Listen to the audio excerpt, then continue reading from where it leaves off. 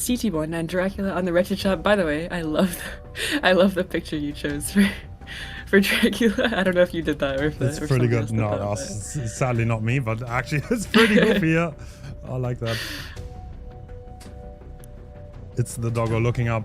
Yeah, I mean, Dracula is one of the coolest sets. I mean, it's a lot about like just hitting the ability and playing well with it. I'm excited. I love both Umbrella and Ascent. They have amazing survivor rosters, and I think they're gonna make the most out of it. We saw them yesterday. Umbrella won. I think. Yeah, Ascent did lose against Invictus. If that's correct, Eds. I didn't cast that game. I know you and Tofu casted that game together. Yes, Ascent actually almost. I mean, they won the first set with Jar and Killer, but Invictus just came on top on the end. The two killers were too bad. Yeah, that was crazy to watch. Those were some crazy games. And yeah, we saw yesterday a little recap. Long versus Umbrella. Umbrella won. Elisium versus Praxis. Elisium won. Those were some crazy games. Definitely go watch those back. Ascent versus Invictus and Winter versus Blizzard, with Invictus and Blizzard, I think, being the winners of those two. Yeah. So yeah, fun matches. Sadly, yeah, it's always sad to see these teams go. I mean, at this point, we a lot of teams are out, and I think. Wait, these are the remaining 6 teams, right? There's no one else. Yeah, there's nobody else in the tournament. That's it. So, I mean, this is some tough competition. Yeah, for sure. And then yeah, the Blizzard versus Praxis match, that'll be equally as crazy to watch. I think very, very high ping on both ends. It's South America to EU on that one. True. So we did see a bit of that yesterday, to be fair. There was a South America to NA, there was Ascent versus Invictus, which of course NA to EU. A lot of high ping matchups, especially with the Eastern Asian teams coming in, but I think they've all been eliminated at this point, Hens. Yeah, sadly. So we have one NA team left, which is Ascent. We have one South American team left, which is Blizzard. And then we have 4 EU teams. The EU teams, they are pretty dominant. So yeah, we're gonna see. I think they... I mean, I don't know. Ascent vs Umbrella, that seems to be a coin flip. I don't know who's the favorite for that. Yeah, I mean, I feel like Umbrella was looking very strong yesterday, so I feel like that it's kind of leaning in their favor if they were playing as good as they were yesterday. Yeah, true. But I mean, Ascent always pulls things out of their back pocket, so who knows? Oh, Ascent! I feel like Ascent, if they're on their game, they're hard to beat. So. Yeah, but Umbrella survivors, they're just so good. They have such a good survivor lineup. Yeah. Dracula is definitely one of Ascent's favorites, I think. I haven't seen Nurse for Ascent in a while, though, to be fair. I haven't seen them play a Nurse set in a minute, and usually a lot more M1 mechanics, M2 mechanics that aren't... True. I mean, Nurse is just such a unique set, you know? I mean, Angels used to be a Nurse main. I don't think he told me earlier today that he has not played her for months on end, so that's going to be interesting. I know for a fact that Team Umbrella has a very, very old specialist on their roster in terms of Nurse, that is Fallen Art, and I think we're going to see Fallen Art play. He's been like, yeah, competitive Nurse main for like years at this point, so we're going to see. Yeah, Fallen Art, like the back pocket Nurse that they pull out every once in a while, it feels like. Yeah. Yeah, no, but I think Nurse has been bugged for so long. People haven't been wanting to pick her just because of the bugs. It's so annoying, I guess, to deal with that. We did not allow them in the pools until the bug fix came in. That was, I think, last week. So this is the first time Nurse could have been possibly picked in this tournament. And yeah, actually, first chance, and Umbrella instantly takes it. So it's going to be interesting how good Fallen Art still is. Fallen Art literally has been a Nurse main in comp since like Trauma dominated. That was like, I think like 2020. So like literally 6 years. Might even be more. I have not followed any longer, but yeah. So one of the most experienced Nurse mains there is in terms of comp. Yeah, people see Fallen Art for the first time just because he doesn't play any other killers or survivors really. Yeah. And they're like, oh my goodness, this guy is insane. Where did he come from? Feels like every time. Yeah. You know, back in 2020, that was actually very common to have like one-trick killer mains, and I think we're already heading in game. All right, enough Nurse talk. We are here on Dracula, and this is a pretty default build from Angels. We have Agitation and Eruption. This is Ascent's pick, very comfortable on this set, very standard build as well, and Angel seems to think there's somebody around here but doesn't quite find anyone. They're all doing their best to stay out of sight's way, and kind of rotating up the map. It looks like we have found Grenout for now, and Scrimper's coming through, gonna be heading towards the shack, a very strong setup most of the time over here, and it looks like we have that once again. And do we get the Hellfire here, Hens? Oh, Grenout with the movement. He does not make the fast forward though, which means, yep, he gets the shack pile down, but ooh, that's going to be a good change for Angel. Good chase for Angels. I don't know. Oh my goodness, his wolf bugged out though. Very unfortunate for Angels. He's still in chase though. Grenout doesn't have much. He has this hill, and we know he doesn't have balanced landing or anything like that. He's gonna be heading towards this back pallet and gets the stun. Actually makes that pallet. I didn't think he would. Wow. That's kind of crazy, yeah. Gets that stun. There's a lot of time being bought for the team. Does he make that pallet? No, he does not. That's the end of him though. And you can already see a Nia. I think that was a Nia. Hovering by the shack, playing maybe for the save, hovering for the save. I wonder if that is the FTP player. Yes, it is. It is the FTP player. Playing to get into basement after Angels has left, I think, and instantly he'll run out back up to full. We'll see if he can get it off or if Angels finds him. Yeah, the thing is, I mean, Angels saw the scratch marks, so yeah, definitely he's going to look around. He's going to see, can he find the savior? And that's a very early attack on the magic here. Which means someone else will have to rotate, and that will probably mean Team Umbrella's not going to be that gen efficient here. Yeah, dropping that pallet there, winning that 50. He's teleporting back though. That was a pretty rough spot for Nia, but Angels wants that tunnel out more than he wants to down onto our Nia, and looks like, yeah, getting an instant tag onto Hardwell here, but I mean, no FTP in play, Grenout in chase. Pretty much in danger here. I think this is a pretty unsafe pallet. I don't know if he has any good loops to chain it into. We'll have to see, but this is definitely dashable, and that's going to be a second down onto Grenout. Very well played by Angels. Honestly, Angels has a lot of pressure here. He got 2 injuries. That down was fast. They unhooked relatively fast. I'm a little bit worried. Now Painrush coming in. Like, Team Umbrella is looking in a pretty rough spot right now. Yeah, Deathlock got 4 gens. The FTP player is injured. Hardwell injured. The only healthy person is in chase now. So we're getting this injury. All 4 survivors are injured. Who can pull now if Angels goes back to the hook, right? Oh my goodness. What a good stun though. Yep, the Rise. Angels just continuing this chase just to force an early pull, and now he's going to go back. Oh, looks like, did someone rotate? They might have just stuck the gens here. Oh, it has to be Lemagic with the FTP there, yeah. He was trying to get the FTP again and didn't get it the second time. That's so unfortunate. Angels doing an insane job finding these rotations instantly. He's so efficient on his plays. Like, look at this. They have, like, no gen pressure.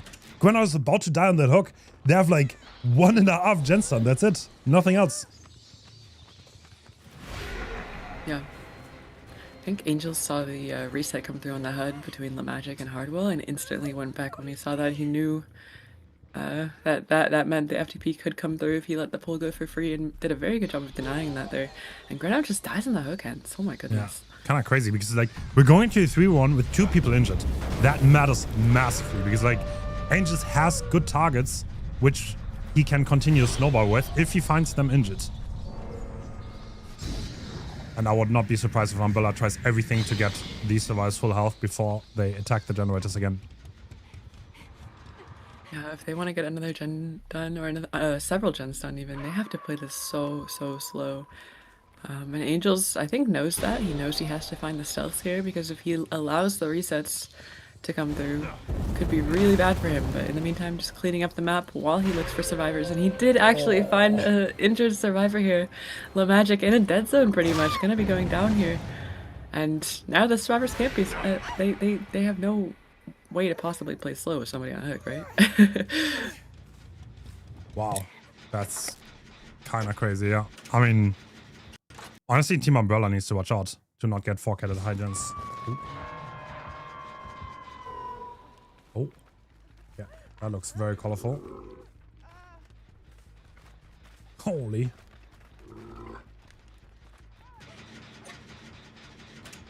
To be fair, we have some decent gen progress over by the shack, but I think we're interrupting it now. Yeah, there's just so much pressure, Hens. I don't know how they can possibly get a good result from this. What is a good result in Dracula? Is like outs, do you think? Outs, I would say? How do you get there? I mean, you kind of need to at least get 4 gens done, right? Like, if you don't get 4 gens done, that's big trouble. And yeah, it looks like, I mean, there's still only 1 gen done. I don't even think they have that much progress. So this is phenomenal play by Angels here. He seems incredibly switched on. Oh. Yeah, finding every rotation, finding every stealth, finding those 2 FTP pulls, huge for him, I think, and managed to get so many tags in the meantime while Grenow or Tunnel Out was on the hook. And Hardwell just doing the gen, by the way, right next to the hook. I think he has to gamble a little bit here, and he knows that. We have to gamble to get some gens done here. I wonder if this is... Hardwell doesn't even go for the pull, he's just sitting on the gen. He doesn't care that Angels was left. And it actually, I think, is going to work. I think he's getting this gen done. Yeah. Well, 1 more gen on the board. But even that, yeah, okay, well, we see Le Magic being 50% on a different gen with Resi. Okay, this is actually not bad at all. Like, I think going to 4K2 here is probably most that Umbrella can hope for, realistically. Yeah, and Hardwell chasing by the hook intentionally because he knows that Angels, I mean, he has to commit him or Hardwell... Oh my goodness, what a stun, by the way. That was a crazy stun. Does he get the pull now? No, he's not even trying. He's just chasing by the hook because if Angels leaves here, Hardwell gets the pull. Wait. If Angels commits, Le Magic pops the gen. Oh my goodness. What a play by Team Umbrella. Kind of surprised me that he didn't go for the pull there, but I guess it doesn't matter that much. And yeah, is Angel's gonna leave? Look at that 3 gen though. Oh my god. And the 4th one is by the hill. No, actually, I don't know where the 4th one is. It's a little bit farther away, but I think Angels is gonna be able to control it after the Rise dies, yeah. Yeah, that's the one that Le Magic is working on, and it's barely been started. Angels knows it has next to no progress, so pretty comfortable committing here. I think he wants to make sure that the pull is not coming through, though. And it looks like there were some scratch marks over here. I think Le Magic got off his gen for a second, but we're back onto Hardwell now. Yeah, this is going to be a 2v1, I think, Hens, with basically no gen progress. I don't know how they can get another gen done. I don't know if it's possible. Yeah, probably. Doesn't look like it. The Magic trying to use his Iron Wall to stealth away, but I think the blood is... Actually, did he see the blood? He did. That's the Magic being found, and he's gonna go down. And Hardwell is accepting his fate. That's a 4K at 2 gens. Wow, crazy result. 4 Angels here. He played amazing, honestly. What a incredible proficient play, because he got those injuries so fast. He got the downs fast. He found everyone fast. That was incredibly efficient. Yeah, getting the chases fast, getting the rotations. I think we said it day 1, Hens, but killers that can find rotations like that. That's what sets them apart, right? Yeah, that's like peak efficiency. I mean, that's like ideal case. You would almost have to say though, if you get found that fast consistently, you're probably misplaying on Survivor side. You're probably not. You're stealthing in spots that might be a tiny bit too obvious to find. Yeah. The Magic was the FTP and did leave quite a bit of scratch marks in the shack, I saw. Yeah. So, yeah, just unfortunate for Umbrella, but Angels did a great job of playing off their mistakes there. Very well played. We'll switch sides now. So Umbrella on the killer. Angels team Ascent on the survivor. Yes, sir. So Team Ascent, I mean, they don't have to do that much here. With such a good start from the killer, they will only have to get 4 gens on, which means the killer can't even hold a 3 gen. They have to play incredibly aggressive and somehow do what Angels just did. Like, just down people instantly, find them instantly, have no downtime at all. It felt like that match he was constantly in chase. I don't think he was out of chase for more than like 15 seconds maybe the entire game. It felt like, or at least even if he was out of chase, he was doing something of use, like camping a hook or making sure that there was plenty of pressure on the survivor end. But yeah, very well played. Elite game sense there. Yeah, that's what makes the best killer players the best, honestly. Like when you're like, how did he possibly know that they're in that position and they found it instantly? And if you do that twice, you're just gonna get a phenomenal result. Yeah, as you said earlier though, Ascent very, very comfortable on Dracula. Probably one of Angel's best killers, so they were happy to get it. Yeah, in Umbrella's defense though, I think most teams would have gotten 4K for it there. They managed to pop 2 gens after that. So they kind of pulled it back together a little bit at the end. I think, yeah, we saw, I think it was Hardwell sitting on the gen by Shaq, just kind of sticking it, even though there's a hook in the basement, and Angels did not catch that. That was one of the things that Angels did not catch that game. So masterful gambit by the survivors there to get that extra gen done.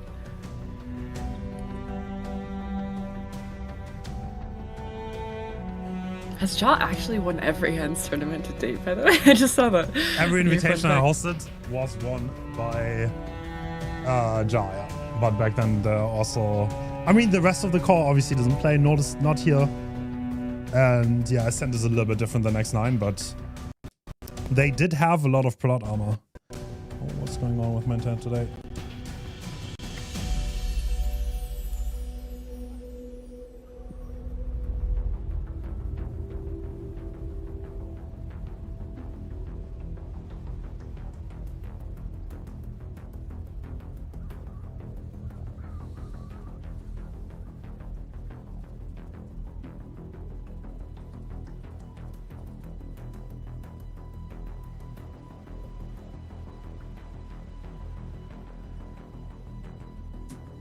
I don't know. It's probably gonna be Grenade.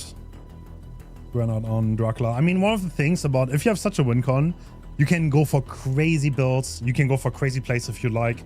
It doesn't really matter because like nobody expects you to win this. So you might as well try something out of the ordinary to catch the other team off guard. That's what I personally like about these games.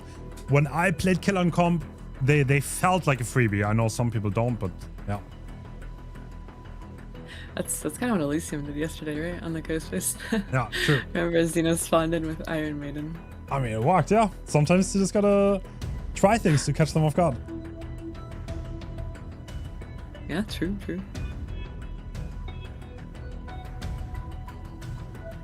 Or I think Oni a lot of the time we've been seeing with Secret Project. That's been crazy.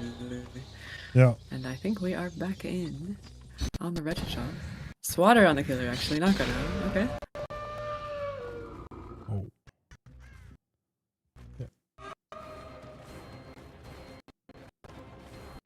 Ooh. Very aggressive start by Angels, kind of getting tagged almost instantly. That's a 2-tap Hens. I feel like I just started watching, but oh my goodness, very, very aggressive start, and that is what you need from Swatter. Yeah. I mean, yeah. If you wanna win this game, this is exactly what you need, as you said. Going into the basement instantly with machine learning.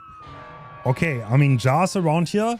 What are we gonna do? Are we also gonna find the unhooker instantly? That's kind of what you would probably need. Is he just gonna control the gens? Yeah, he is. I think that extra perk is what you were saying about Hens. the machine learning at the top. That's the kind of surprise you need, I think, for the survivors. But I mean, with this start, don't even need a crazy surprise to come through. And Jaw is in the basement, by the way, with FTP, ready to pull Angels, while the other two are cranking gens across the map.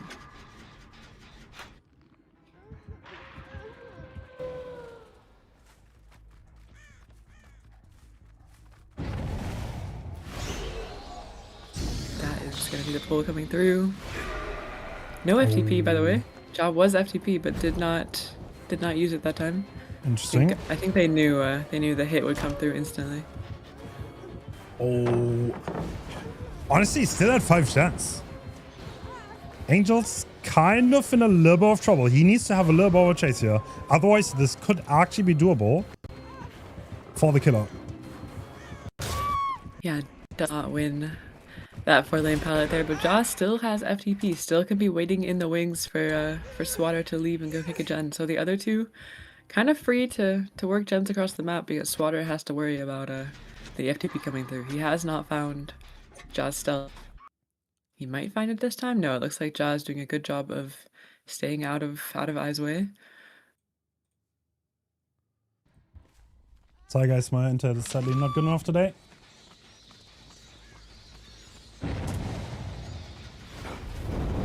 Uh-oh, what's going on? I don't know. Like, it's artifacting on the stream. That's okay. Okay, so Angel's full health. He got for the peoples.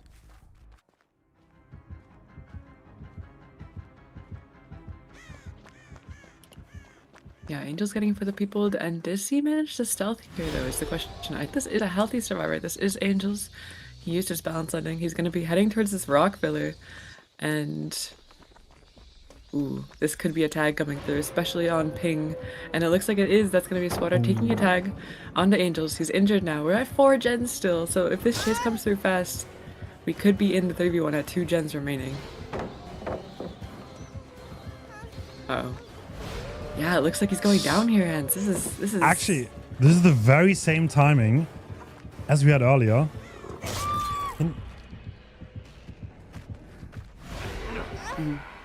So yeah, I mean, one more gen done, and now machine learning is also active. So actually, oh, there's so much gen pressure though on the survivors. That gen is also done. Oh wow, yeah, we're about to go to 1 gen left. Okay, never mind. Yeah, so much pressure, and I mean, yeah, I mean, the difference here between this game and last game, though there is a death, there's much fewer injuries, I think, on the survivor end. They were giving out a lot fewer tags. I don't think anyone actually got tagged besides the Angels this game. That injury is from FTP, so yeah, kind of a little bit more pressure for the survivors, and oh, that's gonna be Patrol taking a hit here, though. Kind of getting stuck as he vaults. I think that was a light coming through, but he didn't get too much distance because he got stuck. And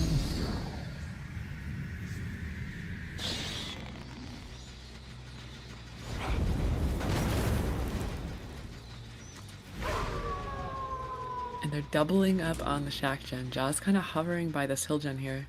Oh.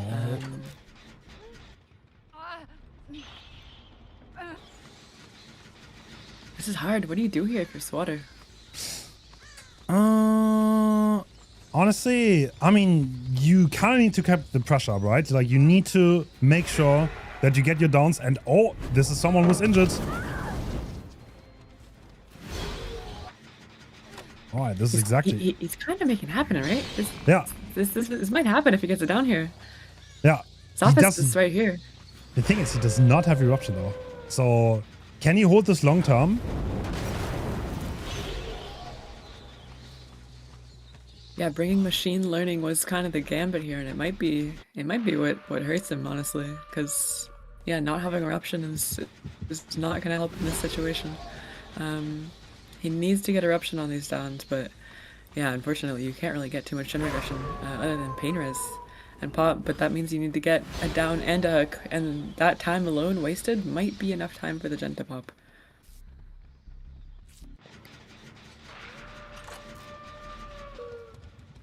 Yeah, they're resetting now.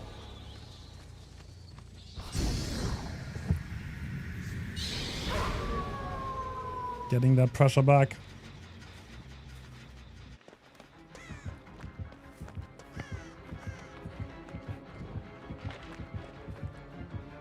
Yeah, everyone's healthy now, getting a lot of pressure back, and Zaf is taking chase. I think he gets hit here. Yeah, he does. Oh my goodness, that was a crazy hit.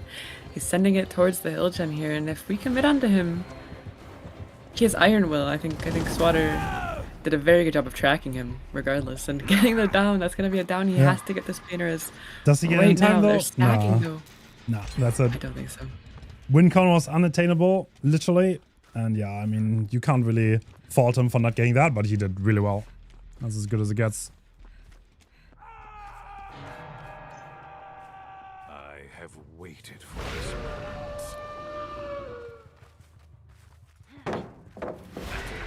don't know what is. Actually, no, you can.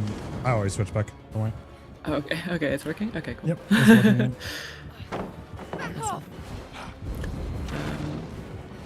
Yeah, we're seeing Jaw and Chase now. He's got the sprint burst. And looks like we're choosing to leave. I mean, yeah, we have the win con already, so kind of tough to play for, but Zappis gets pulled for free. Pretty much, and it looks like we're switching on to Jaw. Jaw gets hit through the window there, so 2 injuries now, and Patrol is on the last gen, so we're kind of in danger of all the gens popping here.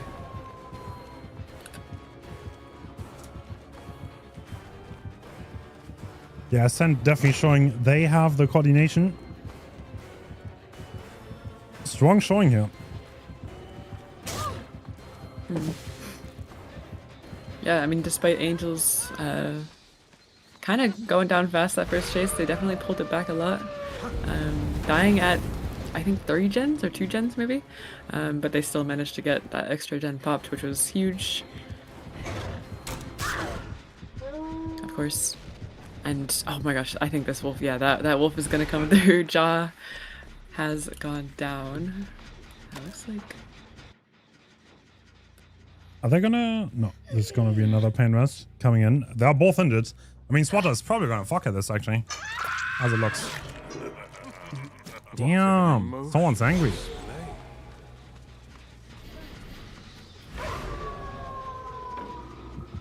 Yeah, they must have some gen progress though. I think they might be trying to play super aggressively for the pull here. It looks like Patrol is. I wonder if Zophis in the meantime is working on that last gen, if that's what that means. Taking the trade here, trying to get a flashlight save. I don't think that's gonna work though. And going down actually a little bit greedy for the flashlight save here, but does Zophis pop the last gen though is the question. I'm not sure if he's working on a gen, but he might be. I think he is, yeah. Oh. Yep. That do be a 4K. Wow. Okay, maybe not. I mean, he's definitely on 4K, but he didn't hit that bounce.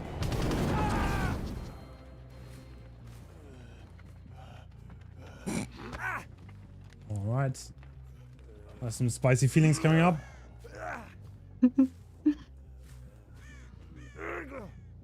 There we go. Well played, Swatter. I mean, honestly, 4K1 on Dracula, not a bad result at all. He had some great chases. I just think he didn't catch out the rotations as much as Angels did, unfortunately for Swatter. I mean, very hard to do so, to be fair. Jaw was the one rotating most of the time, didn't get found at all, so well done by Jaw. And yeah, we're seeing a 4K1. So Ascent up 1-0. That's the Dracula set going to Team Ascent, and we're gonna be going into the Nurse set now, I believe. Yeah, so the Nurse set is gonna be the set that Team Umbrella probably is very comfortable on. And so yeah, not the crazy surprise. I think Ascent looked a little bit more comfortable on this set. But yeah, once again, Angels has not played Nurse in months. I wonder if he practiced for a bit of it though. He might have practiced a bit for this, but yeah, I mean, kind of hard to get back in the Nurse. She's one of the killers that mechanically, at least for me, I don't know if it's true for you, but if you don't play her for a while, it's kind of hard to get back in. But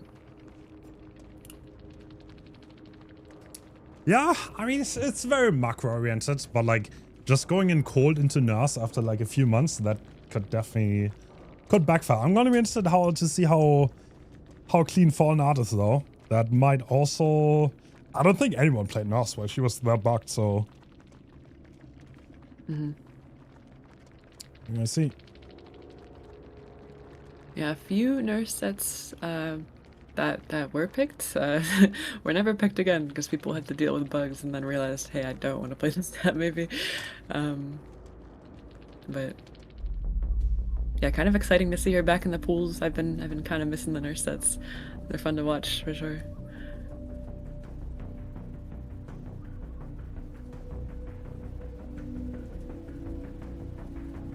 Oh, do we see any unknowns just today? I don't think we do.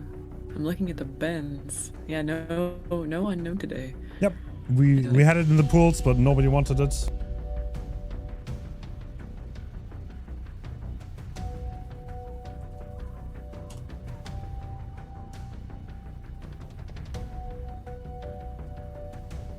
Nobody said yes to unknown.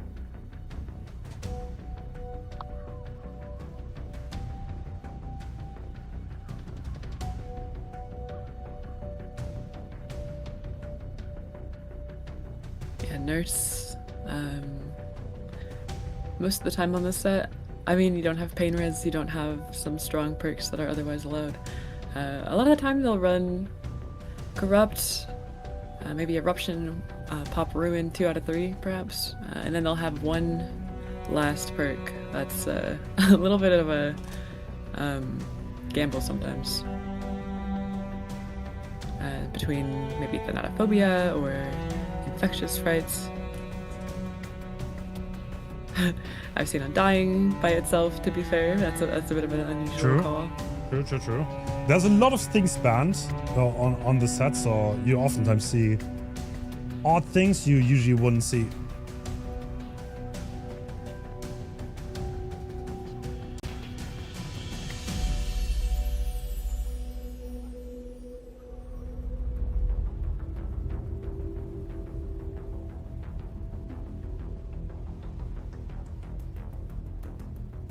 Yeah, and then after this we have Legion, I think, as the tiebreaker.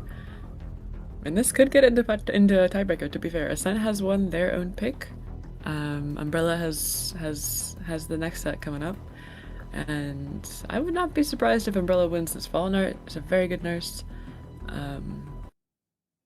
Ascent, while a very good team, I don't see them often in nurse sets. This isn't one of their favorite sets, I don't think.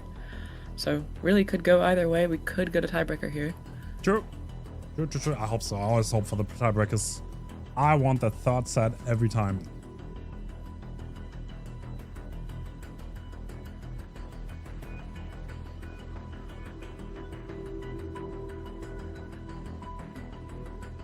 Yeah, Legion on the Ormond Lake Mine.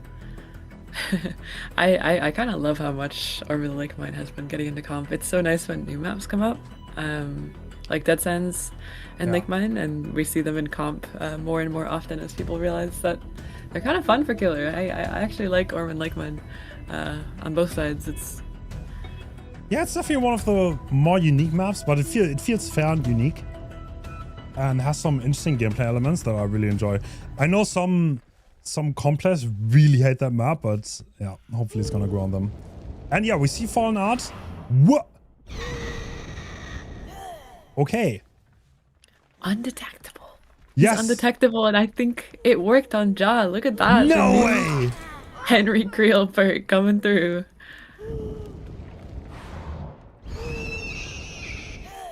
Secret project with some insane value, and Ja goes down. Actually, Ja going down quite fast.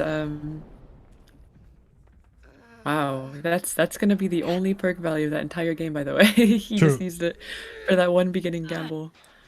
I mean, is that worth it? I guess. I mean, the first down matters quite a lot. If you get into this game on the right foot, it can change everything. And yeah, the survivors, they're still looking for gens. They're not even doing gens.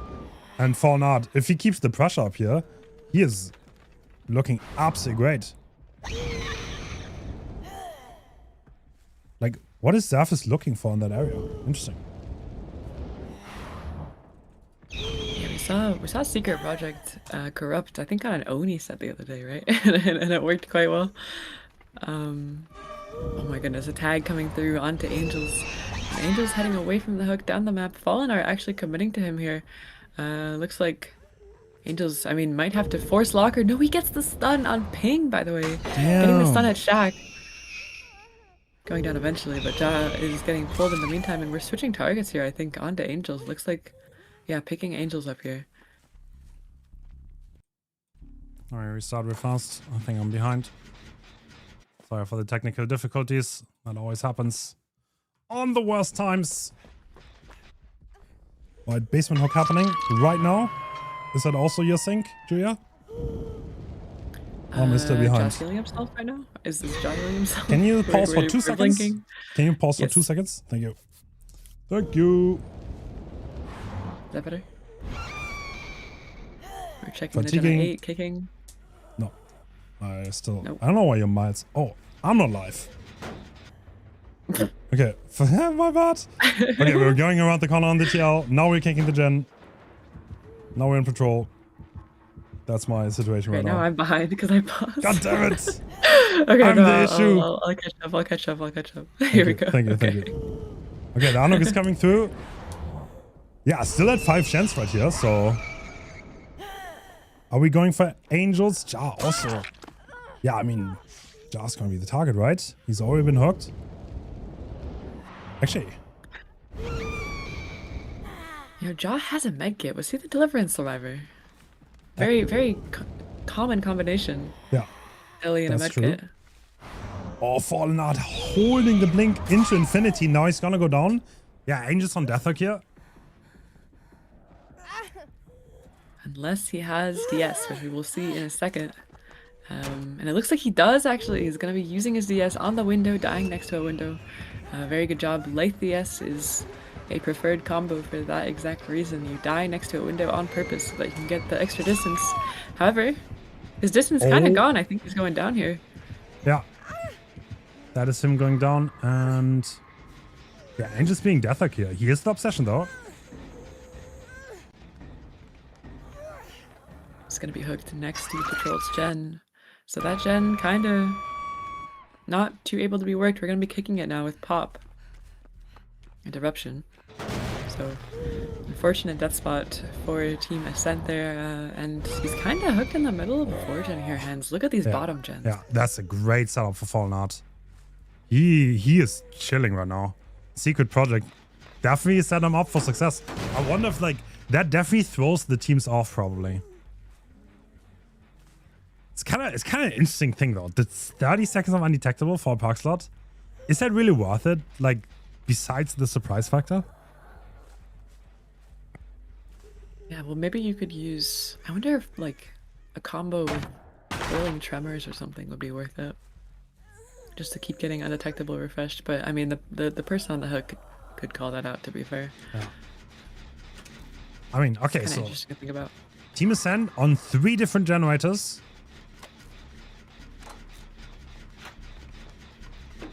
They're just happy to split the gens, and I think Fallen Artist is going to secure. No. Ja. Trading the hook. Oh. What is happening? Is Angels getting chased?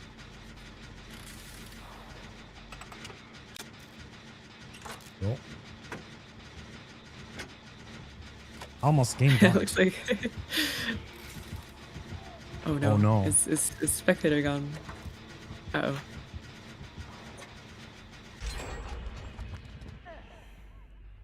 Well, the office popped a gen though. Patrol's probably gonna also pop a gen. We see Fallen Art. He can chase now onto Angels. Oh. I think that will be the death onto Arnia here. And I mean, they do manage to pop another bottom gen. I think we're at 2 gens, so we don't have that 4 gen anymore. I'm pretty sure they popped the bottom gen, right? Yeah. Oh no, we do actually have the 4 gen. That was the top gen that popped. So. Oh wow. That is going to be very tough to break here in a 3v1. That is a nasty 4-gen.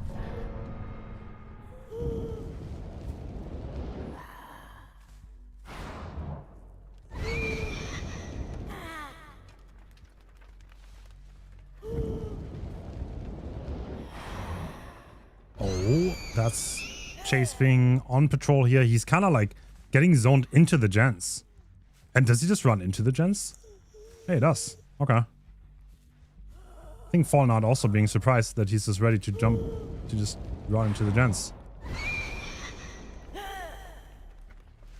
Yeah, I mean, survivors now have to do a good job of taking pressure away from the Fallen Art. We haven't given away any tags quite yet in the 3v1, which is good for our survivors here.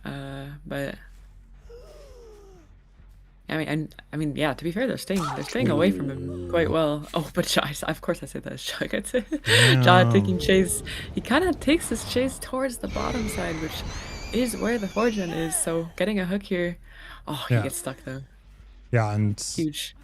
Fallen Art finding the one survivor that's already been hooked, which means he's death hook, and the progress is not that great for them. So he can literally hook wherever he wants in this gen setup. And yeah, he's gonna have he has a hook right in the middle, bang on. Yeah, you could just probably sit on the hook and hold your blink out. But in the survivors here. And Zathis is about 40% on a generator. I think Patrol was on this one. So they are splitting gens, but yeah, with Jaw hooked in the middle of it, it's gonna be really, really tough to get any significant progress. I'm blinking onto Zathis now. I think he gets off his gen. The pull is free. I don't know if Patrol is going in for it, but Oh. Yeah, Zathis with the stun too, yeah. honestly, yeah, well, can Fall not end this fast enough? Or Zathis, can they maybe stack that gen? Oh, the haste! The haste is way too much. Jardas holds W with the 10%, and he makes it all the way to main. And I think Zathis gen might honestly just pop because they're doubling. I don't think he even kicked it. I think he kicked it, so there is eruption on it, but he didn't kick it with a pop or anything. So yeah, I think it's gonna pop. I think Jaw's lasting long enough for this last gen to pop, and they actually doubled out that last bit of gen progress too. Damn. Absolute Wow. demon chase from Jaw. Fallout has to abandon. That honestly might give them a chance to get even more done. Yeah, and Jaw had the medkit as well. I wonder if he has any charges in it there. So he might be able to heal himself topside if he does have some medkit charges, but we do manage to juke out that blink there. Very good job by Killer blind Zathis. Looks points. like Patrol is gonna be healing up Jaw now.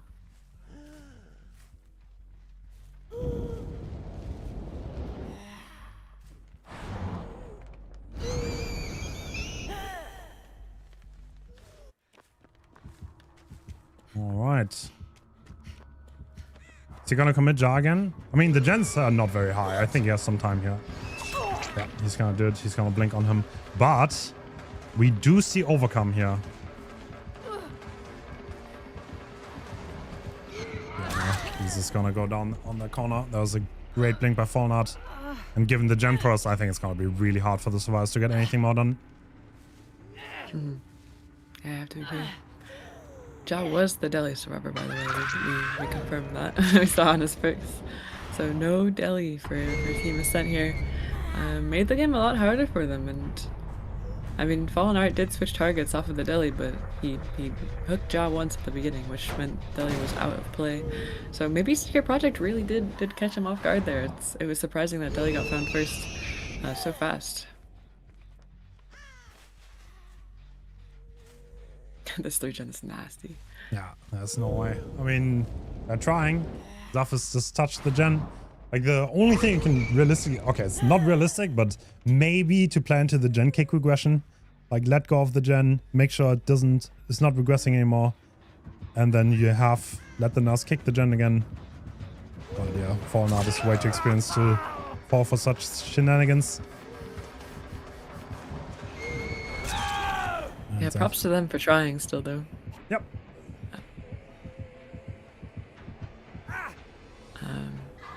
Yeah, and Patrol working that shock gen. I think the only way they can possibly get any sort of meaningful gen progress here would be to stealth out in the 2v1, but yeah, Zathis gets found, so I think it might be Raps and Patrol. I think he's at Shack. He's doing a little... Yeah, we're kicking the gen here with Pop, and probably just gonna chase. He went backside of Shack, I believe. I saw him backside. Oh. Patrol going on the final chase. Actually, juicing up.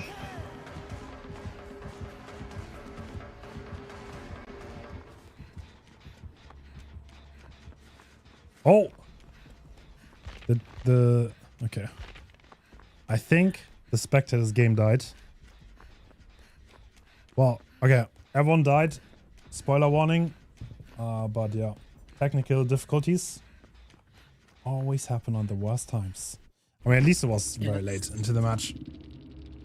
Yeah, for sure. I mean, 4K1 was the result. We basically saw the whole game. Hatch is closed, no hatch escapes or anything like that. And yeah, I mean, pretty impressive game from Fallen Art. There were some jukes coming through though by the survivors. They managed to dodge out a few blinks which put them in a bit of a better spot, but that forage on bottom side was kind of nasty, and we didn't manage to pop it for Angel's Tunnel out. Had to pop it in 3v1. Okay, just to clarify one more time, the players' games didn't die. The spectator got disconnected. The players played it out. Patrol died, the hatch was closed, and everyone was dead. Yeah, Fallen Art even killed the spectator. That's a 5k right there. Wow.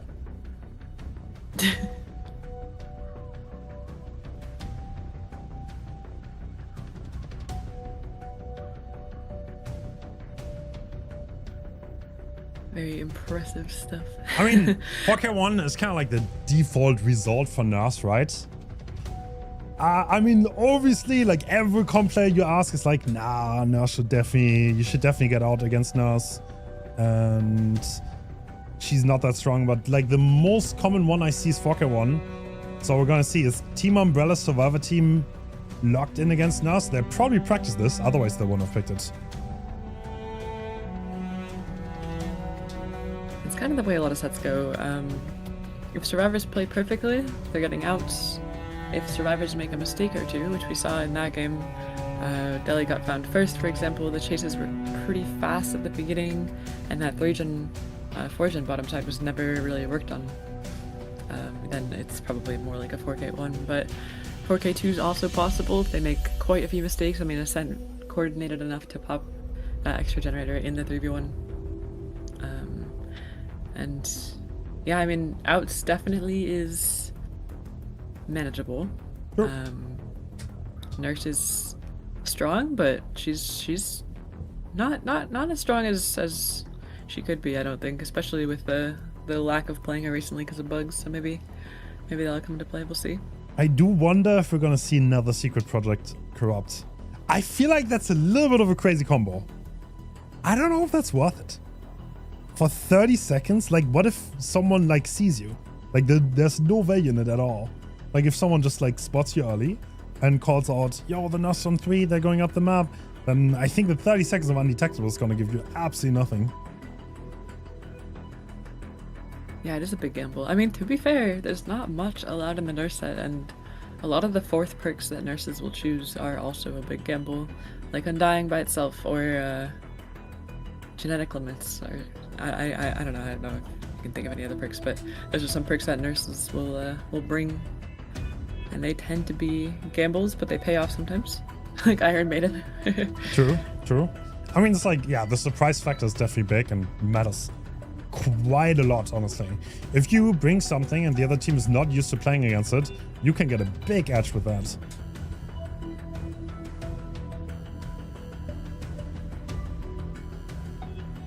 Yeah, even perks like machine learning can catch survivors off guard. Furtive chase too.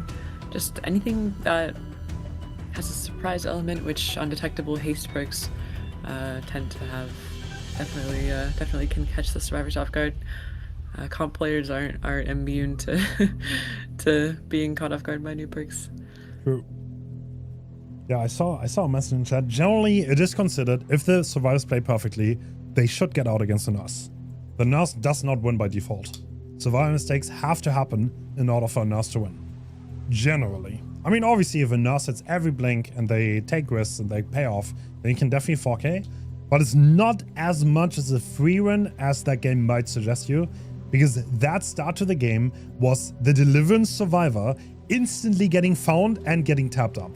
Like, that's like the worst case scenario possible for the Survivor team. And they still managed to get to 1 gen left, which is honestly not bad at all. Yeah, the thing with Nurse here, if there's not a 3gen, if there's a generator top side and a generator all the way bottom, maybe, Nurse kind of struggles to get that mobility across the map. Can be a bit slower. We are starting off now. Angel's on the Nurse, and this time we do have genetic limits. That was a perk I mentioned earlier.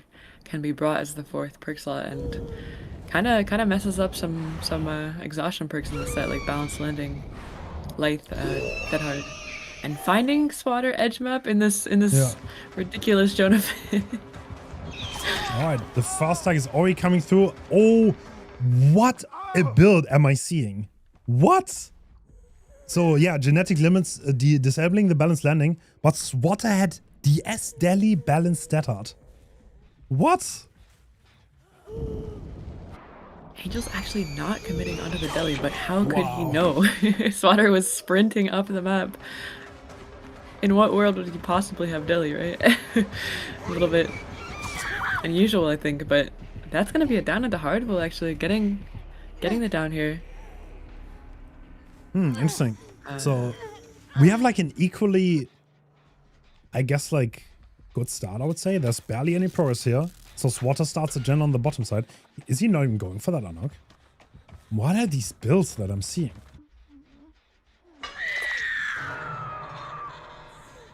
Like, Umbrella is definitely not going for the default nurse builds.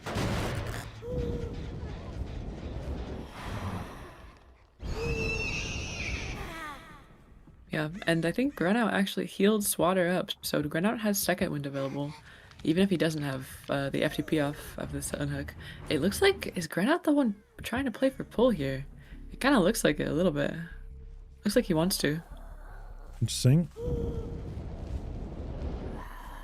I mean, that in itself can be a little bit of a mind game, because like, if Angels doesn't know who has the deliverance, that could be an advantage later on. Because that would probably mean that Angels is gonna slug the wrong person. And that person actually has wait, they have Unbreakable. This is a completely meta mind game. And he's preying on the fact that Grenout is not gonna just be put on that hook. He's gonna be slugged. And then Angel's gonna think that's the Deliverance Survivor, and then they're gonna hook Swatter later on, and Swatter's gonna deli. That's like 200 IQ. I get it now. Yeah, does it work though? Oh my gosh, we actually get Hardwell in the men's state instantly, by the way. Hardwell did have light, so he is gonna make a bit of distance. I think he survives the second blink here. So if Grenout did have deli, which we do know from Spectator, we know he doesn't, but if he did, that would have been deli achieved. So he has to kind of be careful of Grenout now. Angels does not know that Grenout was not the Deliverance Survivor. Mark my words, 3 minutes down the line, Grenout is gonna get slugged and he's gonna get Unbreakable Radio. I like this play so much. And made for this, 3% haste, countering the endurance hit meta. Actually very interesting. Oh, that's a quick tack though.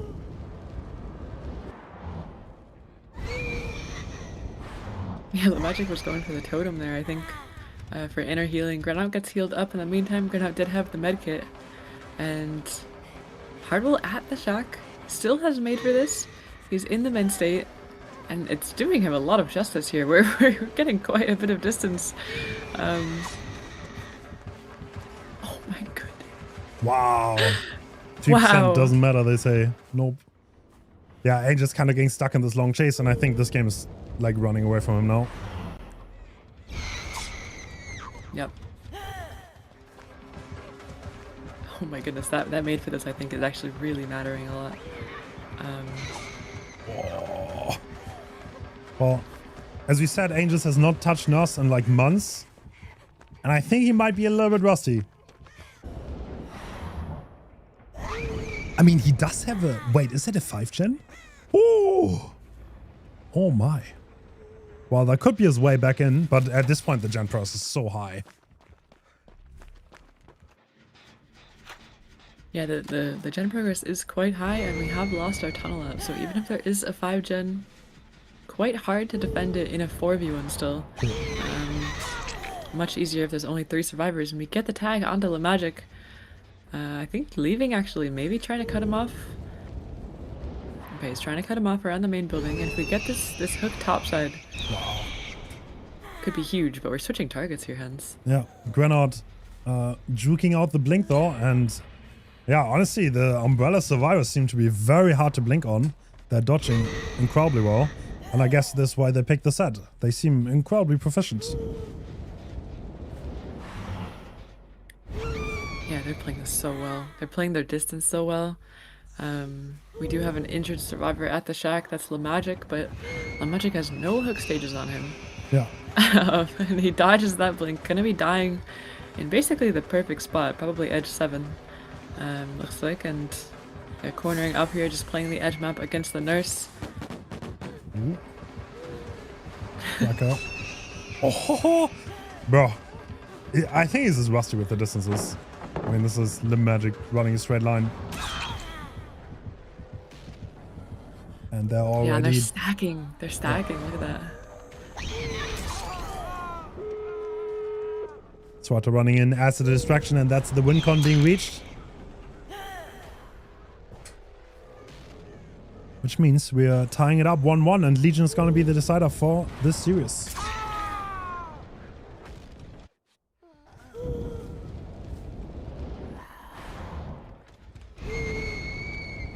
Yeah, very, very impressive play by by Team Umbrella. And Angel's like, hell nah, I'm done. He's just abandoning. This is fine because they already reached the win con, and at that point the losing team has the option to abandon, and Angels use that. It's probably a good idea. Just get out of that game as fast as possible. Get a mental reset going, because you will have to probably play Legion, so that's also sad. Yeah, both of these teams' picks were super dominant, by the way. The Dracula by Team Ascent on the Killer, very, very dominant. And I mean, the Survivor end for Team Umbrella on Nurse was just immaculate. I think getting a 4K1 is, like you said, definitely around the range of possibility, but with Team Umbrella's gameplay, it did not seem possible at all for Angels. Very well played.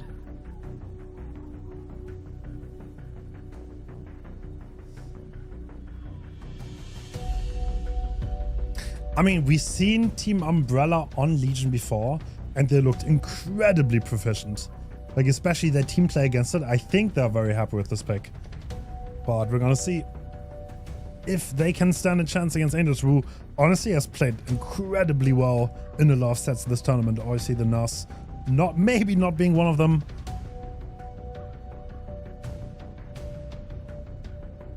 But yeah, the Dracula first was incredibly dominant. Yeah, Legion, a lot less M2 heavy. You get the injuries and then you're kind of an M1 killer after that, to get the downs at least. And Ormond Lake Mine, definitely a good map to play some M1 mine games. The main building, quite strong. The main building has some decent pallets. There's a window at the back that's pretty strong, and then some of the fillers in the map, not the strongest though. A lot of the fillers can be definitely played around. And Shack, of course, the Shack. always a tough place to chase if you're the killer. I mean, you can do a lot on that map as Legion, so... Like, the thing is, like, Survivor coordination can deny Legion incredibly well. And I think that's also... will be shown here, which team is more coordinated and which team can help each other better.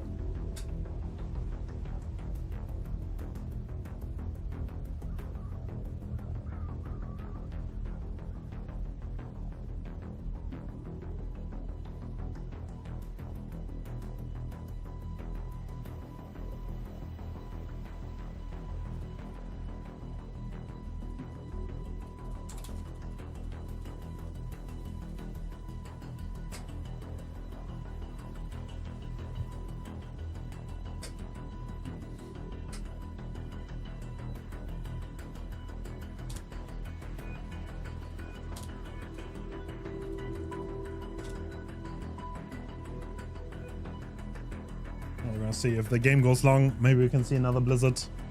Not the Team Blizzard. The Snow Blizzard.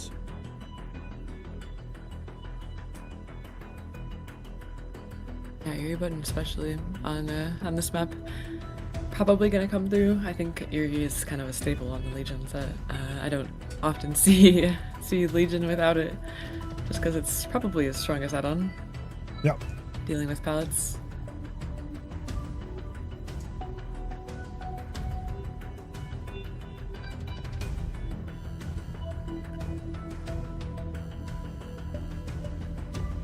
I think, did we ban any means?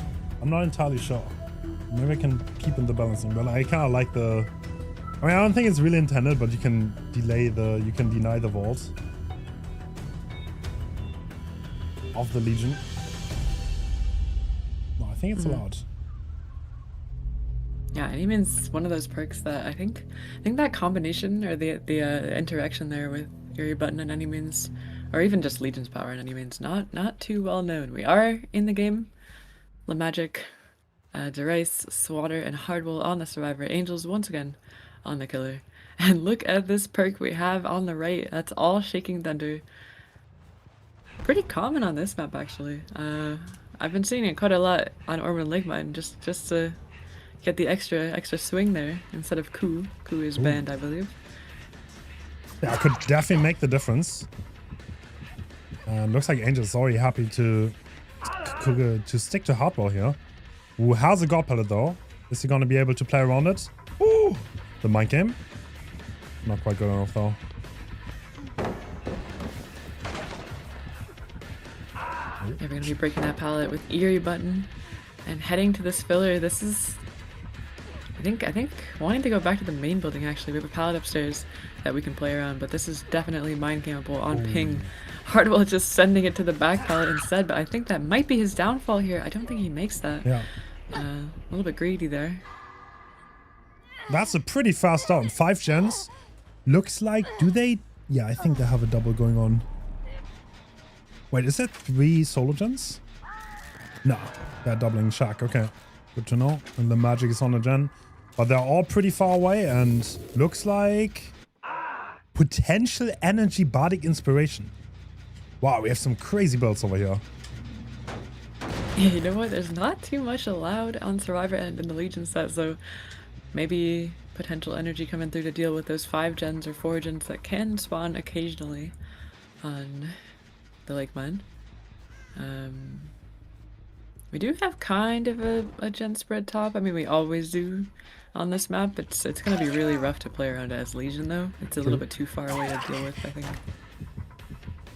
Alright, Swatter getting down absolutely for free. Doesn't even get tagged. And now it's all on Hardwell. Is he going to be able to make anything? Oh, playing the jungle gym for now. It's a good pallet.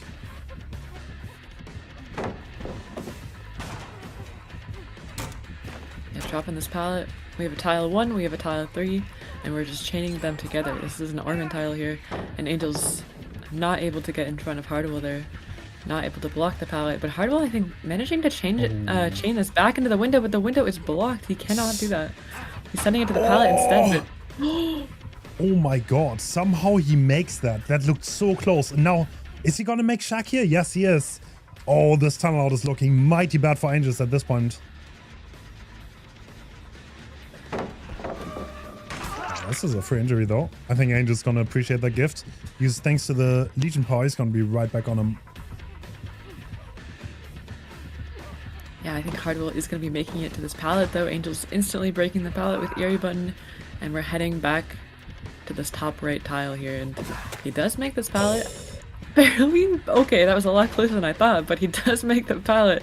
And Angels has broken the pallet in this jungle gym here, so Hardwell kind of chasing off hope and dreams for now. I don't think he makes it back to this window. He might. What? Dude, Hardwell, he just makes everything. No way. What a chase. He's single-handedly winning the game for his team right now. Does he make this window too? No way. No, that's him going down. But still, look at the gen purse. Like, we are almost being at 1 gen left. Yeah, no painters available on Hardwell either. We already used down him, so none of these gens are gonna get stopped for now. It might be a kick onto Derice's gen. It is a little bit close to his gen, it looks like. And does Angels have a decent gen spread here, I think, is the question. That's kind of a saving grace. Looks like he has a lot of topside gens, but even though that is technically a topside 3 gen, it's gonna be really hard to patrol that, I think, as Legion.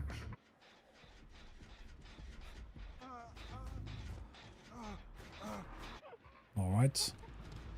Yeah. I mean, okay, the Rise is back on this gen. It's not that crazy for a Swatter starting a new one. I mean, Angels is still in the game. It's not like the gens are about to go. But yeah, is he actually going to try to play for the tunnel out here? This is kind of like the point where you just have to accept that you're probably not going to kill anyone and you just want to get as many stages as possible. That's all Shaking Thunder coming through, by the way. I think Angels just dropped off of off of the top floor and taking chase on the swatter now. I think he's not going for the tunnel at your right. He's playing for stages. I think probably a good move here because the gen's quite high on progress, and Hardwell kind of formidable here in this game. I wouldn't want to chase him.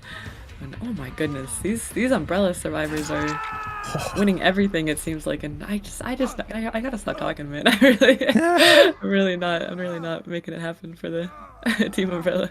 The crazy thing is, this is crossplay. So many 50s have been won, even though there's some ping involved, which obviously makes it really hard for the survivors to do that. But yeah, they have to abandon that gen again. The hook is incredibly close to it. The question is, how many stages can Angels get on the board here? Because if you only get like 3 or 4, then it's going to be really hard. Ooh! For a survivor team to do that. Lim Magic stunning him out of it though. And the Anuk is coming through. This is not good at all. Yeah, they're playing so coordinated here. And 3 stages on the board so far, but the gen progress is creeping up a little bit. And Angels has to, yeah, is this even a 3-gen Hens? It's so far. There's 1 gen top left, 1 gen top right, and they're so, I mean, yeah, you have to walk a mile to get to them. It feels like the survivors can run you all the way bottom. Yeah, exactly. And if they get a call out early, they can also just leave. And yeah, it's gonna be impossible to hold this. So that might be. Yeah, I think Angels also realizes this. He's never going to be able to hold those gens, so see what you can get on the board.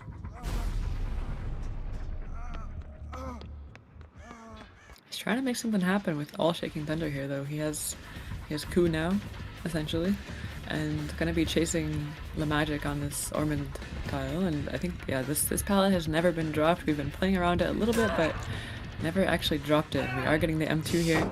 Looks like Angels does want to commit onto the magic here. Kind of an unsafe palette, and I think he might be going down. I don't imagine he makes that. Yeah, that's gonna be 3rd fresh. 3rd painters probably coming through. Did they get the gen done? No, I think the painters gonna come in time, right? Oh, yep, the painters is coming in, but is he gonna be able to make that interrupt? So Hardwell is playing very aggressive, kind of baiting the chase here. I don't know if Angel's gonna take this bait. He's probably gonna. No, looks like he is.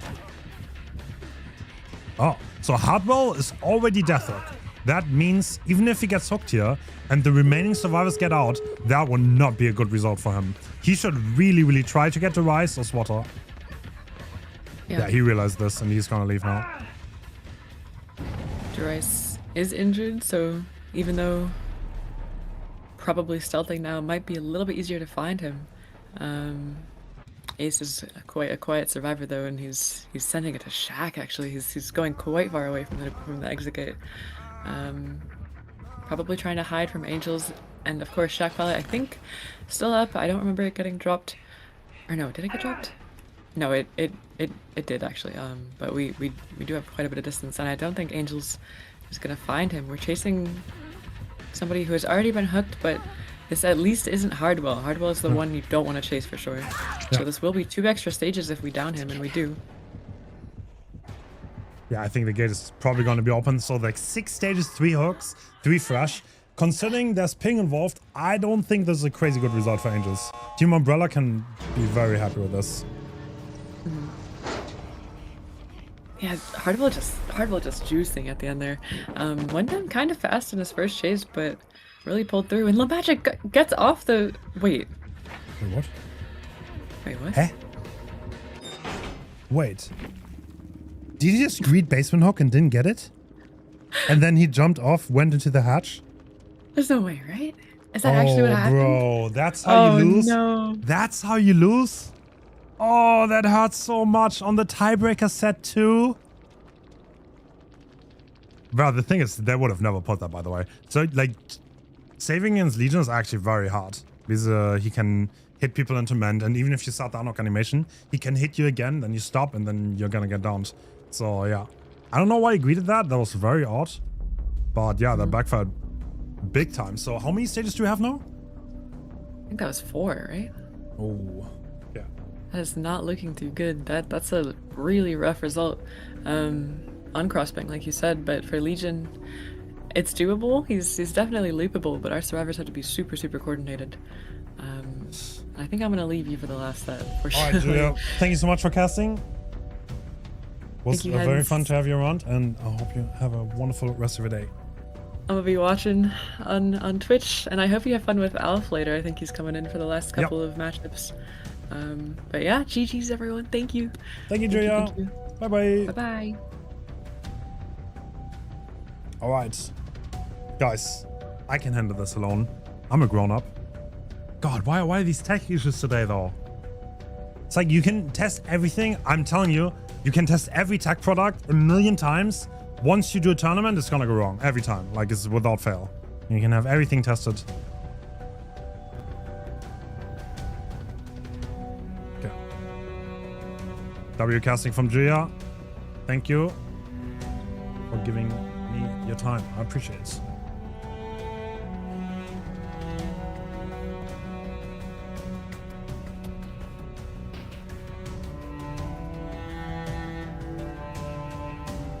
All right, so yeah, well, this is almost impossible. I mean, Team Ascent has plot armor in these tourneys, but I don't think I've ever seen a more impossible result.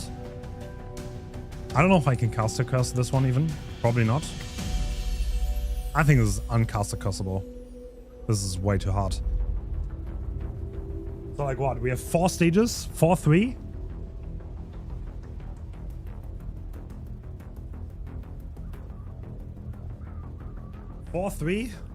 That kind of means like you need excellent team play. You need to take hits for each other. You cannot afford going down. But even hit tanks against Legion don't remember much. You don't have reset parks to go back after it. And like Armored Langmine is really hard on Crossbang. So yeah, you need a hero chase. You need what Hardwell did. That's what you need.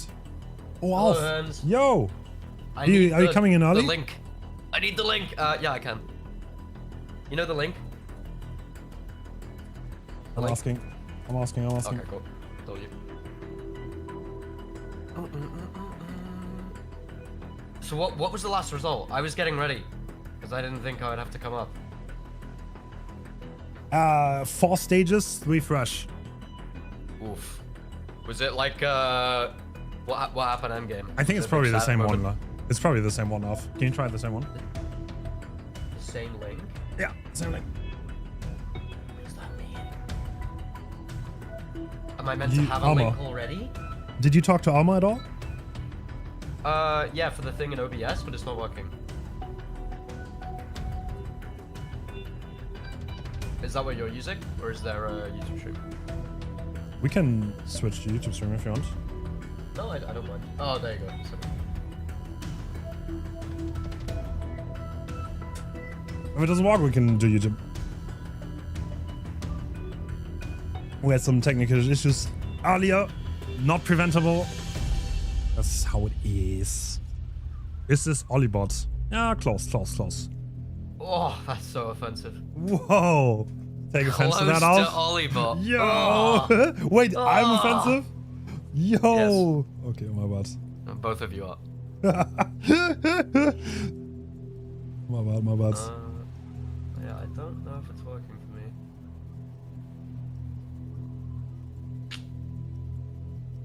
Yeah, we can do YouTube then. Yeah, I have it all set up the exact same I had before, but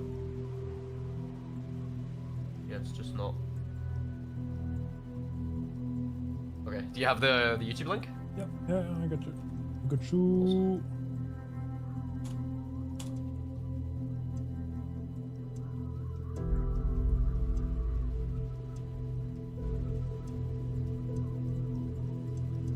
Perfect.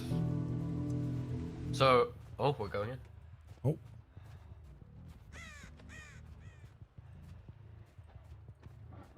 All right. So Granot, he doesn't have to do much. He just has to get a few stages. And no All Shaking Thunder though. We have Ruin and Eruption.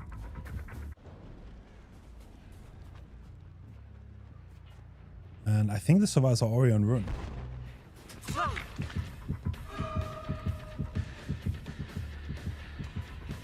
Yeah, 4 stages, obviously.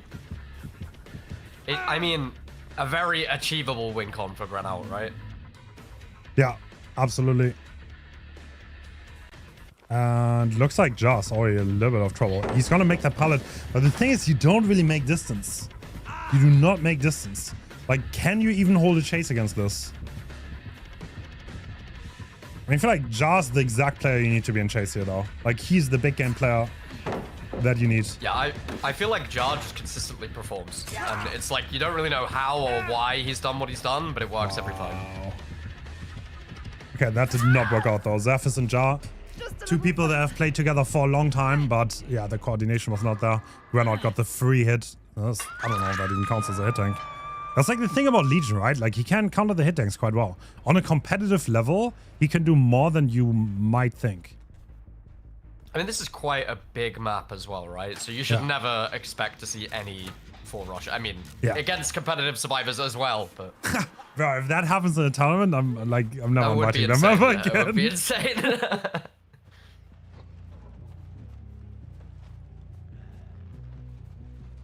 Yeah, Legion is one... I don't think I watch most competitive events nowadays. It's been a long time since I've seen Legion. I feel like Legion is relatively uncommon. Yeah, I feel like he makes on the game, right? I feel like he makes a lot of sense in a competitive setting. I'll be honest. He's very skill expressive. You can still do like a little bit of teamwork. That's like, wow, that was a great down there. Honestly, Zaf is trying to greed. He knows he has to get a crazy result, and yeah, I don't think it's happening. Renault is playing very clean. Yeah, you got the cross ping here as well between NA and Russia. Yeah. So I mean, it's quite far. I mean, did you watch the last game? Dude, Hardwell... like passively, I had it on the side as I was... Oh my god, Hardwell did so well. He had like an insane chase. Like for no reason. Yeah, he won like so many 50s. And that honestly, like what derailed Angels so much. The Russian players are always the ones that I hear like horror stories about. Like it's like Hardwell dismantling a killer, Swatter like coming with this insane performance. But it's always like, I always feel like they perform insanely well as individuals, but they never seem to, or at least recently, they've never really got it across the line, right? Yeah. It's been a long time since the days of, I think, was Shock? Is that pre even your involvement in comp? I think I remember Shock were a Russian team, and they performed really well back in the day. And then we have Trauma, of course, but I think it's been quite a while since we've seen Russian dominance in competitive DBD. Yeah, what a lot of you probably don't know is that modern DBD has kind of been founded in Russia. That's where it all started.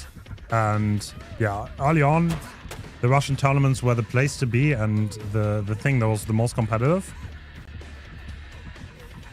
Yeah, they're the ones that invented this. Okay. Like pretty much what we're watching, right? Dude, yeah. What? Did Granot just triple vault on Shaq? Is this a pro mind game Alf? The triple vault of Shaq window? Yeah. I'm not sure. To be honest with Legion, there is like a surprising amount of way to play tiles that works, but you just never see it because you never really see high-level Legion. Like, when are you ever going to see high-level Legion tech? Oh! Oh! Well, there you go.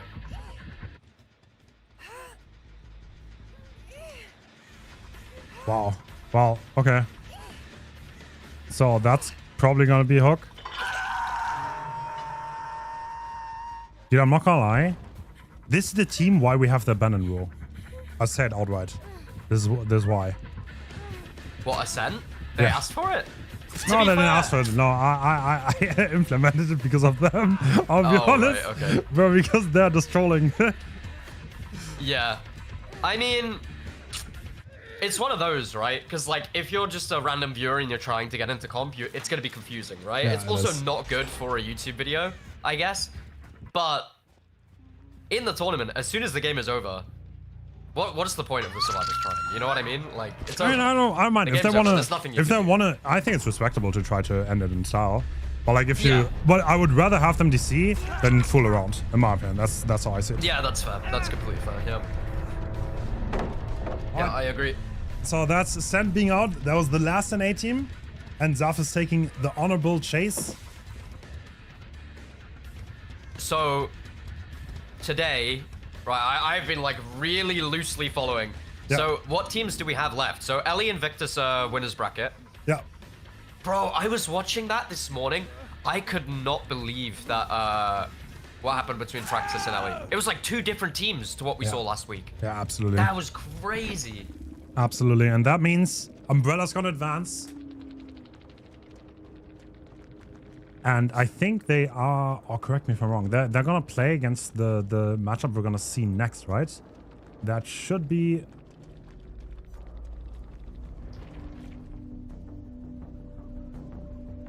Wait, what are we even watching off? I'm lost in the sauce. What are we gonna watch? Oh my god. Blizzard. Oh, yeah. And Blizzard versus Praxis. Yes, Praxis, you're right. yes. Yeah, so right. are those the 4 teams left? 5. Umbrella. Okay, right now Yes, there's okay, Umbrella, Umbrella, Praxis, Blizzard, and then Invictus and Elisium. So like the last game we have today is going to be Elisium versus Invictus. What I think that is probably the 2 strongest teams, right? Yeah, 100%. I mean, in terms of like longevity and everything, yeah, like you could maybe make an argument for Praxis at the moment, but I don't know. I was watching that this morning and I was like, I couldn't believe what I was watching.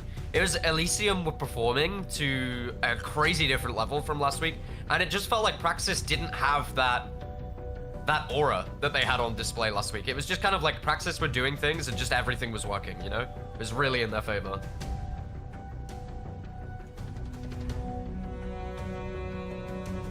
Yeah.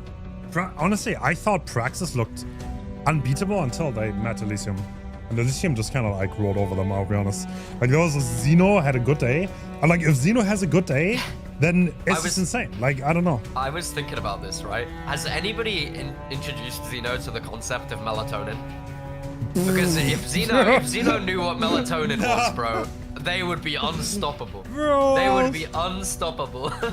No shots. Dude, we need like doping controls and comp. Melatonin's not allowed. No, it's not Otherwise, Ellie would win every tourney.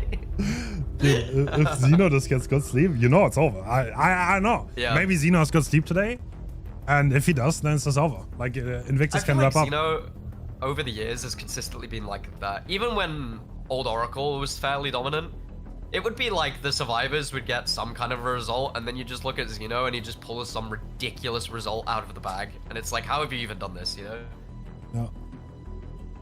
Yeah, I don't know. Ivan also like just playing insanely well. Like yesterday, that's incredible. Yeah, I saw that. Interesting question for you, Hens. Yeah. Would you say, so we've got 5 teams left in the tourney, right? Yeah. Or is it 6? It's 5. 5. I don't think there's been... Oh, actually, no. Ascent. Would you say that that's the top 5 in the world right now? I think Umbrella's better, I'll be honest. I think the better team won. So you think what's left in your tourney right now is the top 5 in the world?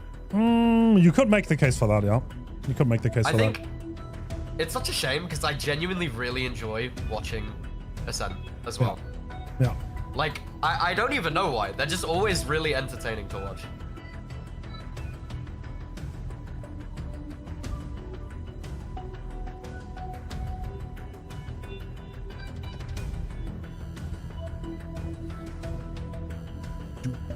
Yeah, I mean, I feel like they always had that mental struggle. Ascent. They're like, they just don't. They're mentally just not quite there. But like, you know, when we've played in content creator tourneys. Sorry, did I cut you off? No. So was you gonna say more? We played in content creator tourneys before. I hate it when I even have somebody to talk to when I'm playing killer. I have to deafen every single time, and it's like I watch the NA teams play. And they are screaming at each other, insulting each other. They can't hear the survivor because they're just yapping in the court. I like, full credit to those guys, man. I could not do that shit. I don't know how they do it. I genuinely don't know how, like, Angels and Momo and Julian and stuff sit in the call with all of their teammates yapping at them. I don't know how they do it. I mean, if it's like good, dude, I hate when like there's someone in the call and they don't even know what they're saying. Like, if you give bad calls, like, bro. But yeah, there's oftentimes it can be really distracting. And I think I don't know, you didn't catch the Legion game, but Angels had one bad chase, and I think his mental was gone. I think. I don't think he mentally recovered because like Hardwell had such a good chase and yeah, it was game over from there. And I think that's also a thing where like the more experienced killer players are probably better at that. Considering Angels is pretty new, considering he's a comp killer, most of them have been playing for years. And yeah, that's the one thing where you can kind of tell if someone's new. Do you know what's insane? And I know everybody would hate me for this, and maybe they wouldn't even want to play. But I feel like if I ever hosted a proper competitive tourney in the modern day, I would force killer deafen. Really? I don't care about what your teammates know. I want to see how you perform. Damn, you know? that's an interesting I don't want aspect. you to be giving comms in the background. I want to see how you as a player perform. Otherwise, like, if you just have one person with insane game sense that can relay it in the moment, and then you just have killers that are good on mechanics, you're doing well, right? You know, I never thought about that, but I kind of agree. Crazy, I kind of agree. I think it would be interesting to see, at least, even if it was just a one-off. I would like to see it. I agree. But yeah, these are two sensational games. They were absolute blockbuster to end the stream as well. And then what is it? Next weekend is does it completely wrap up the tourney next weekend? Give me a second. Yes. Next weekend we have, yeah, we wrap up the loser bracket, then we have the grand finals, and that's it. So, so this is the winners finals, right? After this game. Yes, that's the winner's So finals. what do you get for going through the winners bracket? Normally there's something you can... Yeah, if you get to the finals by being the winner, you can replay set of your choice in case you lose in the grand finals. So and then the grand finals is going to be... So the grand finals, 7. The best of 7.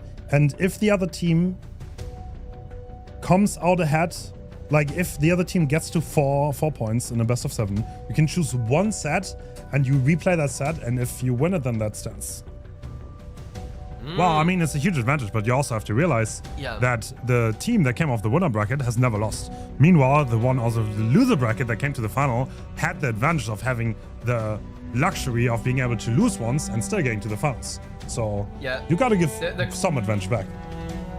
The craziest thing as well that I've seen is, I don't know why, whenever there is a big event with a losers bracket in DBD, I swear I have seen the team win through the losers bracket, through the Joker set, more than I've seen the winners bracket team. Yeah.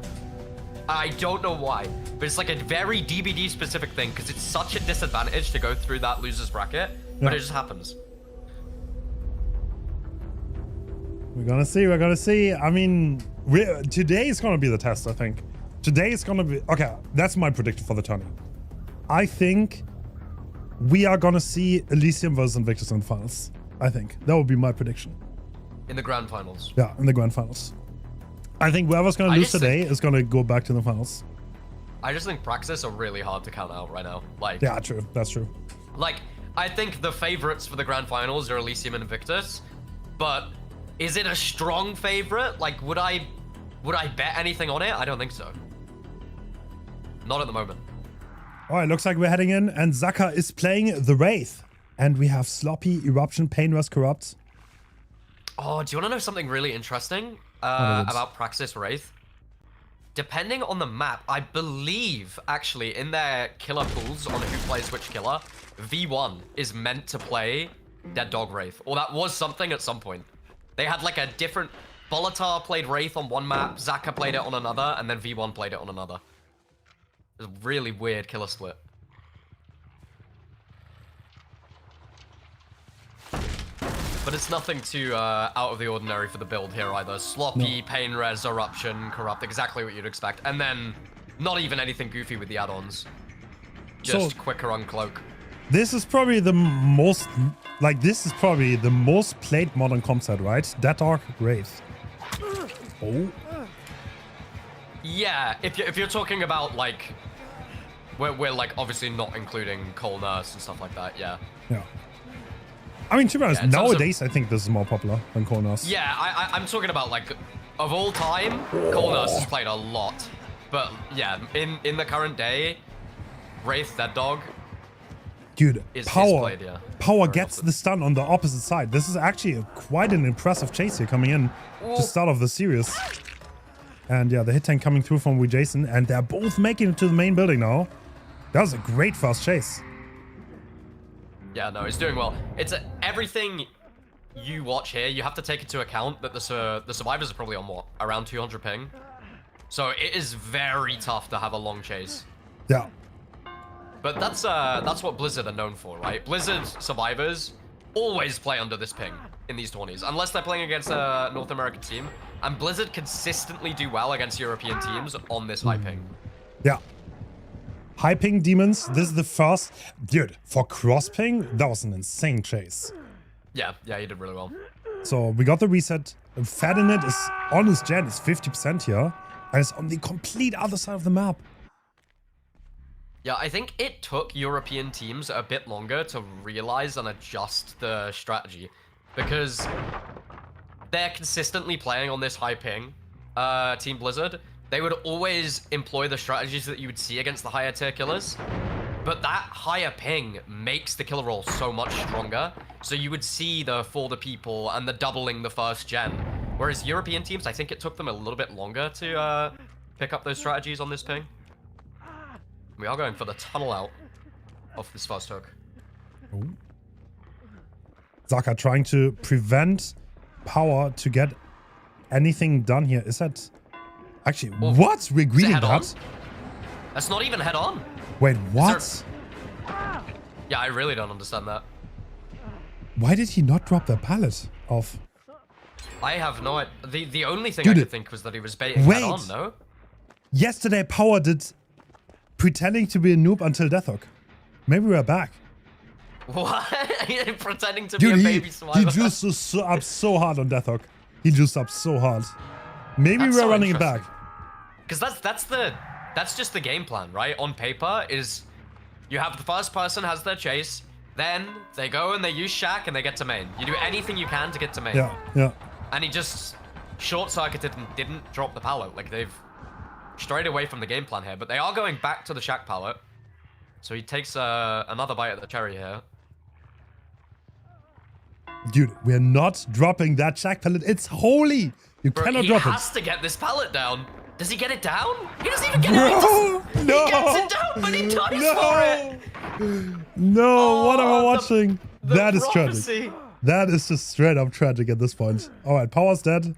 He finally used the Shack pallet. Yeah, I don't get it. I have no idea what the plan was. Bro, it's like he's playing with his pallet drop button unbinded or something, or he forgot what the button was. You know, if you watch YouTube, you're probably like used to like people actually greeting in a competitive setting. That is like greed that is unheard of, and I'm not sure why we saw it. It definitely backfired. They got 2 gens left, so it's not crazy bad, but I think that's still a 3-gen in this area, right?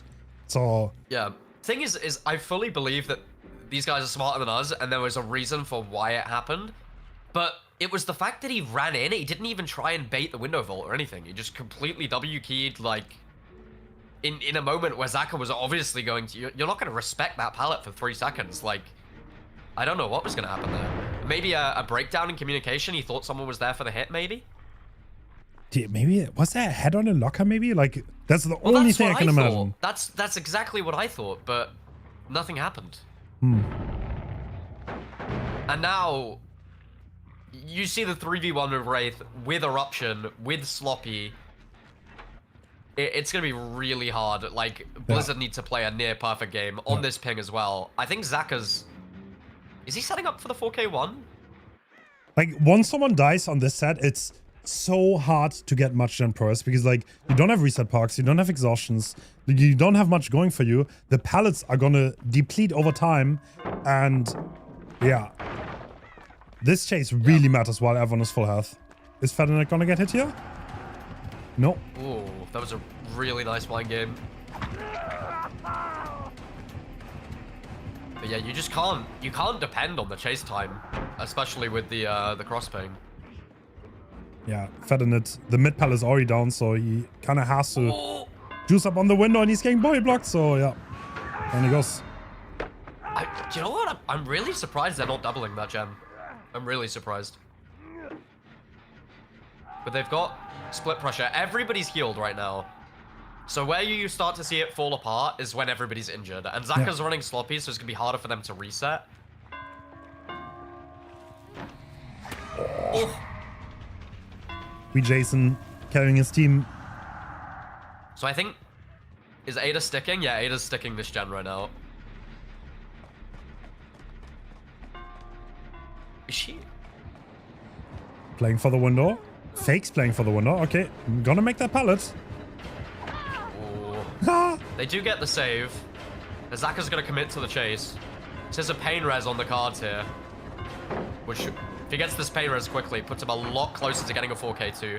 And this is gonna be a hook closer to the highest gen, so this would be very good for Zaka. Zoning her into the corner. Does she make that? No. That's a hit. I wonder, are they doubling? We don't see Jason on the hut. No, he's already hovering for the unhook. Okay, so they're splitting the map here. Oh, this game is really hanging in the balance right now. I feel like it could go either way. Okay, I think Jason pre-rotating might catch Zaka off guard here. Is he just gonna do that gen, or is he gonna go for the pick? He is going for the pick. That means all three alive again, and they can get on that Gallows gen instantly. Yeah, Zaka's right here to get them off main. I mean, you can see the cogs turning in Zaka's brain. He's like trying to work out the exact amount of seconds he has. Can he go for a down? He wants that eruption across the board, but he's going to find the reset, but it's a little bit too late. Obviously, if he found the reset whilst they're still healing, then they lose all of that heal progress. Taking chase with Jason in pallets that are completely unplayable. Interesting. Yeah, he's just dropping. He wants to get everybody injured. I mean, it makes sense, right? Yeah. You get everybody injured, and they can't unhook, they can't pressure gens safely. Just wants a little bit of a control here. Might fed in it once again, but how far can you really go on this one window? Not very far. Yeah. Choosing to die in the corner. I mean, they do have a lot of... Are they just gonna commit this? Has Sudi pre-rotated? Yeah, he did. He's already on his way. Yeah, but now Jason's injured and needs to have a pretty decent chase to get this game back alive. Oh, the lack of bamboozle kinda coming back to hurt him a little bit. Do you know what I got told when I got into scrimming Wraith on Dead Dog? What if you respect the survivors, you bring bamboozle. If you don't respect the survivors, you just full send it with slowdown. I mean, that might just be a ping thing, right? Yeah, that's absolutely true, because on then ping, he doesn't need it. You can kind of play the towers a lot better. But yeah, it's definitely a confidence move here. But we see like two survivors being full health. They're probably on the shack gen. Sorry, on the main gen. You'll see pain res coming in as well. It's gonna be right in the middle of all the gens. It's not very holdable, but it's not the worst hook in the world for Zaka. Yeah, they went for the reset through sloppy as well. So there's not much gen progress here. And this is the chase that Zaka wants to take. Yeah. Makes a lot of sense. This would be another pain res proc. But they are fully healed. Like, we're already playing the scraps here. There's not many pellets left. Most of them haven't broken, the good ones. And yeah, having a chase is gonna get harder and harder as this game goes on. And Zaka's doing a good job stalling. Oh, really good fake. I really feel like especially Wraith on this ping, it is a lot of trying to be as convincing as possible and faking, like a lot. And that can extend your chase so much. Are they actually splitting two gens? Yes, they are. Dude, honestly, the progress kind of does exist. Yeah, this really... We could get down to a 4K1 here. Which is a very achievable result, you think, for Jason. Yeah. I mean, looks like Jason's sending the unhook. I mean, kind of depends. Fedinit is kind of running on scraps, right? Like, what can he possibly do? But there's no pain risk here, at least. Yeah. There is a pallet. Oh, loses the 50.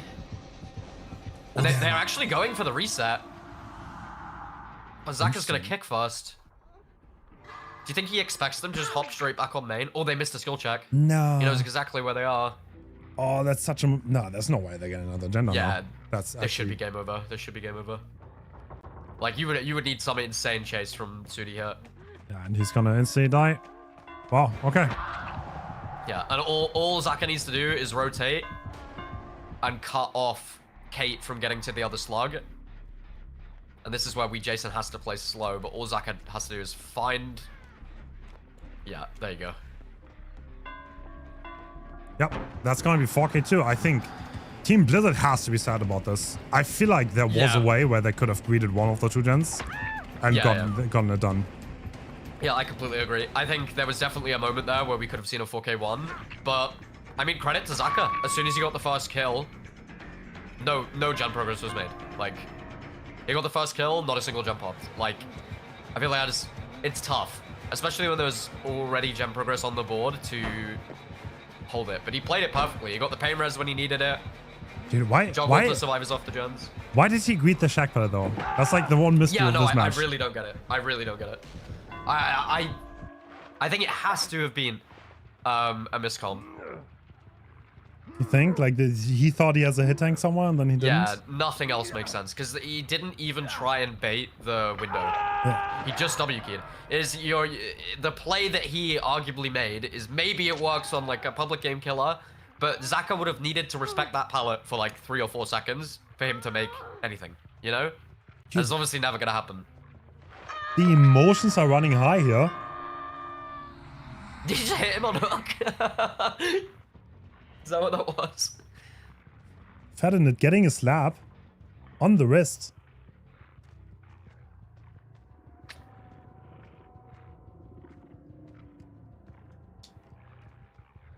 Yeah, I mean, it's such a tough set for the Europeans, right? Because the only way to practice against this level of ping, I feel like, and how good Blizzard are on the ping, is to play against Blizzard.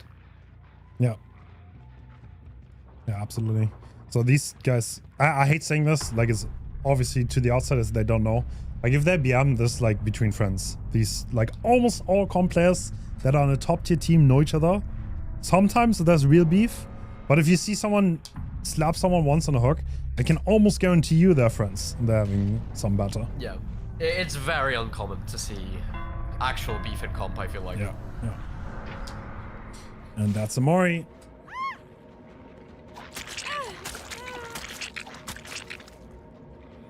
Well, I mean, how are you feeling if you're Praxis? Is that it? Is that a good result? It's so weird that you're in a situation where you're like, is 4K2 a good result? I think it is. Yeah. But it's not like, it's not safe. You know what I mean? It's not like you're rolling in here and you're like, oh, this is easy. Yeah, true. I mean, we have to remember Power had a really good first chase. Like we obviously like we saw the ending, like the Jack Valley being greeted and the mystery of why it went and didn't go down. But they started off strong, got the first gen done. And if you start in a race set and someone gets 2-tapped, it oftentimes gets really hard to even get to 2 gens left. So this is not impossible to get. Yeah. Yeah, and this is Praxis's pick, so they need to start strong here, really. Is that right? This is Praxis pick? This is Praxis's pick? It has to be this is Praxis pick, right? I don't remember. I got a B in English. Sorry, what? This is Praxis pick, yeah, because they played killer first. No, but I know. Like, how do you say it? Is it this is Praxis pick or this is Praxis's pick? This is surely Praxis it's not pick. Praxis's. No, Okay. what was Praxis is, bro? Bro, I don't know. What the Praxis hell? apostrophe S, because it's their pick. Oh, fuck you. I don't know. Praxis is crazy. Oh my god. It's okay, I'm only 23. Yeah. English is hard sometimes. English has got to be, like, in terms of pronunciation, one of the most confusing languages, I feel like. Yeah. Because it's just like a mishmash of so many different languages. It's like words that are spelled the same are pronounced completely differently. Dude, that's the one thing cool about the German language.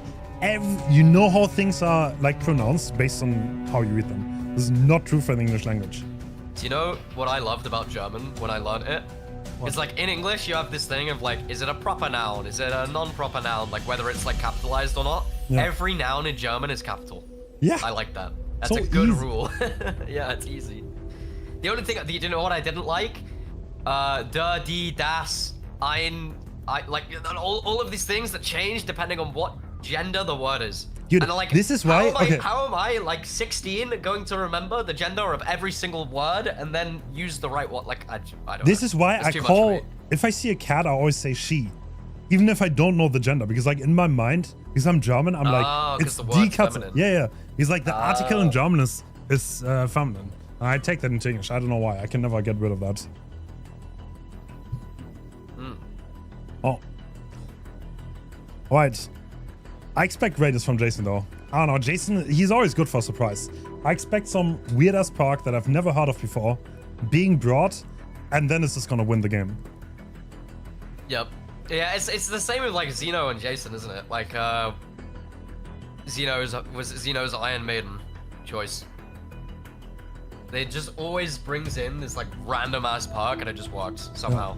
Yeah, that Iron Maiden was like absolutely insane. I don't know how he got value like instantly. That's like insane. Yeah, well that's the strategy nowadays, isn't it? Is you all camp upstairs Yeah. and then there's someone in a locker with head on. So I guess it's like when you get to this extremely high level, which I would say, could you put anyone, if you were tiering comp teams right now, in the S tier, you would probably put Invictus, Ellie, Praxis, right? Would you put anyone with them? Or would you say they're on a level on their own? Yeah, I think right now they're on a level on their own.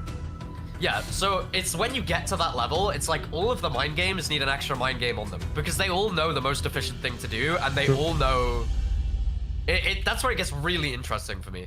It was like in, I think, DBD League Grand Finals, Zeno just had a Zeno moment on Pedro playing Wraith, and he just sent it at the hook, injured, which would have thrown the game and given Pedro like a 4k3. But of course, why would Pedro expect that? So he just gets the unhook completely for free. Pedro's mental was ruined. It's just like, and now he has to expect this like completely idiotic play the entire time, and it just worked perfectly. Because it's like you would never expect it. Yeah, I was saying that earlier. I kind of like those sets where you can just pull everything. I don't know if you saw that off, but we had the Chinese team. Dude, the guy was walking to the hook in clear line of sight of the killer behind him and just unhooked. Because he had iron wall, injured. That was like the craziest pull I've ever seen on Dead Sands. Like there was nothing. Like if the Chucky looked around once, it was all over. But no, he didn't. He just ran up there and like stole the unhook. They still didn't win, but that was a crazy play. Yeah. No, I really enjoyed watching Team Thailand, Team China, and Team Japan playing. I said this earlier. Really cool. I don't know if I'm ever actually gonna do this, but I would love to host a complete Asian one weekend banger. Like literally just all the Asian teams, get the best Asian teams, see what's up with them, see how they play. Because I'm kind of like fascinated with their play. Yeah. It would be very cool. That's hard though as well, because like without speaking the language, it's like getting all of those teams together at the right time. Yeah.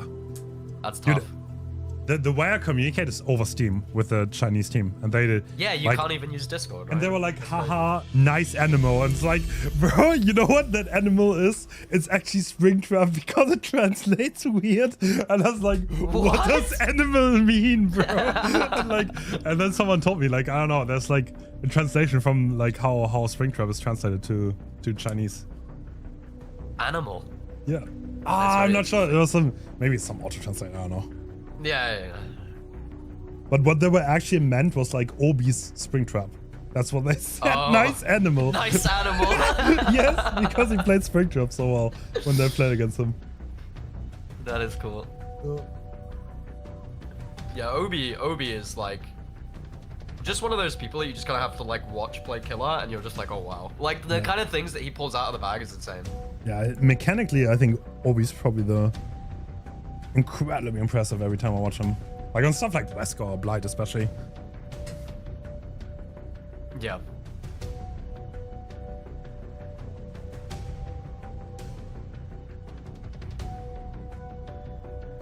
One team member is a top player in Steal a Brain Rot. That's very Why important. could they not tell us who that was? Out them. I want to know. All right, we're heading back in. Power, is that the exact same build? No. Corrupt was there last time. Oh yeah, you're right. We have So Ruin it's now. ruin over corrupt, right? Yeah. But exact same add-ons, exact same everything else. Oh. Oh! Oh my god! How did that not connect? Holy. Wow. That was a What a mean start, swing. okay. Dude, Stevie, what a stacked lineup that is. With like full Yeah. 1v1 lineup and V1. No, I think Marcos is a hell of a pickup for Praxis as well. I think he was really, really good for Elisium before. Yeah. Alright, and we're forcing the Shack Pallet. Yeah. So this is what you traditionally see in comp if you're after watching last game, where no mind games to even be had. Get rid of that pallet ASAP, and Ruin is gone already. Alright, weak link has been spotted. V1 going to Shack, but the Shack Pallet is down. He kind of has to watch out here. You will have to play that window. So interesting seeing V1 in a set like this. Because he, once upon a time, this was the best Wraith in the world, right? True. Without any debate. Yeah. So now he's playing the 50s on the Gallows side. And actually... Oh! Wow, that was so my close. God! Almost sacrificed himself to the Wraith. Oh, the short swing as well. W keying to the next loop. Chase keeps going. This is really good performance so far from Praxis. You have to keep in mind the chase time significantly should be significantly lower because of the cross ping. But look at how comfortable they look, Hens. Yeah. Okay, V1 might not be the weak link after all. He's doing an amazing job keeping this chase, and now he's gonna connect these fellas. Oh, the greed. Oh yeah, this is such a good start for Praxis. Oh. Wow. Wait, look at that edge map. Was that edge map with a beamer? Bro. What a ridiculous actually. play. There's someone It edge was. map with a beamer. What? Well, okay, now you have a Zaka already set up for save. So we're going to see 2 gens pop. As soon as the Wraith leaves to put on any pressure at all, the save's going to come out. Yeah, this is a really good start for Praxis. Wait, did he see them? Hold on. Yeah, I think he did. He must have, right? He's looking at map, but Zaka already rotated into the Gallows area. He's pretending to be Bush right now in this line of sight. Is he going to see it? Oh my god. No way you just do that. That's insane. This late into a tournament? Really? You're going to gamble that? Wow. That's such a crazy play. He's still there, by the way, not getting the unhook. Dude. Okay, now he does. He like stealth for flashlight save, then pretend to be a Bush. Yeah, that is insane. Alright, and we I'm shocked Power saw it, to be honest. looks like we're going for the tunnel out. What can V1 do here? He has a good pallet. Yeah, I feel like V1 is ultra confident on this map, but that's going to be a quick chase. Oh. That's complete and utter caster curse. I didn't even get to say it before he went down. Oh, there are 3 splitting gens though. Like, this is not going to be a pain rush. I know what Power needs to do here, but this gen is high progress. Steve is half, and another gen is being started. Like, how can he possibly win this? Yeah, yeah. Yeah, this is always the gamble whenever you don't take Corrupt, right? Because as long as if there was an even semi-decent early chase, like, you got no value out of Ruin apart from somebody leaving a gen to cleanse it. And they got all of that early gen progress. Now all they're gonna do now is let V1 hang, get some more gen progress, and by the time Power is going to tunnel out, they should be able to triple the last gen. God. This is gonna be really tough. Dude, I can't. That's the Tycon already, right? 3 gens popped. Stevie in this element, in the 1v1 chase. It's kind of crazy how stacked their roster is, by the way. Yeah. Well, it's weird, because I feel like Stevie as well, as far as I knew, he quit. Yeah. And it's like they all come back together on this team that is just so determined to practice to be the best. Just like, this is like Team Torment who adopted a German. Huh? Reference has gone over my head. I don't know. Team Torment is a Spanish team. And Right. oh my god, that's so funny. They replaced Ivan with V1. Hold on, this is a meta joke. I didn't even realize.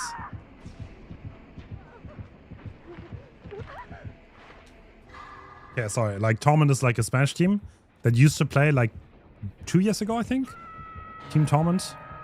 Like there's all the Spanish, the top tier players were together, but they quit and they split up in different teams. Yeah, there isn't really a Spanish team anymore, is there? For years, there was always a Spanish team in Eternity or Ronin or something. Wait, Eternity? Yeah, exactly. Eternity was their old name.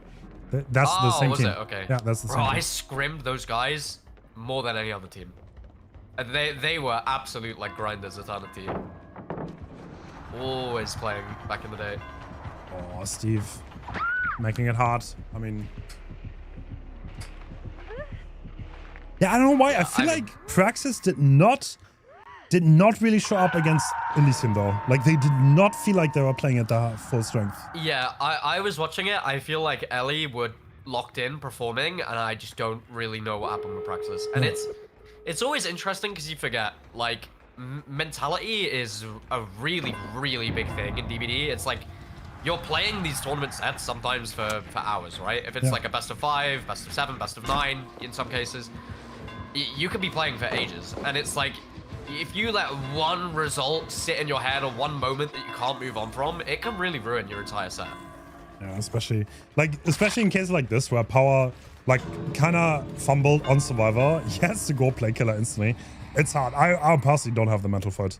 I cannot do that well because I'm still dwelling on the other result. I'm like, oh, I left my team down. I was like, it's really hard to get out of that. It is really tough. I mean, I always feel like the Killer does well, right? If the Killer player has a bad result and then they're playing Survivor the next game, I feel like so often you see them first chase and they're just not going to have a first chase because a good first chase because their mental is ruined.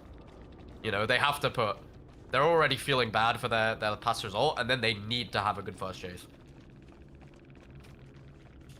To be fair, yeah. Yes. So now mental reset. That was Team Praxis pick, and we definitely saw why. That was incredibly precise. And now we're gonna see Billy. I love Billy. This is the fast Billy set of this entire tournament. Is it actually? Wow. Yeah. Who is Praxis Billy player? Bolitar. Bolitar is on... actually, that's a good question. I think so. I'm pretty sure. Yeah, has to be. I don't think Zaka plays Billy. I've never seen him play Billy. We are on Shelter Woods, by the way. People have told me that is the cool map to put Billy on now. And so we're doing it. Cool. Yeah, I feel like Billy is kind of... Billy is a little bit homeless. Like, Blood Lodge feels too hard. he actually is. I don't know. Blood Lodge, the palette set is too hard. It's too hard for Billy to do things. Like you get stuck in chase way too much, and like a lot of the maps that just have, they don't allow us power to shine. And Shelter Woods seemingly is one of the best maps for him because you cannot play the rock pellets. OG Shelter was always the Billy map. It was always like, because how comp used to work back in the day is you would see the map and then you would pick your team's killer based off of the map. And it was like, whenever you saw Shelter Woods, you're bringing Billy. Like, Billy was... I mean, it's crazy to think, right? Billy used to be the second best killer in the game. Yeah. Like, arguably the best with certain add-ons, right? True. Back in the day. But no, that's really cool. That's such a blast from the past. Billy on Shelter Woods. That's interesting. True. That was like... back to the... Yeah, you're right. That's what we always had. It was either Gas Haven or Shelter Woods. Yeah. Yeah, it's interesting because you've got the main building, I guess, so to speak, now instead of just a tree. Real ones, remember when it used to be the tree, and then you used to fall off of it weirdly for balanced landing, otherwise you couldn't use it because there wasn't like a hill on the entire map. I'm gonna be honest, I miss that map. I like the maps with no main. I honestly enjoy them. They seem very pure, like no distractions, nothing. I like Dead Sands. I like Wreckers Yard. I think, right, I'm sure they can't do this because of licensing issues, but I've said this for a while. I think they should just have a vote, and whatever map is the most, like, least liked or in most need of a rework, they pull it out of the pool and they just rework it. Yeah. For like, I don't know, 2-3 months, whatever. Yeah, I just said, you know, so many maps, right? Wasn't there a community poll and the community voted that RPD was their favorite map? I think What? there was. I think there was. Really? So like, all right, Alf, I'm just letting you know. Like, Yeah. are you sure about this? Yeah, yeah. It'd be like the most balanced best map in the game, and then it gets reworked, and we're all fuming. I don't think I'm making this up. I swear there was a thing that RPD Yeah, I won can most believe favorite map. I could believe it for sure. Love myself some good Billy. How high do we think are the 4K chances here? Very high, right? Surely. On this ping, Billy? Yeah. Yeah, I think so. Like ping, Does Billy obviously. suffer on high ping? No, right? Nah, Or against he's- high ping survivors? Yes, on high ping, it's very hard to play against somebody on ping. Like, Yeah. you can't really camp the pallets as well as you could without ping, and you have to pre-throw more and play around it, which makes it even harder. I do feel bad because like we talk about ping so much, and like ping is definitely like the biggest factor in this set. But don't take away, like the players for Blizzard are incredibly good players. But this is why I would absolutely love to see like the actual LAN tournament. I don't even know what's happening with the LAN tourney, but it's like I would love to see everybody on a level playing field, you know? I think I'll be cinema. No, true. True. The zero ping But experience. this is, I mean, from my experience, I don't know if the strategy has changed, right? Everything in the Billy set is incredibly fast, right? Yeah. Like, as soon as the survivor is hooked, they need to be off the hook, right? Yeah. We need somebody pre-stealthing, we need to spread out. Yeah, you generally don't give hook time. If the Billy leaves, you just want to unhook. And then it's that survivor's in chase again. Because he can do too much damage. And the problem is, if you let that person hang, the Billy goes for someone else and they get it down, you can snowball the game incredibly hard. That's why you Yeah. never really want to let them have hang time. You just rely on the chase. Yeah, and are there a lot of survivor perks available against Billy in this rule set? Not as many as there used to be. I don't think there's going to be a deliverance. I don't think there's going to be DS, but like obviously there's exhaustions. I'm pretty sure there are reset parks, so relatively a lot of parks, yeah. Yeah, because it used to be back in the day, like, well, I said back in the day, not too long ago, but you'd have Soul Guard, Unbreakable, DH, Deli, like you'd have everything, right? And then it's like Billy is adjusted a little bit. He's not performing as well as he used to. Because he did get a small nerf, right? Not like a crazy nerf, but a small nerf. I think. All right. Here we go. And we're heading in. And it's power again. Wait, no Jason. Okay. That's really interesting. And we're seeing Bamboozle. So I feel there's two options for the Billy build, right? And it's either the Hex build or you're going with Bamboozle. Is the Hex build used as much recently? Oh, did you see? Holy. He did see. Oh my god. That was a crazy chainsaw. And the overdrive's going to kick in now. Yeah, no risk taken from Marcos. But is he going to get hit through live? Oh, Yes! oh my god. Oh, really good start from Power. Marcos didn't even get his exhaustion perk off, really. I think, to answer your question, I That's gonna think Twill is banned, if I'm not mistaken. Oh, Like, the Hex build was so strong that certain components got banned. And yeah, that's a really fast hook. And we always see Zaka stealthing nearby again for the unhook with his urban evasion. And yeah, the other survivors are ready to take the chase here. Don't want to get surprised. Yeah, I'm assuming it's going to be Pop Eruption on this gen, straight back for the tunnel, right? Yeah, Quick yeah. save. Very straightforward. Ooh, Oh! really fast heal. It's got to be Resurgence. Yeah, there's some healing park for sure. Oh! Marcos just completely unaware where the Billy was. Just ran into their arms. This happened yesterday. He ran into the Billy on Water Tower. I wonder if it's like the team comms making it hard for him to heartbeat reach. Wow. Oh, round the corner as well. That down is so fast though. Like, oh my god, Power's on an incredible pace here. Already having a death hook at 5 gens. Yeah. Yeah. And he got a Pop Eruption, I think, what was the highest gen at the time, so... Yeah, this is really, really rough for Praxis. They were so dominant in the last round, and now Power just looks like in absolute cruise control. Bro, that's okay. If you pull someone out of the locker, you're 4K farming. Yeah. But yeah, there's nobody there. No, I always like it when they go for those kind of things, because, like, if you do just check a random locker and the survivor's in it, like, the game is over. Dude, Oh. Zaka was right there, by the way. He was right there. He had the right instinct. Yeah, this is good for Praxis, though. They realize the situation they're in and their game plan has changed, right? They're not giving Power anything for free. And now Power knows that there is somebody by the hook because Stevie is playing so aggressive. Like, Stevie is only comfortable sitting on this gen because he knows Zaka is right there. And there you go.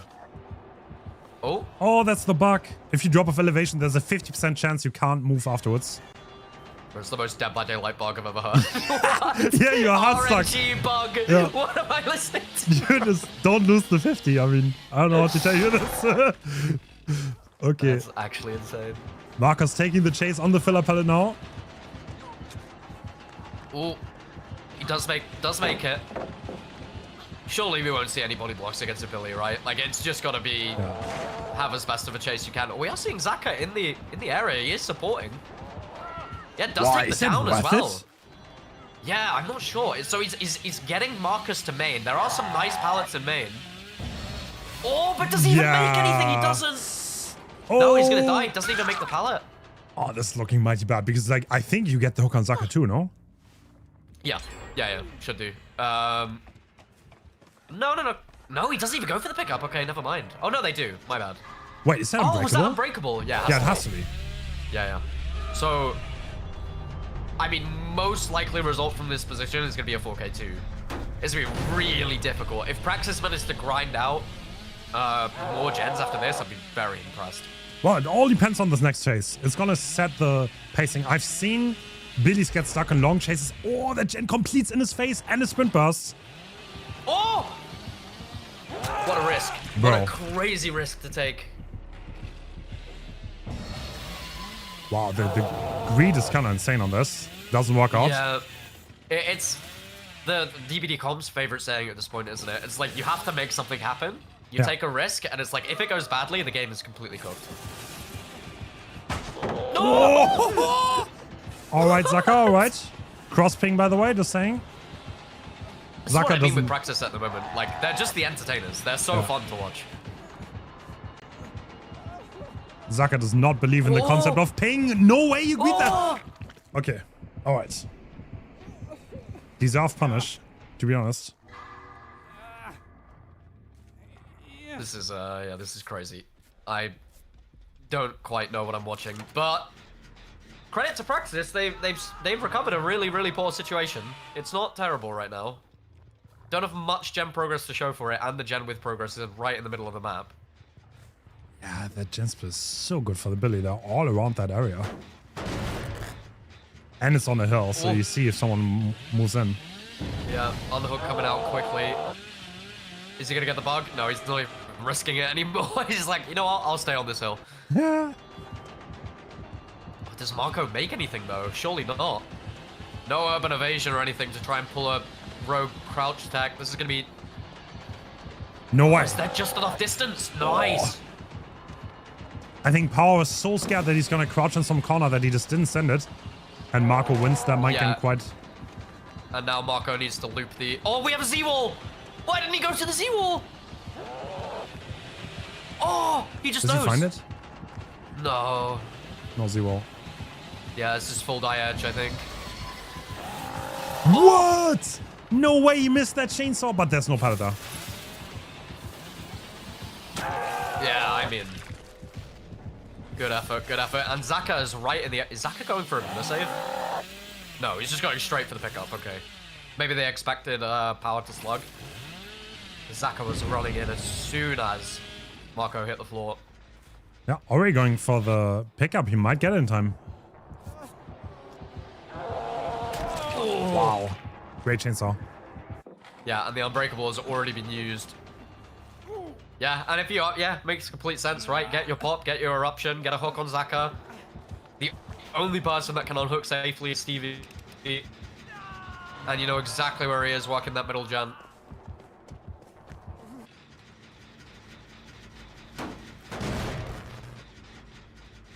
Yes, kind of looks very cooked. Zaka death hook, he's being unhooked now. Stevie, I guess, can go back on the main gen, but it's not even that porous. Yeah, we need some like heroic chase to pull anything out here. A 4K1 I think would be a great result from Praxis, especially given the start. Oh, it does make that pallet. Oh, the greed! Wow. Does make it back around as well! Oh my god, Marcus is not dropping anything. No way. Wow. Oh, the Paladin spawn. Stevie is kind of getting caught out. Gets to the corner though. Oh, just gets over the pallet in time. Is this coverable? Oh my god! Wow.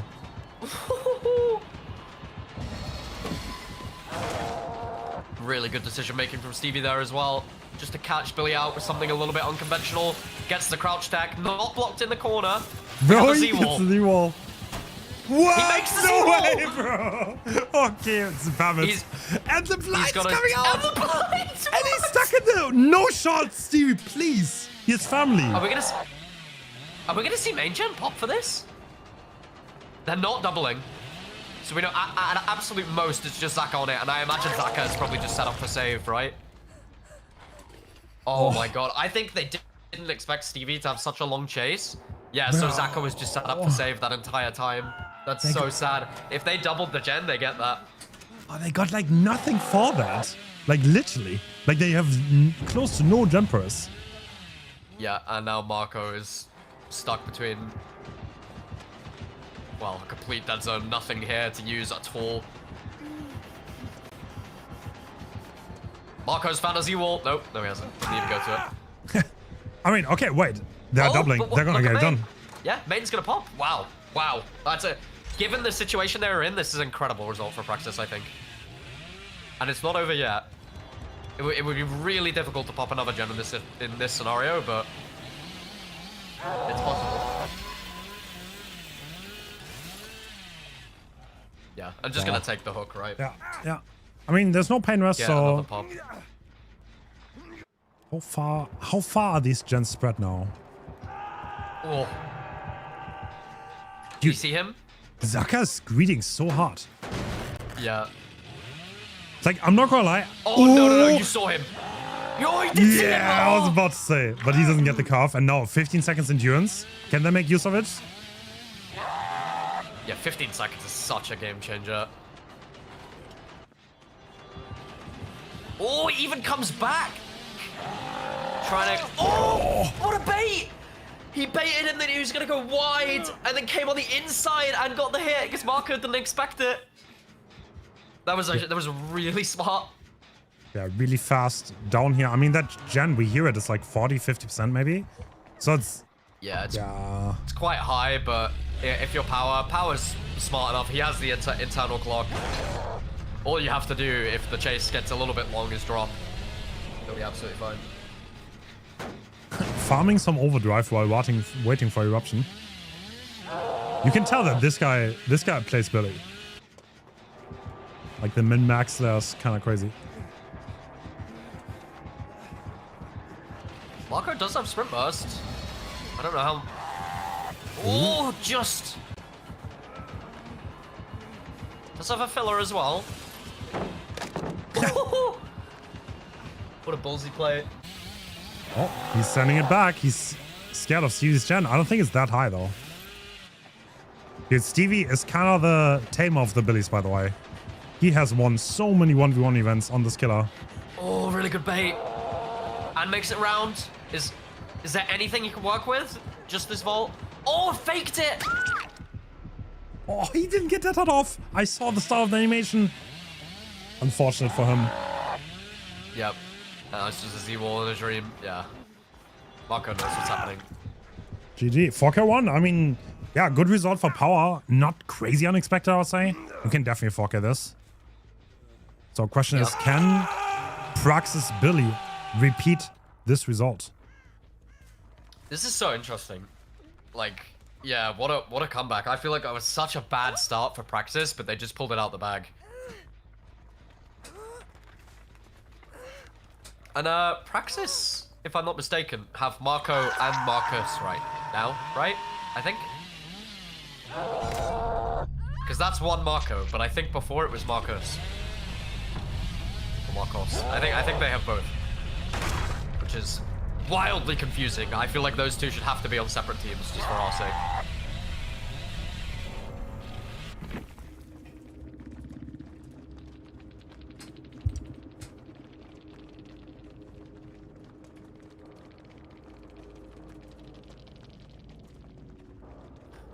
Oh, mate, like, I'm having so much fun watching this set, and I know that the game after this is Invictus Ellie best of 5. Like, yeah, actually,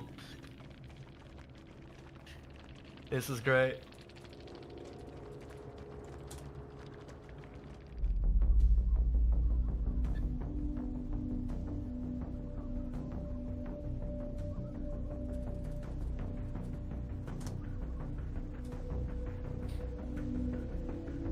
What weird bans, by the way. Praxis banned Nurse. Oh, did Praxis just not have a Nurse player at all? I never even thought about that. I guess that makes sense, because it was an Oracle issue before. Like, Zaka can play Nurse, right? But not particularly well known as a Nurse specialist, although I'm sure he can play it very well. Oh yeah, they have Laser, don't they? But yeah, Laser I think is somewhat inactive at the moment. I think.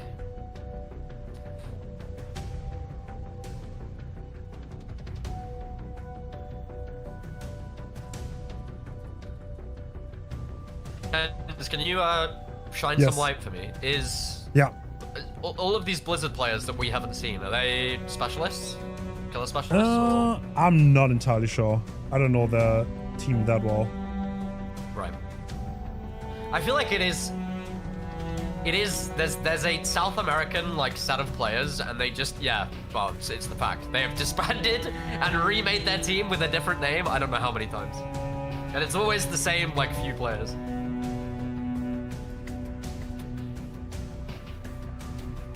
So I had to do some ruling in the background.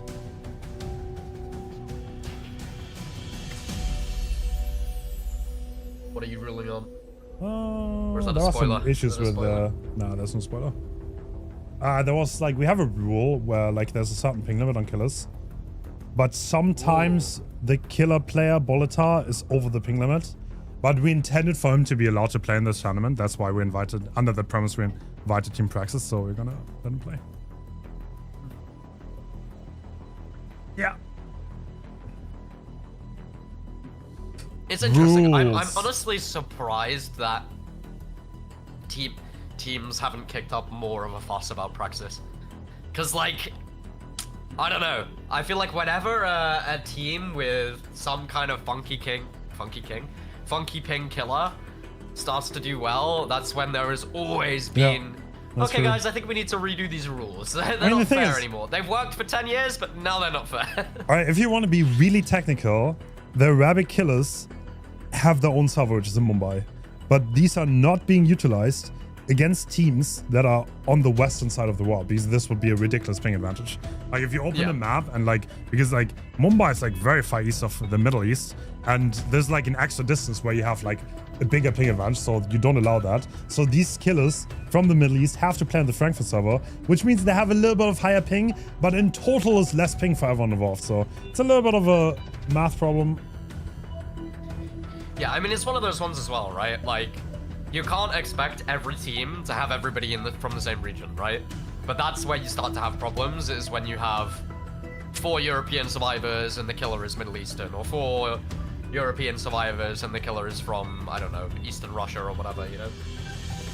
That's when you start to have issues with ping advantage, ping disadvantage, but... You know, in a perfect world, we'd all have 0 ping, but that doesn't exist. True. Sadly, I don't think you can get much lower, by the way. Isn't there like... Aren't we like halfway to lightning speed of light already? I think we are.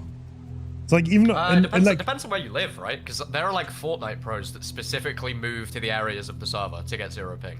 Really? That's a thing? Yeah, have you never heard of that? Yeah, there are loads of players where they will move, they like move house to the area to get 0 ping because it's like that much of an advantage.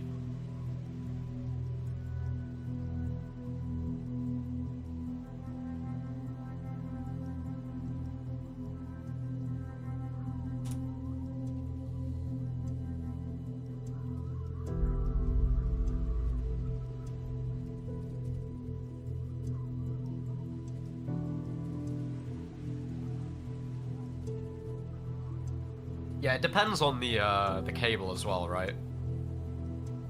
For the I don't specifically know how the cable works, but light travels at slower speed when it's going through like glass and stuff like that, right? Did I just make that up? I'm pretty sure I did that in physics. I don't remember.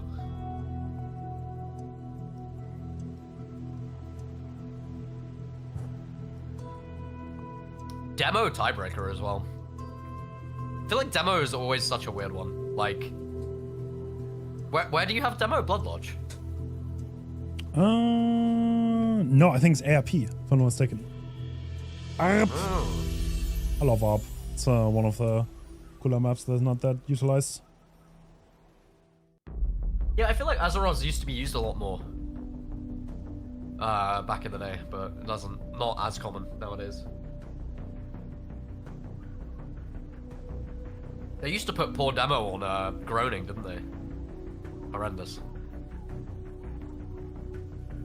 Yeah, I don't like that. That's like very hard for the killer to make work. I think groaning just groaning is.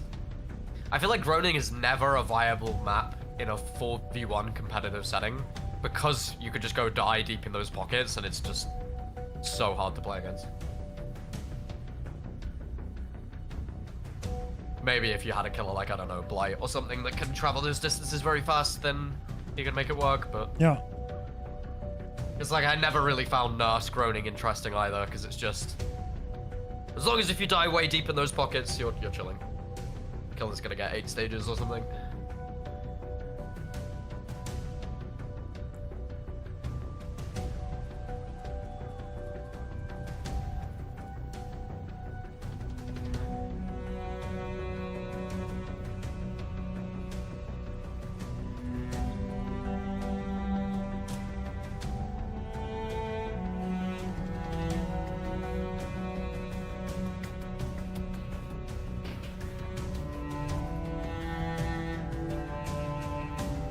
Right, should load in very shortly.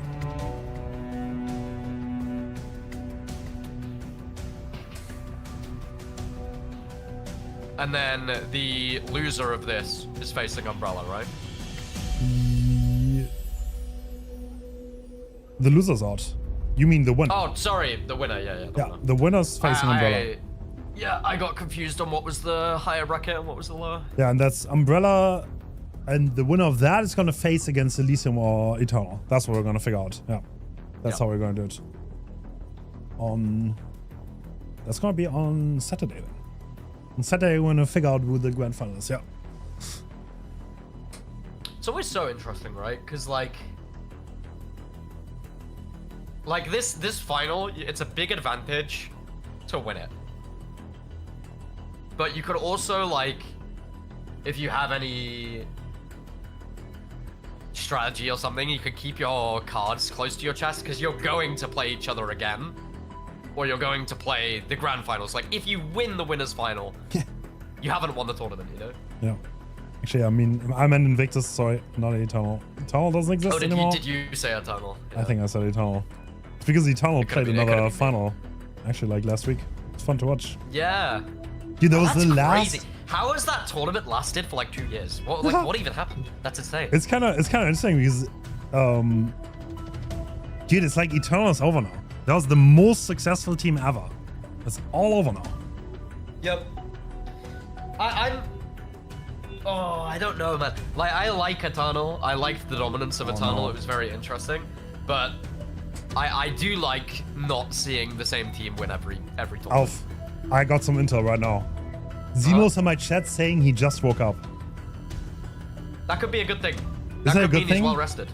Do you think he has enough time to wake up though? Yeah, bro. This is what you do. Splash your face with water, grab a coffee, lock in. Okay. You're chilling. Alright, let's follow Alf's advice and then Elisium might win. What was that guy's like morning routine that went viral? Bro, Like, you mean the one with his like... face with like lemon water or something? Like, Didn't he like put a banana in his face? It was like a clip, and he was like, 4 a.m. buy stocks, 6 a.m. sell the stocks. Bro, why he did not wear socks in his boots? I was like, bro, that can't be comfortable, no? What? No, he had like shoes on, but he never wore socks. Why? Like that kind of like irritated me. I won't lie. He's You're like, not just gonna get blisters, no? yeah, I think you are. No.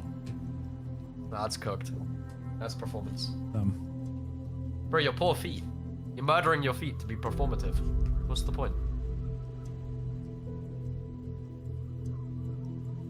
Oh.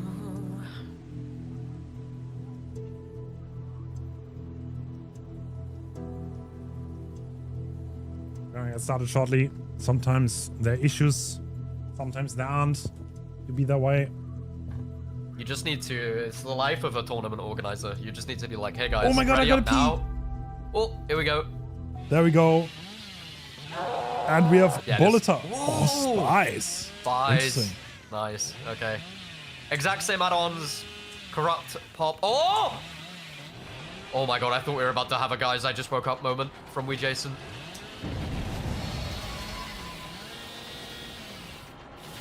Spies is such an interesting one. So Ward is completely gambling on that Spies is going to reveal the savior to him early. Right? That's the gamble here. I can't see why else you would bring Spies in a moment like this. Or if they're pre-stealthing the gens. I think we got the wrong server off. We gotta redo. Wrong server! That happens. Sometimes the game assigns you to the wrong server. And it takes a moment for everyone to realize. Thing. It's such an interesting thing we have, like, exit lag, right? Yeah. Because it's like, it enhances the tournament so much, like getting everybody on lower ping. But to play comp, you arguably need exit lag to not be at a disadvantage, which means you need to pay a monthly subscription to this service. I've seen a case actually where like the survivors realize it's wrong ping. Like, I mean, the thing is, this is like a little bit complicated because you don't want to allow them to get a restart like way late. So they kind of have to call it early, and yeah, that's like the moment they realize they have to inform staff, then they have to have a screenshot that it's the wrong server, and if that's verified, then you're gonna DC. But that was the wrong server. You just need to do a ping check like as you load in, and I think that's extremely common, right? Like I feel like people never used to look at ping, and now comp players all the time are like quickly tabbing, checking the ping. What's the killer on? What am I on? What server are we on? What can I get away with? What can I not? It's like really important. Changes a lot about the game. Yes! Why is that a thing? Right. What? I think we should put in a ruling for the comp community. Marco and Marcus cannot be on the same team. That's far too confusing. It's like, it's so stupid. Okay, Marco is Italian. Marcos. I feel like it makes sense, no? Marcos sounds Spanish. Like, live it? Like, Maybe. I feel like it makes sense. I can remember it quite well. Like, Marcus is the Ronin 1v1er, and Marcos the... Well, you say that, but you said the wrong name when we were playing earlier, and that's why I realized it. Oh, yeah, what? It was Marco, and you called him Marcus. Oh, so you're no. a liar, Hens, and you've been caught red-handed. Oh, and no. Anybody can go back in the VOD. Oh, stop calling me out. Yeah, but this is what I mean, right? Like, it's fine if you guys want to be on the same team, but you are now the same person. Dude, why? Okay, Bulletar, I don't know why, but he calls himself Walt in game. I ask him, what do you want to be called? He's like, Bulletar. It's like, okay. All right, buddy. All right, buddy. Why don't you name yourself Bulletar in game, then? Yeah, why? That's like So just it's the like- no, to be fair, that's just the ultimate troll at that point. That's fair. Min-max the confusion. And Yeah, we're back in. Exact same builds. Spies. I really like the Spies pick. I do like it. I think it's one that can be insane for you. That can win you the game. Oh! Really good start. Fedinit tries to send it. Does not work out. And this is a very, very early hook. Yeah, it's a really good start. I mean, Ward needs to 4k2 to win. 4k1 is a tie, but Ward should know that he needs to check around this area for the savior, right? Well, he's not. He's just sending it. That's always the question, right? Like, are you going to check around for the savior, or are you just going to go straight away and get value out of your pop interruption? Because if you find the savior in that moment, you just win the game. Yeah, that's true. Like, now he has to... Yeah, Fedinit has a little bit of a... I was about to say, he has a little bit of a chance to get away. Oh! Oh, this is tough. Oh! Wait! Dude, did Ferdinand know that it's hard to curve that? That's actually, like, insane knowledge by him. And we're in another 50-50 situation, and he just takes the ball because he is live! What? And another bump! He just instantly sends it. Okay, Yeah, this he is a lot. got out of 2 really tough positions there. Oh, The early crouch. Does he Should be make a down that? though, right? Meow. The hammer coming through. And That's a lot first though. So we see 2, like even the hardest buck, I think we have a 3rd gen that's like pretty high. yeah, Power just got off his gen and is now sprinting towards the unhook because obviously it needs to happen fast against a Billy. Yeah. And that I assume whoever's just popped now is now rotating to Power's gen. Interesting. Power So has the urban evasion as well, so that's going to directly counterplay. Isn't that the interesting? The shadow stick. both saviors were using urban evasion. That's kind of interesting. That's like a dedicated park for the savior, and now Ferdinand gets unhooked again, relatively fast, as we said, and it's all going to depend on this chase. I think he needs to last a little bit here. Yeah. Oh! Oh my god, that was like a jump scare! Wow, okay. He's a little bit lucky there because he still had endurance. Oh my god, Ferdinand. Wait, what? What a risky Is he gonna play. die? Is he dead? Yeah, I think he's dead. Okay. There are 2 high gens. There's one that's about 25. This is 4K doable, but it's not going to be easy. Yeah, I mean, Do we have any idea what the gen split is going to be? oh, not currently. That gen pops. There's another one really close there. He's working it fast and Power stealthing next to the hook. Yeah, that's Power's 25% gen.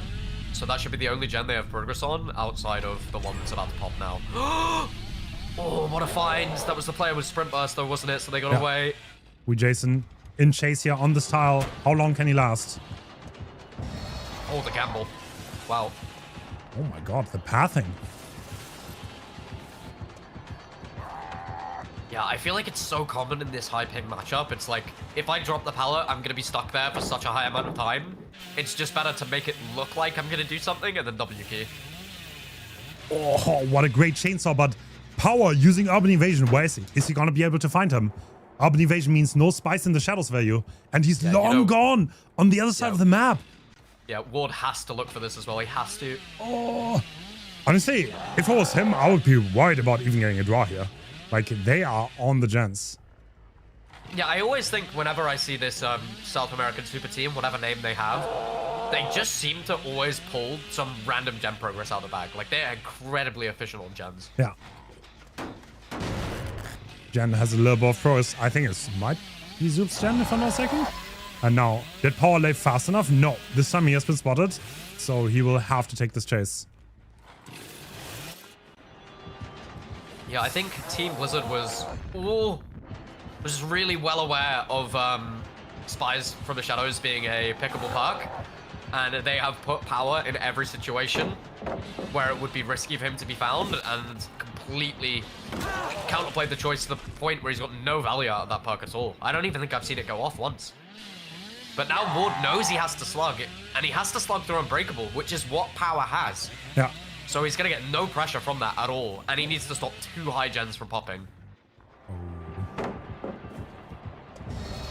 Great sprint burst here. We Jason, is he going to be able to walk away?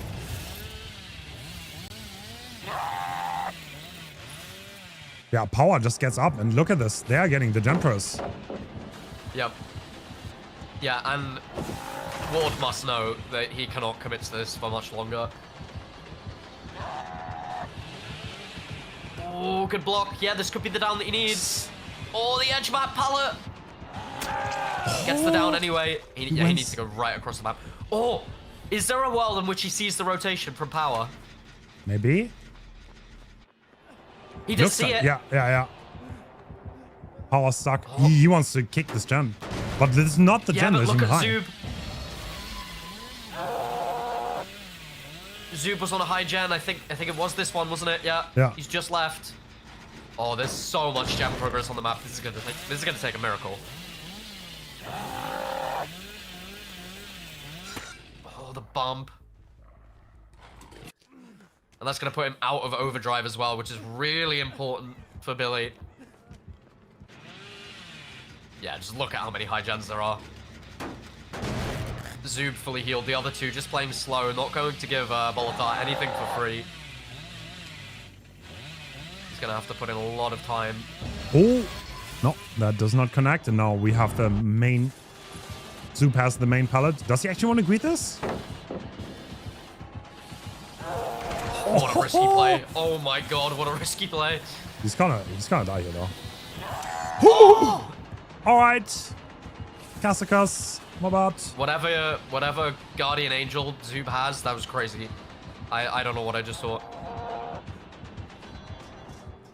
Definitely. Credit to Bolotar, still playing for the win con here, but it's gone. Now the best he can do is tie. Oh. That's down though, and Eruption. Oh, that gen is so high.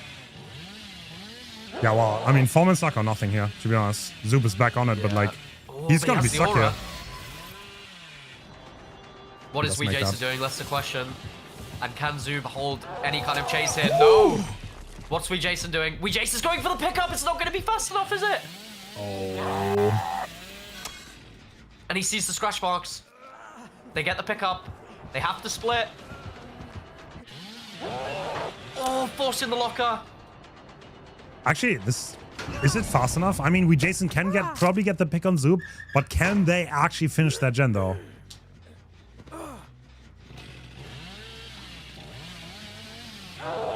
Yep, Zub being picked. Oh, no, okay, it's yeah, over. that should be it. I don't think they have any perks that can save them from this, do they? No, DH isn't even up. Wow. I mean, back against the wall and Bolotar pulled something out. That was panic stations, but yeah, I mean, credit to Bolotar. Well played. That's a draw.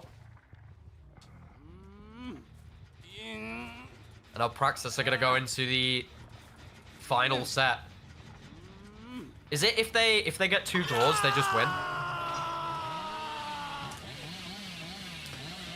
Yes. Yep. Yeah. If they 2 draw, then it's 1-0. And then it's a win. Yeah, so that result has just made it so Praxis can play the next set for a draw. Yep. True. So Praxis are going into this with the upper hand. If Blizzard manage to win the demo set, then we're going to have to replay Billy again, right? Yeah, that's true. Yeah, that was an exciting set. I mean, I feel like Blizzard almost had it. They almost had it. That gen was 80% almost, so yeah, unfortunate for them. Yep. Really well played from both sides, honestly. But last killer was demo, if I'm not mistaken, right? Yes. Yep. Demo is the tiebreaker.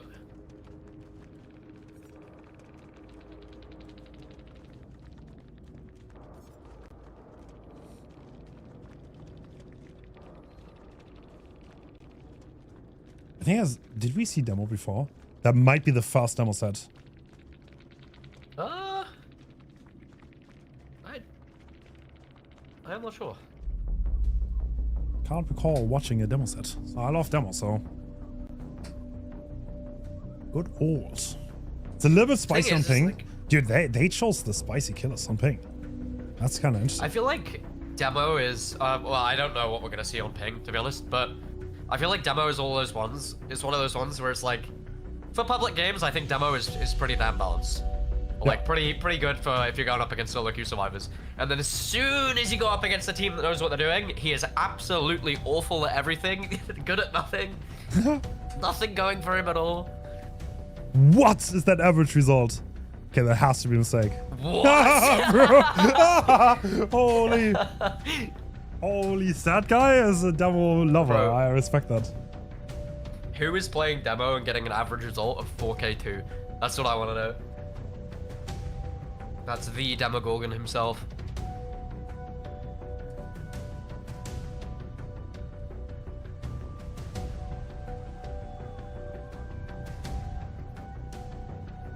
No.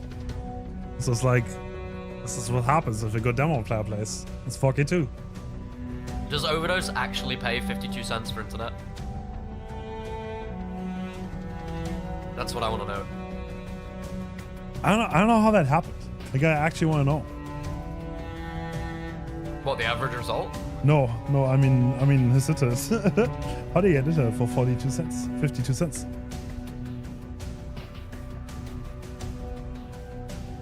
Maybe he like shares internet between his like entire street. Oh. And his share is like 52 cents. I believe it.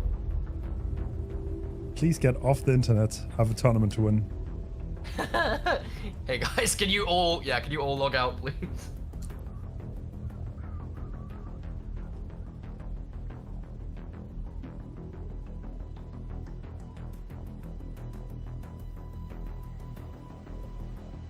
Yeah, and whoever wins this set does have to go up against Umbrella, so... And I don't know, Umbrella are just cooking at the moment. Like I say, I feel like it's been a while for Russian teams winning in comp. They've always been in around the conversation, but I feel like it's been quite a while since they've been on top. Yeah, true. You know what's funny? Yeah. Okay, this is like a little bit of a law drop, but a lot of the OG Russian comp players, they actually quit when dedicated servers came out. Because really? It kind of meant that the Russians can only play on high ping. Because the closest dedicated servers is so far away. I think at lowest you get like 60, maybe 70, depending on where you are.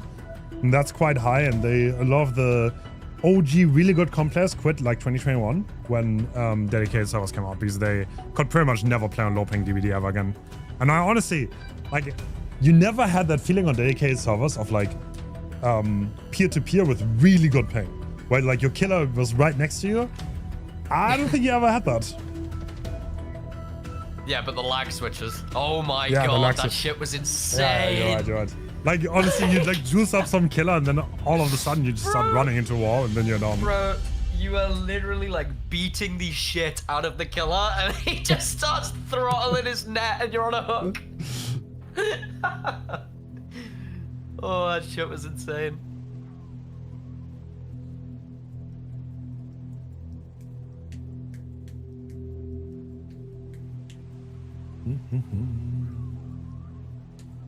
I think it was James told me that he had he was talking to his ISP on the phone, and he said like his ping was like, I don't know, 50 ping higher than normal, and they said to him like, oh, well, that's like 0.05 of a second, you wouldn't even notice that.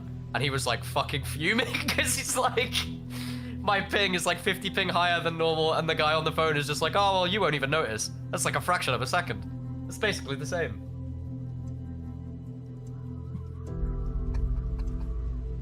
Can you imagine? Like, you pay for internet and that's what you get told. The guy on the phone, bro, I'd be so tilted.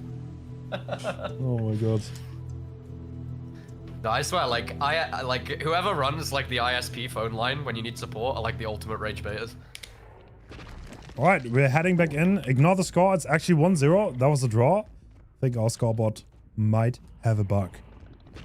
And looks like Zaka is renovating this side of the map. Oh, actually wants to activate the portals. Interesting. Getting some info. Bro, is he... Wait. He's putting the portals on the gens, isn't he? For okay, the so instinct. they're actually waiting to cross, and he's using that time to set the portals. And now every single gen is portaled. That's a pretty smart move, honestly. Yeah, very smart. And we see... Yeah, no, he should do it every single gen, even the middle one. And the survivors 100% know what's happening as well. They could hear the demo teleporting.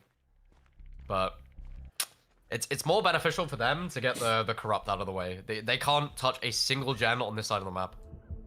But this is such a high risk play, right? Because if they get found now, not a single survivor is on a gen and they all have to rotate before they can get on one. Dude, why is the head-on player not in the locker? Why is he behind the locker? Oh, wait.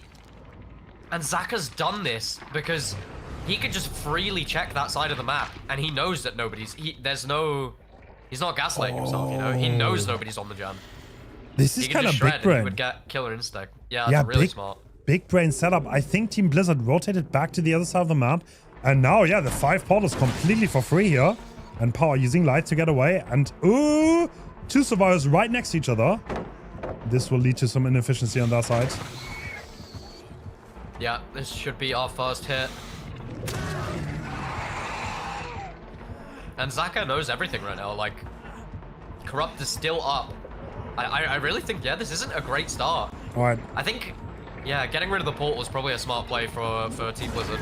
Oh, he doesn't hit that though, and now he's out of that area, and he makes the jungle gym. Power not dropping. All right, which power are we gonna get today? Okay, goes down fast. Yeah, they were doubling the middle gen as well. Is that the play? I don't know. Now he just gets a pain res deployed. He's got a hook right next to that middle gen with progress. And the only other progress is 1 gen on the other side of the map. And Zaka knows that he's working with it because the portal's there.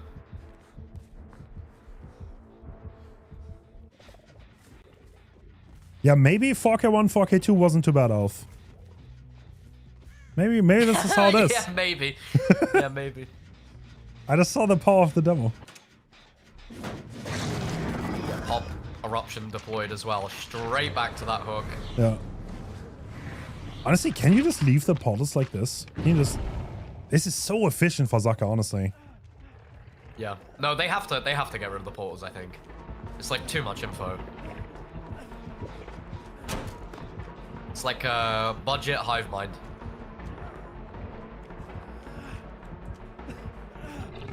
Oh! Ooh. Does he make Shack Pallet? Oh, the mind games! Is someone there? No, all on gens. Oh, Power. Dude, what? He and the Shack Pallet, they're not gonna be friends, I think. Yeah, there's something going on there. I don't know what happened with him and the Shack Pallet, but yeah. And that's a basement hook. Don't even have a single gen popped. Is Zaka gonna use his pop eruption on this side of the map? He sees the other survivor. Yeah, pop eruption deployed, so they will pop a far gen, at least. Yeah, but he still has a gen setup. This is honestly setting up to be... Actually... Oh. I didn't realize there's no gen on the side. Oh, he finds the savior! This is huge. Did somebody already rotate? Did they expect it, or do they need to rotate the entire map for save? Yeah, this is setting up to be like potentially even a 4K2. This is a ridiculously good start for Zaka. Oh, they Zook did get got the the save. save. Oh, the body block. 15 seconds though, and bonus speed.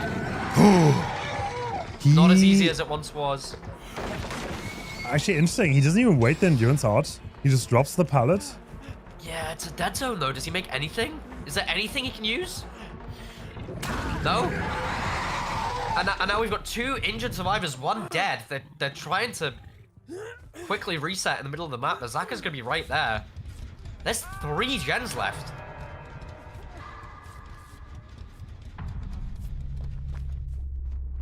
Zaka should have a good idea on where they just reset because of how quick it was.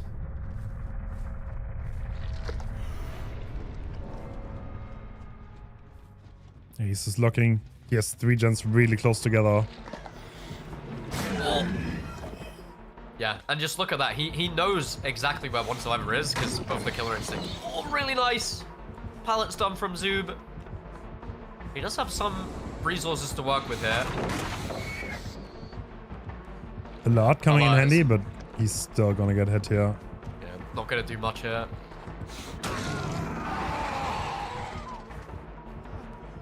Let's make it to Shack Pallet. Sorry, Shack Pallet is gone. And does have a filler as well, so they're actively chasing inside of Zaka's 3 gen. Honestly, if you get 2 gens done here, I think you can be happy for Team Blizzard. Yeah. There's no way you're gonna get someone out of this game. No, this would be insane. And yeah, they're actually splitting the 2 gens that are on the far side of the map. But Zaka will probably get a read on this as soon as he sees that no gen is being progressed. And yeah, even that might be denied. Yeah, and he's gonna have pop eruption in the back. Yeah, I think with the... Is he just teleporting to the middle for the undetectable? That's smart. Yeah. Doesn't last very long though. Yeah, I think Zaka knows. Just send it here. Yeah. Worst comes to worst, you gotta put pop eruption on a gen, right? If you don't find anyone. But he knows they're here. All he needs to do is go and check that gen, see the progress on it, and he knows exactly what's happened. Is he actually going to teleport back? Interesting call. That means they're probably going to get the gens done, right? I guess it's the safe play, right? Like, you don't want to throw everything away. Yeah. Get pop eruption down, guarantee the 4K one. Plus, he plays Survivor on Praxis. He probably thinks, you know what, if I get a 4K one here, there's no way we're getting... I mean... We will pop all the gens against a demo. According to the stats, this would be the low average. Yeah, I don't know where you got your stats from.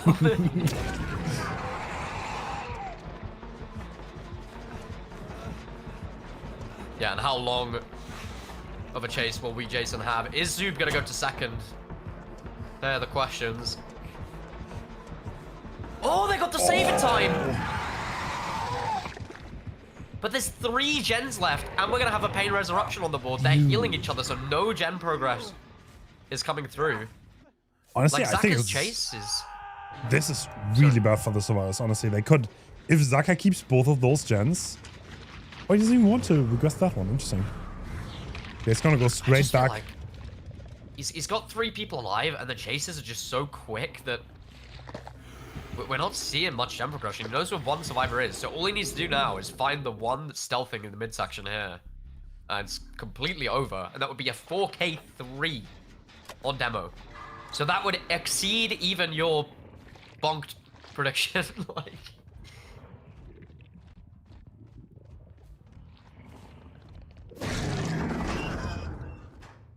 Alright, Zaka kind of looking for someone here. Did they start the shack? Yep. Yep.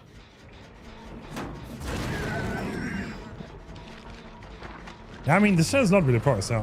It's a very, very easy call. You can just get eruption, and you can just teleport back. Like, even if they get rid of the portal, you have one right next to it. Yeah, I feel like Zaka's just in such a comfortable position. Like, he knows exactly what's happening, and Blizzard aren't really, like, asking... They're not really putting Zaka in a position where he's uncomfortable. There aren't really any questions that he doesn't have the answer to.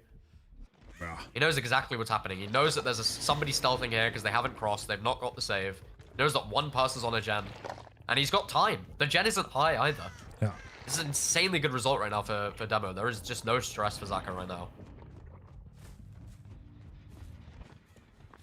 Alright, Zoop now gets the unlock, but we Jason's Death Hook here. And there's eruption on this gen. Yeah, and if you're Zaka, why not, right? Chase this. If you have a relatively quick chase, then you get a hook in the area. You can pop her up the highest gen. You know that all the other gens are relatively low. And you have we Jason Death Hook for your next chase. Damn. Yeah, there's not much left. He will make this pallet though, but after this, it's gonna be hard. Yep. Yep. And there's just even less resources on the map, right? So even lower chance of a comeback. Oh, they're making a very risky play, actually. I think they've sent Wee Jason to be the savior. And they've sat Zoob on the gen. Is Zaka gonna realize what's happened? Or even double back to the hook? So he sees Zoob. Oh. Is he just gonna put Pop Eruption down and go back?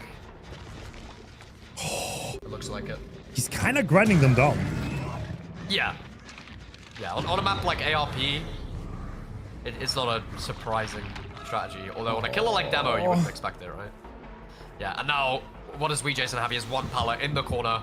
All you have to do is zone when you break it, and it's over. And now, oh! Damn. That's the 1v1. The 1v1 pathing. And you know what? I'll stand by my stats. It's 4K average. Yeah. Yeah, well, yeah. Okay.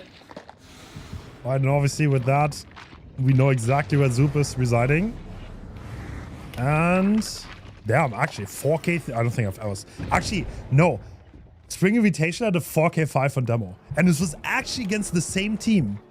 Oh my god, I just realized. Yeah, it was Zeno, right? On Red Forest, yeah. Yeah, Xeno 4K5'd. Maybe that's like the weakness of Team Blizzard. Maybe the statisticians just like, they know something that we don't. Ooh, the W key from Zoom though. Oh, but he's never mind. He's W keying away from the two survivors. Damn. Okay, well that's all right. I don't want to be the bearer of bad news, right? But a draw is not a win for them. So like, we need a generational performance. They to bring need to this back. 4K4. Yeah. Damn. Maybe they Holy. can E-sub Xeno last second, maybe? I think he's the only person that I've seen get better than a 4K4 result on demo. Well, this is definitely asking for a miracle. See, and this is perfect for Ellie. Xeno's got time to wake up. Yeah. Yeah. Oh. Man, you need a 4K4 on demo against one of the best survivor teams in the world. What do you even do?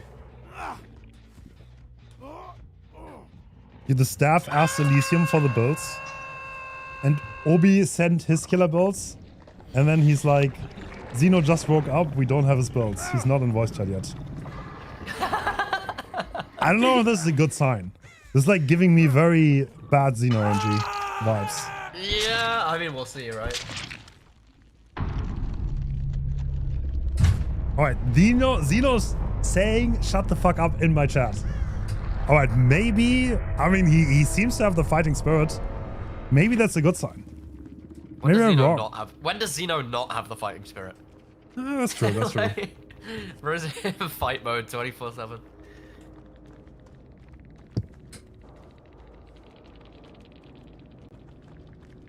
He got Right. that. He got the tempo. He got the fire in him. That's for sure. I think if you ever make it to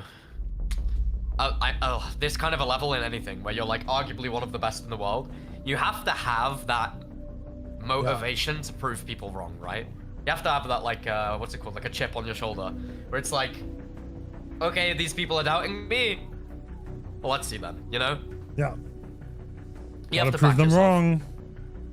But the funny thing is, like, I feel like Invictus is like the polar opposite. Always on time, always there. I don't know. Yeah, Probably I feel practice. like, yeah, but that's always been the case. Like, Elisium have always been like a very erratic team. Like, you never True. really know what's gonna happen. Yeah. And Invictus, well, I don't know. Does Invictus have that consistency? I feel like they had more feel like they are- consistency on Eternal. That's for sure. Of course, yeah, no debate. But I think Invictus are the most consistent Dead by Daylight team. Yeah. However, I don't think they're as consistent as they want to be. You know what I mean? Or they can be. Yeah. I think Right. the golden days I'm were. gonna piss myself. Okay. Alright, thanks for letting us know. The golden days of Eternal winning every tournament, like dominating, are kind of over, yeah. It's a lot more in the air. There are a lot of teams that can win. Here, Praxis looks so strong. Like, Praxis is looking mighty strong today. Compared to yesterday, yeah, I like it. I like what I'm seeing. They have such a stacked roster, though. So many great players on Praxis roster. So many great players. Gee, guys, is this 4K? Is demo 4K? Maybe I was cooking on the stats. Maybe demos was 4K. I like the strategy going in though. Zaka uses Corrupt incredibly well. I mean, it kind of depends on the RNG. You can't do this every time. But if we have the same start going, I think you have a lot of momentum right out of the spawn. Because you have every single gen portaled, which means you can easily go back to that side. But beating that result is like almost impossible.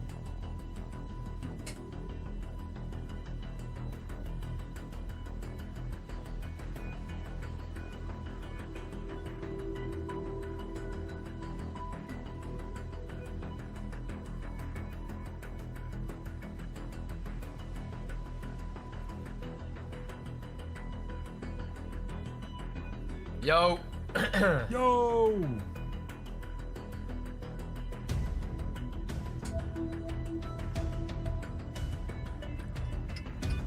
Yeah, I wonder if we will ever see something like the consistency of Eternal ever again. I honestly doubt it. Like, that level of, like, dominance is honestly, like, also, like, bad for the competition, honestly. Yeah. Yeah, I mean, that kind of, like, dominance, the reason people are watching, it's not that you dislike Eternal, right? It's just, like, you want to see something, and you want to see something different. And so at that point, you're like, will there be an upset? To be honest, Invictus is a lot more... Yeah, I don't know. I feel like Pedro just is a little bit more coin flippy in a way. He can have great performances. Sometimes he can get a 4k4 even on stuff like Blight. He really takes the advantages, but sometimes he also falls short of what he should get on the results on the killers. Is he coin flippy or is he just new? It's hard to say. Like, Maybe both. I think it takes a while to get to the point where you can be incredibly consistent in grand finals. Yeah, true. True. The big stages. It's hard as well, right? Like, there's money on the line. Like, it's not negligible money. Like, there's money on the line, you know? It's a PC upgrade or, I don't know, something you want to win. It's like these teams, all of these teams, Praxis, Blizzard, Ascent, Umbrella, Elisium, Invictus, like, they're not here to make up the numbers. All of them very badly want to win. They want to be the dominant team. Oh, that means top 4's all EU teams, by the way. Unless Blizzard, like, magically puts out the 4k4. Oh, yeah. Yeah, no, I didn't even realize that.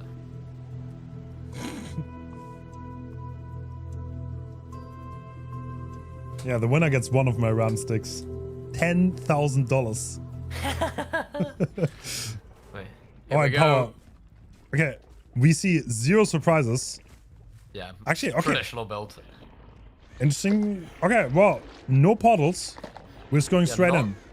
Not setting up. I mean, if you're Praxis, like, don't throw, but I wouldn't stealth this. I'm just going, you know?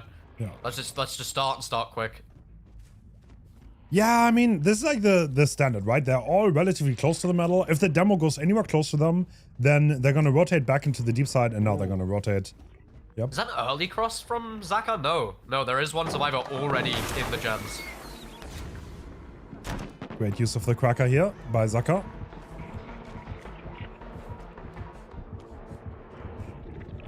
Looks like we don't. What is that demo? What? Yo!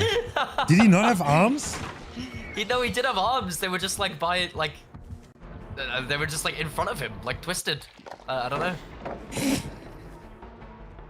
Okay, crazy things going on. And the shred sadly fails.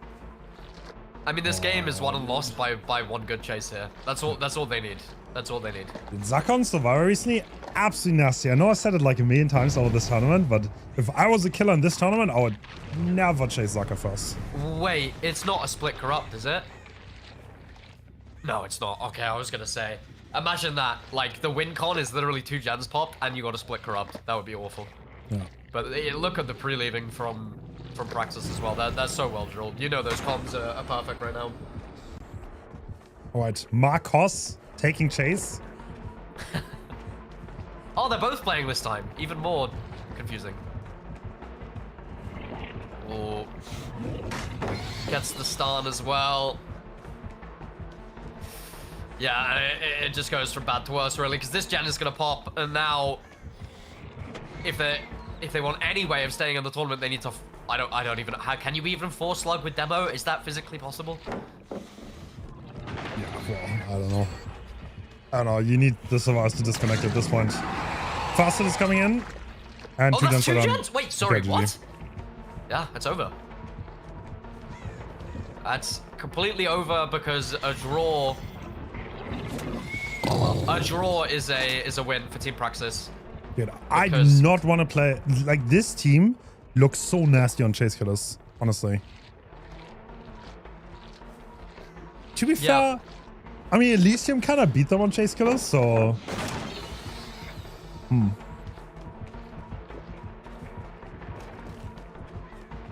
It's always really interesting to see, like, the...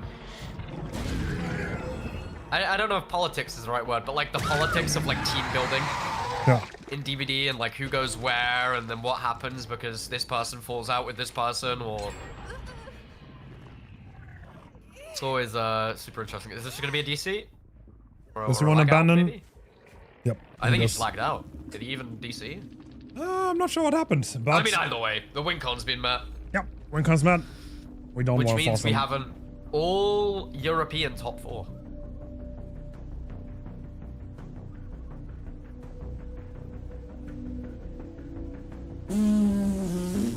I need 2 minutes, just booted up my PC, bro.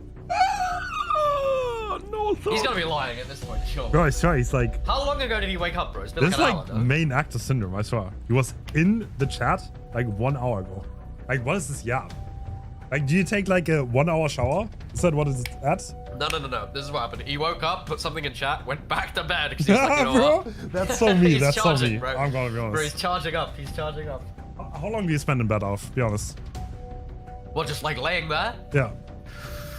If I'm streaming, because like I stream so close to when I wake up. So I okay. literally, I'm there for like 10-minute TikTok time, and then I'm like somersaulting out of bed, running downstairs. 10-minute Making TikTok coffee. time, bro. And then you put the banana peel in your face, like at 4 a.m. Yep. Me too, me too. I put my shoes on with no socks. Yeah, exactly. Classic morning routine.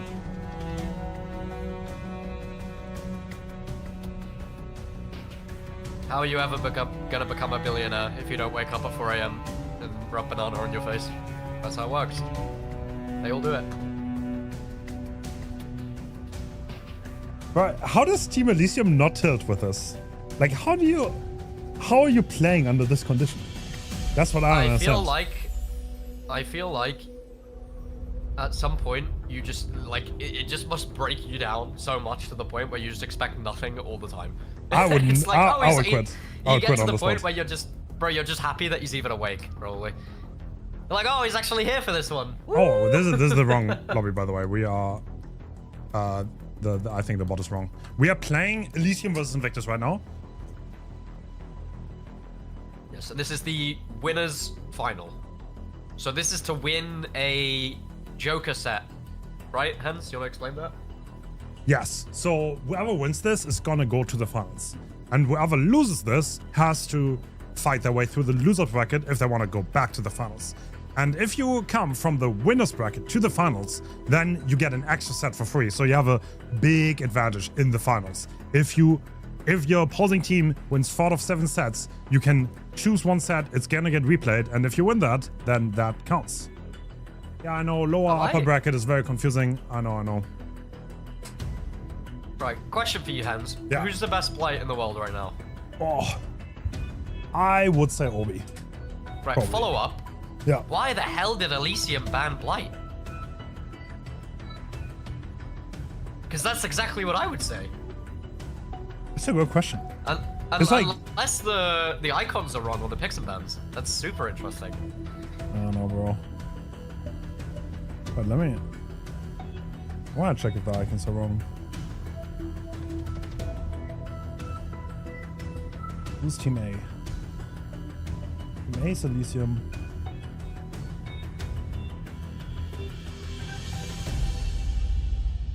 Search.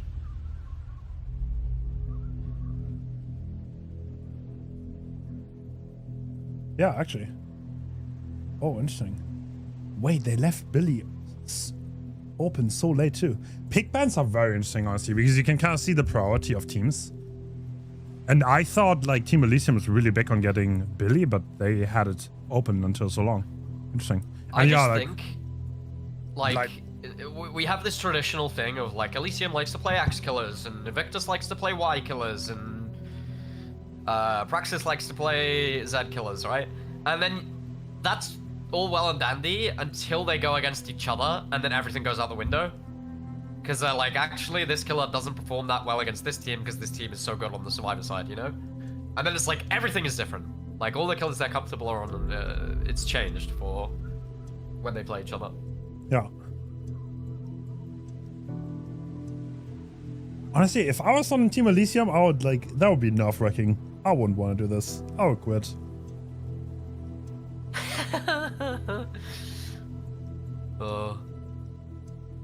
It's like one of those where it's like, if you just got used to eating dog food every day, then you'd be like, oh my god, Bro. a real meal.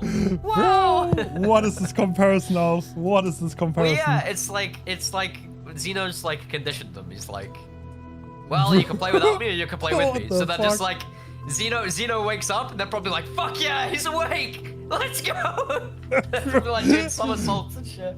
Bro's eating dog food. This is crazy. Play the game It's already. the argument, bro.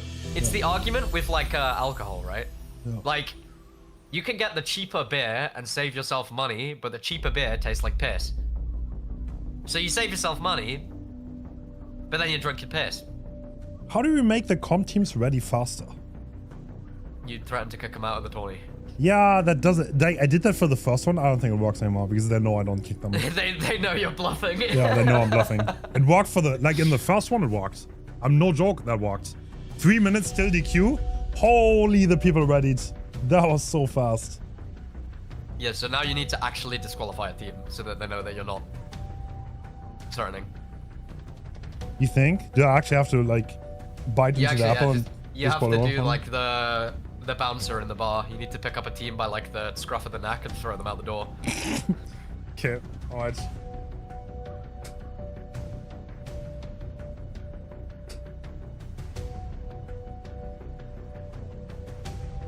No, I think this was so far a sensational tourney. Like, I feel like normally when I watch a tourney, there's like a few matchups where I'm like, okay, well this outcome is already decided, you know? Yeah. But I feel like every game was interesting for one thing or another.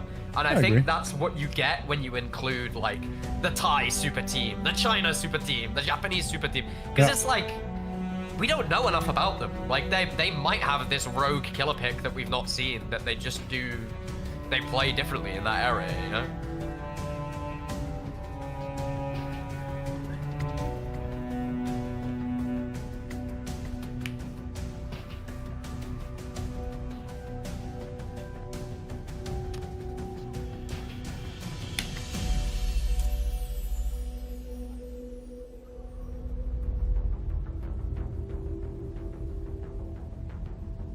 Alright, we should go into the game very shortly. Sorry about that delay.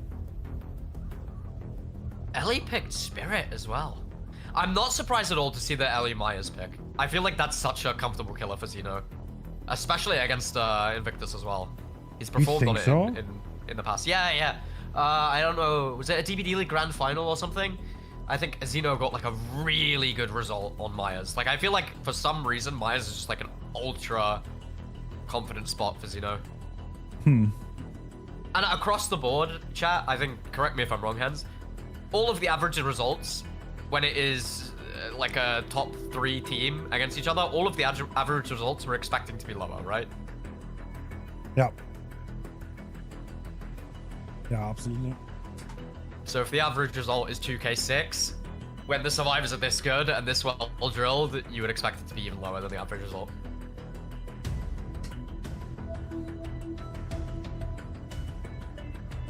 So today, by the way, I think we also have Zynox on the roster. So For Ellie? yeah. I thought he was always on their roster, though. Yeah, but he was busy on Saturday. Yes, they played with Bro, iPick Zynox- actually. Zynox is I feel like Xeno does this a lot. Like, he picks up a player when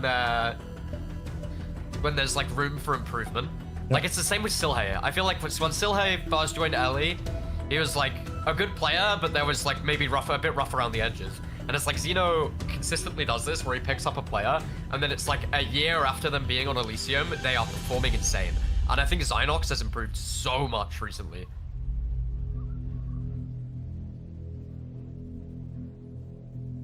I think you can see, like, just the confidence in the way the Xynox plays now in comparison to maybe 18 months ago is, like, night and day. And it's cool to see. It's cool to see, like, teams bringing in players and, like, coaching players and all getting better together rather than, like, always picking up, players that have played for 10 years and are super confident. Yep, that's true. Gotta get that young blood going.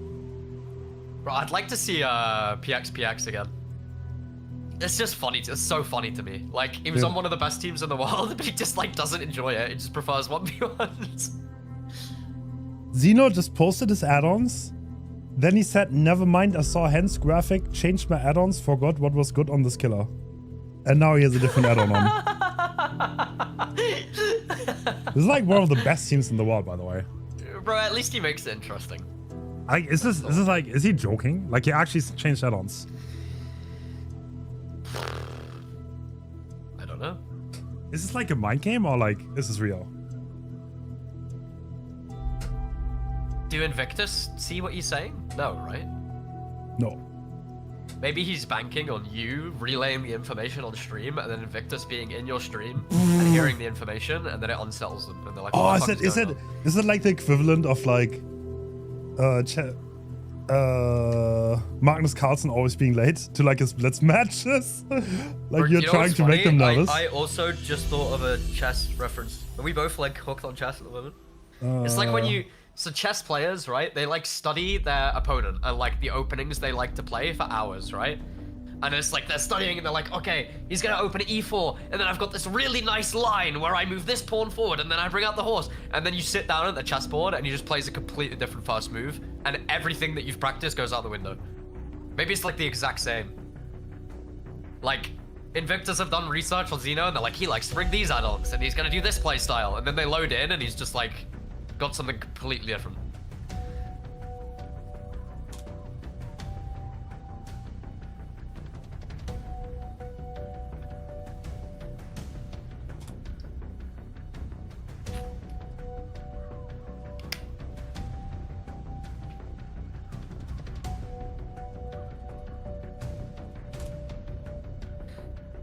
Are we getting the 5 minutes until DQ going? Nah, they're already in. Don't worry.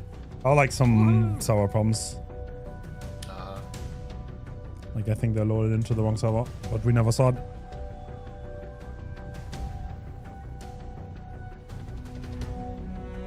Technically, I think you can see an exit lag while you load in, if you're on the right server. Wait, who loads into the wrong server?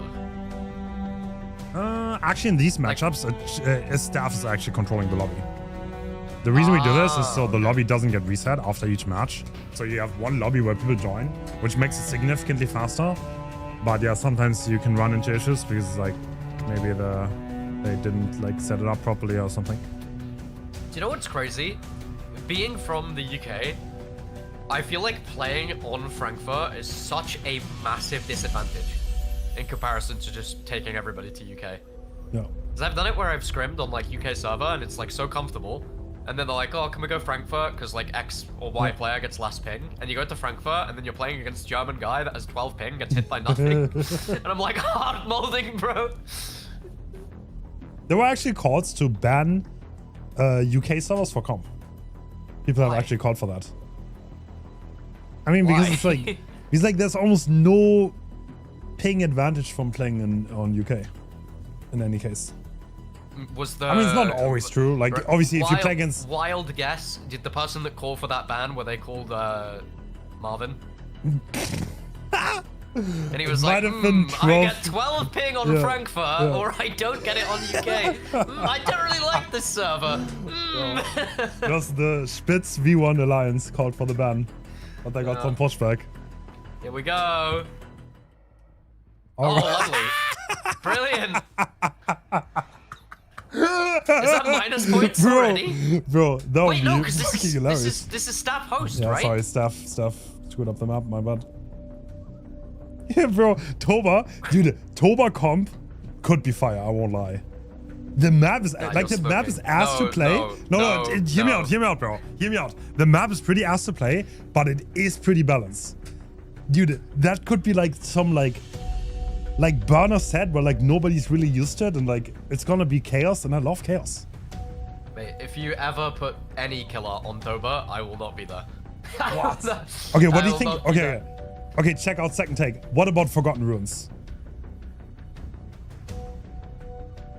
Wait, which one is that?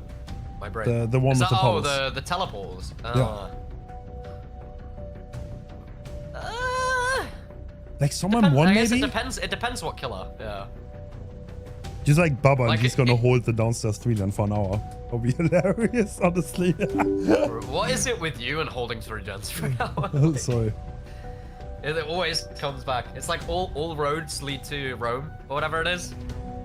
For you, all roads lead to 60-minute timeout. I held these Twitch streamers for 1 hour. I thought that was just loading in. It's not. No, they fixed the scoreboard. There was an issue with the bot. It displayed 1-1. But we're gonna load in any second now, guys. Elisium vs Invictus. The two. Are they the favorites? I think they're the favorites, right? I'm so confused on these pick bands. Like, Myers makes sense. Spirit makes sense. Yeah. Giving Doctor to Elisium, I feel like Xeno is like ultra confident on Doctor, no? But maybe Pedro is as well, I guess. I mean, Pedro is like top tier 1v1 player. Like Invictus Survivor is also Rocket, so good. right? Yeah. Yeah. Like I remember Rocket used to always play Doc 1v1s. And he was just very, very good at it. So I guess, yeah, maybe they're just confident. Have we seen Bubba at all in this tourney? Oh. I think on the first day he played. All right. But after that, I don't think he did, no.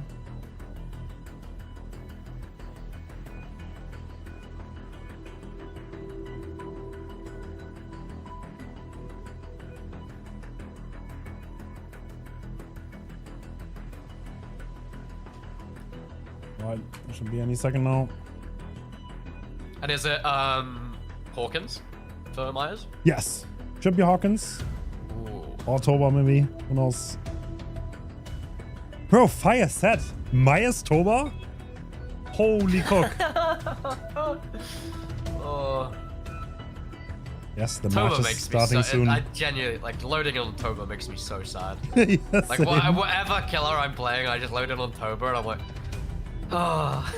It's just like, it's not even nice to look at. I feel like it's like somebody vomited on my screen. Yeah, it's like so overstimulating. The visuals are really bad.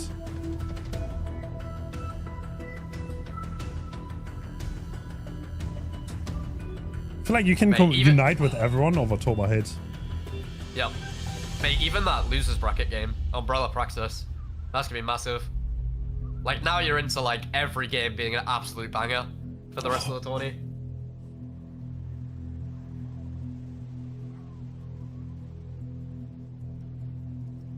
Oh, it's just so... Do you think they get nervous anymore? Here we go. All right. We're finally in winners finals, game 1.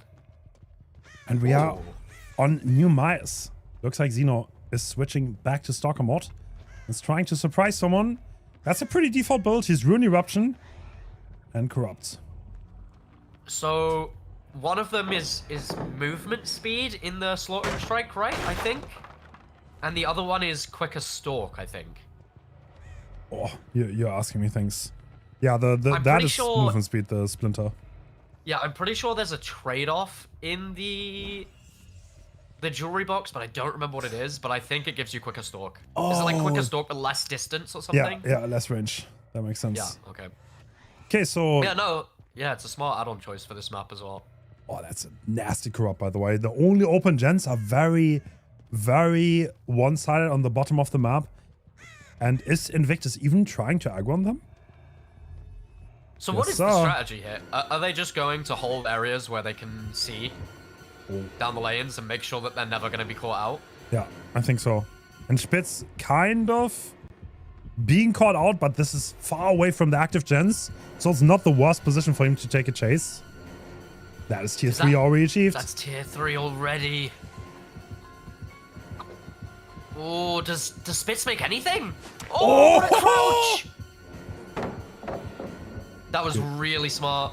Spitz, the pop juker, he wants to... Oh, he gets away with that. This is such a game changer. Yep, holds his nerve there. Is he gonna make this? Think so. Oh, the quick vault back. Oh. He tried. Spitz is such a juker. Like, he's just so comfortable doing really, really weird jukes. That's a good start for a tunnel. For Invictus, honestly. Alright, Is he going to basement? Yeah, he is not taking the pain rest. Instead, he's going for the basement hook. I don't know if he has the RNG for this. There were 4 gens on the bottom side. I guess he wants someone out early. Yeah, the priority now is he needs to get that evil within 3 back, right? Because as long as if the evil within 3 is gone, they can save from this basement. It's not horrendous for them. Although they will be sacrificing Stalk to Xeno for getting that on hook. And that's the question. How they're going to play this. They do pop 2 gens, because that was a very nice first chase from Spitz. Oh! Look at that from Kexo. Oh. Nightlight abandoning the gen.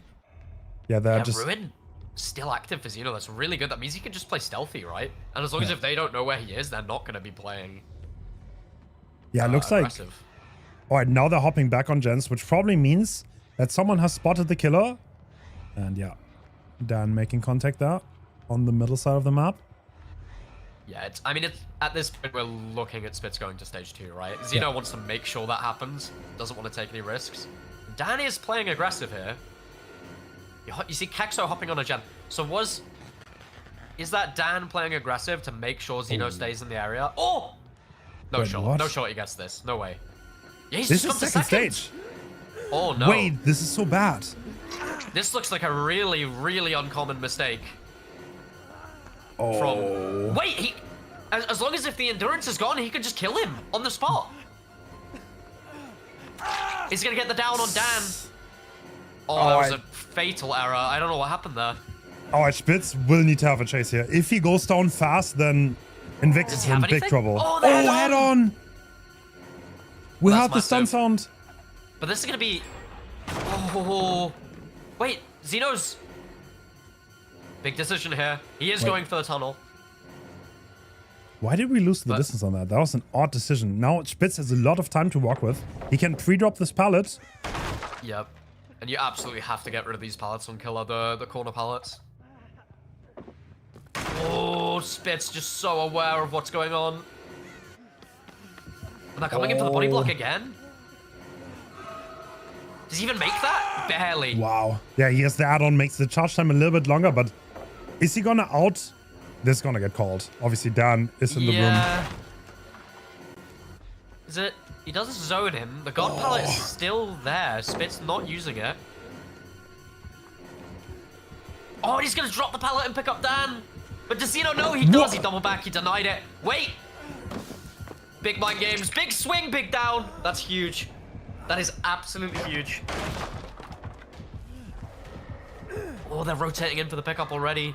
I mean, Team Invictus doesn't have that much gem pressure right now. This is also going to be a pain rush on Spitz, and Dan just got picked there all around this. This is kind of trouble. The ruin totem as well is upstairs. Well out of the way. So the solo ruin pick is doing really well for Xeno here. Okay. One thing that's kind of interesting, I don't know if it's going to come into effect later, but I'm pretty sure Dan has Metal of Man. And he took 2 protections already for Spitz. So if he takes 1 more, he gets a free health state. Yeah, Metal of Man can be an absolute game changer in these sets. We've seen it before. Yeah. To get like the late game rescue maybe, or barely get out of the gate, it can make a big difference on the result. Xeno just grabbing the stalk there. Yeah, I think the jewelry box add-on was a really smart choice. And if you're wondering why Invictus have not even bothered with that glass room gen, you just give him tier 3, right? If you're caught there, he can just stalk you from underneath. Completely free tier 3 to the Myers. And we're playing slow. Oh, they're on the glass room. What? That's actually, that's free stock. I mean, honestly, for an M1 killer. Yeah, also Oh, he's found it though. It's a big gamble, right? Because Xeno obviously would not expect them to be on that gen. Because it gives him a completely free tier 3. Yeah. Oh, this is so risky. But you have to say, Invictus have recovered well from that massive mistake in the basement. I'm pretty sure Kexo rotated on that gen in glass room, and Xeno kind of looked for it, but he didn't find it, and now he's in a chase with Dan on the other side of the map. Yeah, Nightlight's gen is only 25%. Oh. Really nice. What's the play from Xeno here? Are we going to go for the pain res? No, he's slugging. He wants more value out of this tier 3. Well, we're going to see the glass room pop. So, all Xeno needs to do is find and enter chase with Nightlight. Oh, he's not... He did find Nightlight. He knows where Kexo is because he popped that gen. Oh, wait. Wait, they're stuck. They're both stuck, and no? he can farm tier 3. He can farm tier 3. Yeah, I don't think Kexo dropped yet, did he? Oh my god. Does he play for the bleed out? Can he find Kexo? Kexo's in a locker. Yeah, he definitely is in a locker. That's so obvious. Like, Xeno will have the game sense. If I know this, listen, I'm old. If I know this, Xeno knows. So, yeah, they're both stuck there. And... Oh, but he's not sure. Dude, is Xeno's second... Nah, bro. Don't. This is going to be another thing in... Well, Xeno saw the head-on, so he knows. Are we... I mean, is the he thing playing is... for the bleed out? Yeah, I think. But that's going to matter, by the way. That's going to deduct him points. That's a so fresh if it's, hook, yeah. If it's a 4K1 for the other game, that means not getting that first hook is going to matter. And that will be a win for Invictus. So, I don't know. Is Xeno happy to take this anyway? I mean, we spoke about it before. The average result is expected to be lower against this... Whoa, look at where Dan is! Dan has crawled all tenacity. the way down! Wait. He's going for a pickup! Bruh. Wait, why did he crawl to this? And he sees everybody. Bro. I mean, he gets a basement hook. That's... Dude, how close to the gens? This is the weirdest thing I've ever seen in a comp game, I think. Yeah, this is really strange. Oh, one of the gens is upstairs. Yeah. Oh, he's got the read though. Kexo is in locker in this room. But he takes the head on. Looks like Xeno just happy to play for the injury. Yeah, and Nightlight's sat on a gen right now, so I assume the comm is Kexo has to get the trade, right?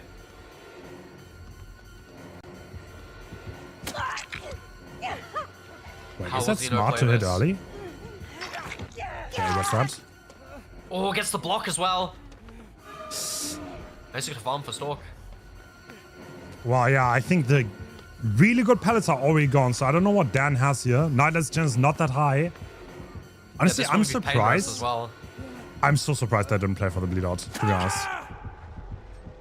Because they will not be able to get it now. Yeah, I mean... Is there some kind of thinking that they think they will not be able to get a 4K1? I think that's a really good result. 4King is not easy on Myers. Not easy at all. Yeah, but this is a very, very chaotic set, right? Yeah. And he's got the read on exactly where Nightlight is. Wow. But, well, not sending it for the pickup. Would have been cut off, so good choice.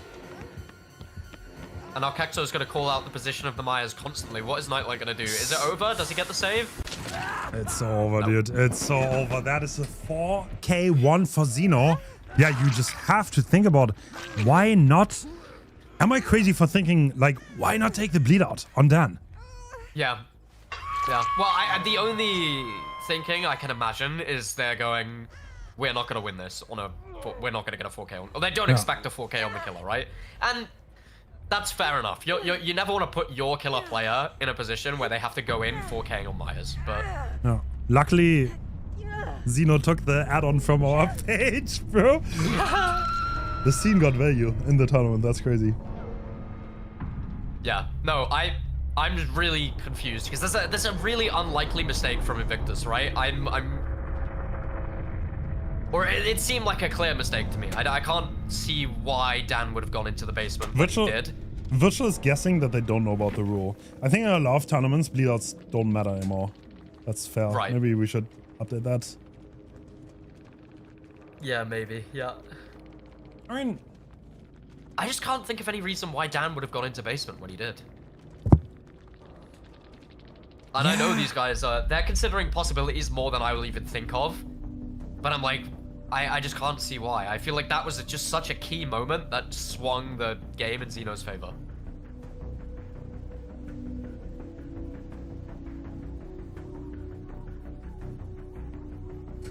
yeah, well, okay. That's up to Invictus Killer now.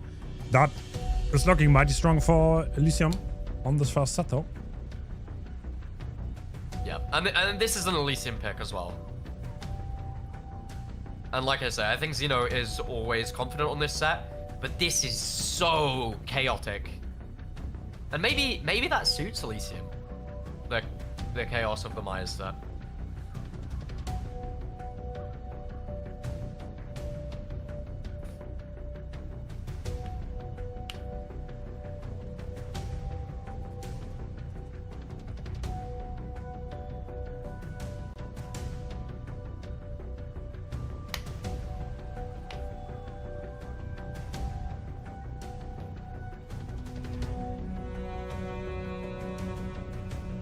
Yeah, I think it's going to depend on how coordinated Elisium is. I don't think they're playing the optimal roster still. Still, hey, still he never plays Ignore, to be fair. I think they have the optimal lineup. Zynox, Ivan, Pedro, Xeno. Yeah, I think that's I feel like Ivan is such a loose cannon. Like, oh, yes. I'm death. He is a game winner or a game loser. Like, bro, the guy's so funny. Way. I love him. No, Ivan is hilarious. Yeah. It's like the most random streams ever. But yeah, no, definitely a very good start for Elisium. But also, I feel like whenever Elisium are playing, I can never tell you what's gonna happen. Like, and that's the fun of watching Elisium, right? Like this next game. This honestly could be 6 stages or a 4K5. Yeah. And I could not confidently tell you, even close, on a prediction, what's gonna happen. There's no shot, bro. Bro, what? I have to show you this. I can't show this on stream now. I cannot show this on stream, bro. Where? Bro. Check this guy. Bro. Bro, that's no way, bro. Oh my god. Oh my god. Fuck's sake.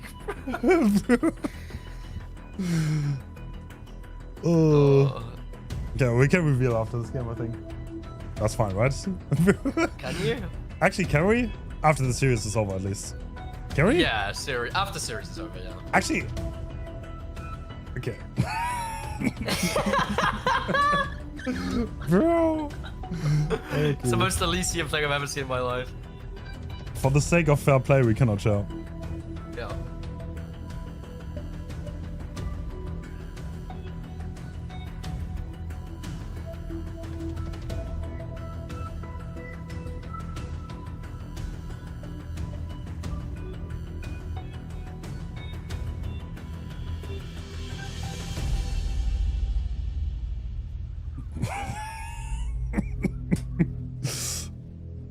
Yeah, it's gonna be a lot about spotting the Myers. I don't know. I don't think like the new Rework Myers is honestly not that crazy strong.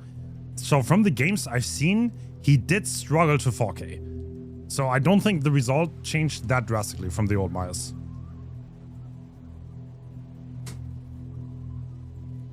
Really?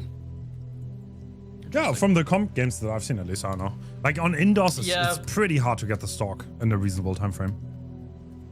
Yeah, I feel like Myers is that crazy? Myers is not at the speed where it's like impossible to get the stun consistently, right? Yeah. Here we go. All right. Ooh, completely different build. Interesting. So we have no corrupt. Since the survivors are more likely to just... No, they're not. Xynox is straight on gem. Add-ons as well. Excuse me. Oh. Tombstone? Is that the aura add-on after ending? I think it is. No, it's just increased stalk, no? Or did they rework it? The Tombstone one? Oh. Mate, Xeno I have getting no chased idea. first. I'm not sure.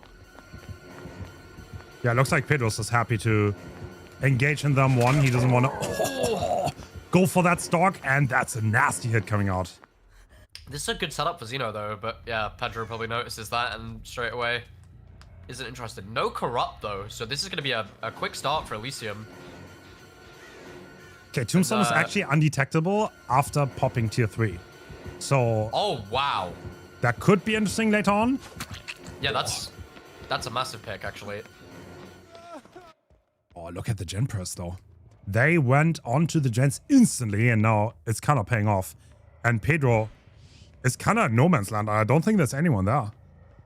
Yeah, I think as soon as you see the corrupt is not there, you've just got to push the gens, right? Yeah. Especially on... We're on a 4K1 win con. Oh, Pedro's not finding anyone, and look at the gens. Like, they're not is that sleeping on three it. separate?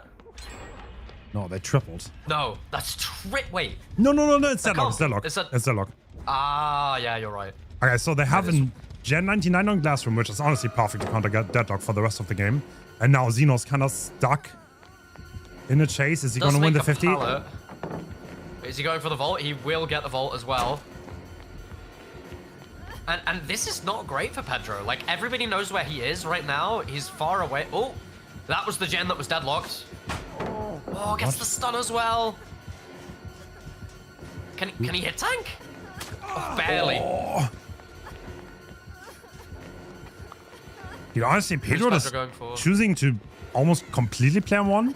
Like, not utilizing the stock at all. And yeah, the game is kind of running away from him right now. Yeah, this is really interesting. It's a... Oh, we just... I'm really confused on what the game plan is. Yeah, and now Pedro's just got onto Glass Room, so they are going to pop it. Do you realize I can kind of understand, like, the ideal kind of pacing for the game, you two-tap someone, then you stalk while they're on hook, and then you might have the power to deny body blocks or get that guy on the hook straight away again. But yeah, the down was right? Too late. One thing to highlight, that Glass Room gen was there for a while with Invictus. Yeah. Elisium have got it out straight away. True. Oh, insta-save as well. Kind of interesting how many Tories we see in comp. Oh, look at that check spot from Xynox as well. Actually, the little glass window. Wow. Oh, he knows what's up. Look at this. Damn, I've never... Oh my god, I'm going to copy that. Never saw that. Yeah, this is really impressive from Xynox. Yeah, we see on the HUD, time is flying. Like, Pedro does not have the time for this. I don't even know if Pedro realizes the check spot he's holding. Pallet's gone. Will Xynox make anything? He does have the pallet right here, but Pedro's not playing any mind game, just straight through, and the hook is going to come through. One gen on about 50%. Dude, wait. Is that the faster pickup speed add-on? Or am I crazy? I'm not sure. I think he has the faster pickup speed add-on. These are some crazy add-on choices. I mean, I guess that is really good against pallet saves, so I can kind of understand. Wait, he's meant to be undetectable. But Xeno has a heartbeat, no?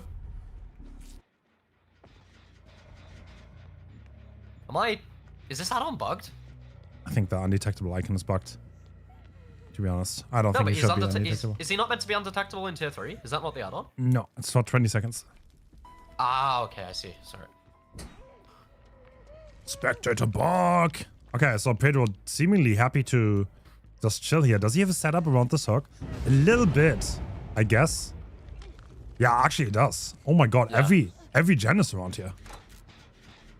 Yeah, and I think Ellie have noticed that they need to get this ruin out the way if they're going to enter a tight 3-gen scenario like this. Or is Xeno gonna be spotted? Or does he manage to sneak this? No, wait, this could be No way. perfect timing. Oh, no, he does go second. Oh my god, that was such a risky play.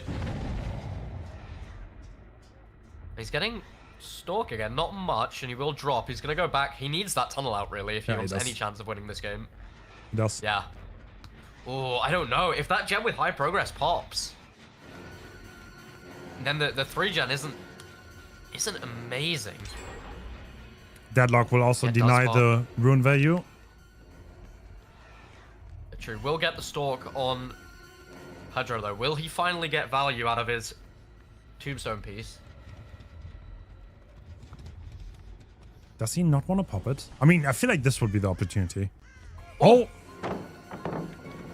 Yeah, but if you're Elisium, you're just always going to be resetting in a safe area, right? Always be near that palo. Oh! What? Oh my god. Okay, that was too crazy for some good. Does Zynox make anything? This is a big moment here. Right. They're doubling the gen. This will be no pain res. But he's right there. Ivan is even trying to take a hit, but Pedro's smart. He knows. Do they get this popped? That's all they need to do to win the game, but if they mess this up... Oh, wait! He doesn't try. He couldn't... Wow! Oh my god! Ivan also coming back to make sure that gen pops. And yeah, that's gonna be it. They're playing for the win con. Wow, that's all they needed to get. What an insanely risky play, but perfect timing.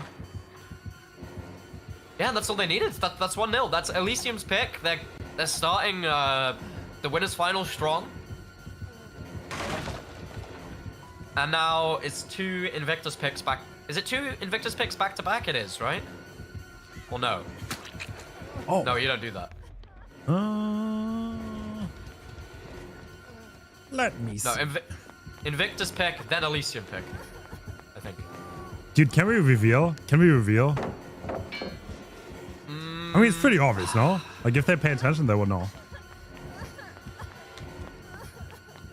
Okay, after the game's over. I think we can. I think you can reveal it now, right? I mean, the game's over. Okay, so Team Elisium, so they have to post the builds, right? For the staff to check if they're eligible. And they just posted the end game screenshot of the Invictus builds. So they copied the builds from Invictus, they took them, and they one-upped them. Which is, I mean, that's a dominant play, to be honest. It maybe shows the preparation might not be the best, but, well, they somehow made it work, so I guess. Xeno screenshotted the Invictus Survivor builds they probably crafted with a lot of thought and put, we used their builds, and then one of his teammates reacted to it with a skull emoji. No, it's the most no, Elisium God. thing I've ever seen, Oh my bro. god, this is so ultimately scuffed. It's like Dan has probably sat there, like, assembling the Affinity Stones for his Survivor builds, and then he just sees this endgame picture, and he's like, oh, they have the exact same builds that we did. Oh my god. Strong, strong. Well, I mean, if it gets them the win, then it gets them the win. I mean, Alright, so this is one of those games, right, where, like, there isn't, like... Am I crazy? I feel like against Amaya's on Survivor, you're so heavily restricted, there isn't, like, a specific perk or perk build that's gonna win you the game, right? Like, yeah. if you're gonna do something as ballsy as that, I guess doing it on Maya's isn't the worst thing in the world. Yeah, no. I mean, like, you just have to see that they're like 4 valuable perks. They're so restricted. There's like, one has windows, someone else has Metal of Man. Like, there's no real majesty you can craft out of builds on tier 5. Like, that's as restricted as it gets. So, yeah. It's not... If you would do that on, like, a higher tier killer, that would be a little bit more goofy. If you were to do that against, like, let's say, like, Blight, where you actually have so many options on Survivor, yeah, that would be like, what are you doing? But against Myers, I mean, I get, if it gets you the win, then it gets you the win. You know what I'm saying? How is it decided who wins? So competitive Dead by Daylight is actually team versus team. So Team 1 plays Myers Hawkins, and in this case, the Elisium killer got a 4K, 1 generator left, and then the Team B, Invictus Myers, has to play the same setting, and he has to beat that result. In this case, Pedro for Team Invictus could not beat that result. They got the last gen done. That means Elisium is 1 up in the series. And next up, we have Oni on Cold Tower. After that, we have Doctor on Red Shop, Spirit on Dead Sands, and Huntress on Rakkus Yard.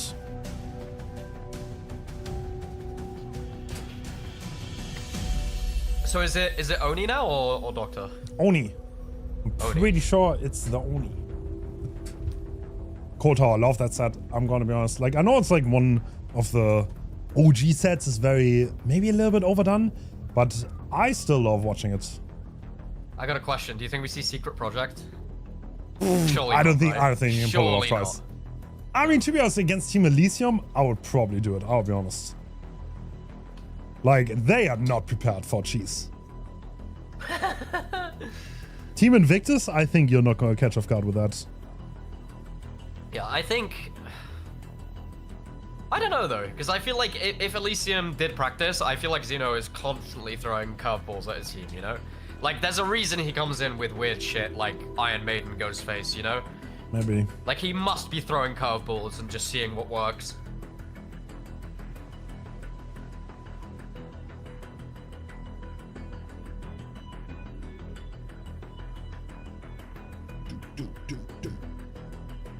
Yeah, actually, Team Elisium didn't practice in the last week at all, by the way.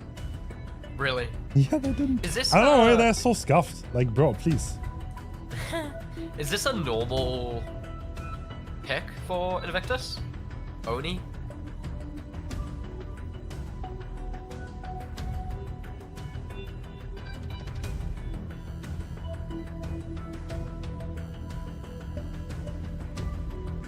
Sorry, again?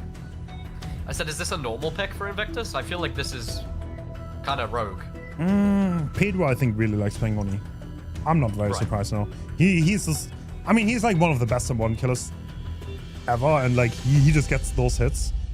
And he also... Yeah, I think he can play it well. The times where I see him play Oni, he generally performed incredibly well. And I would expect nothing but greatness from him. And... Yeah. And it's incredibly important that your killer player is comfortable on whatever you pick, for, especially for such an important round.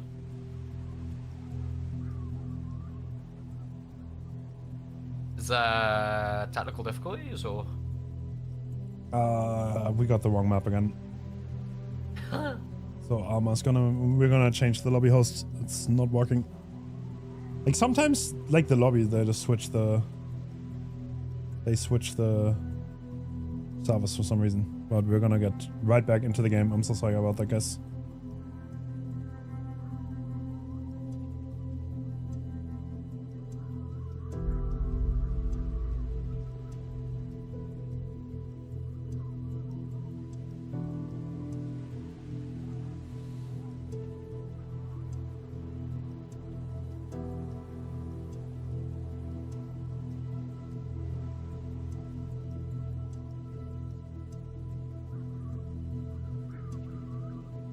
Yeah, I mean,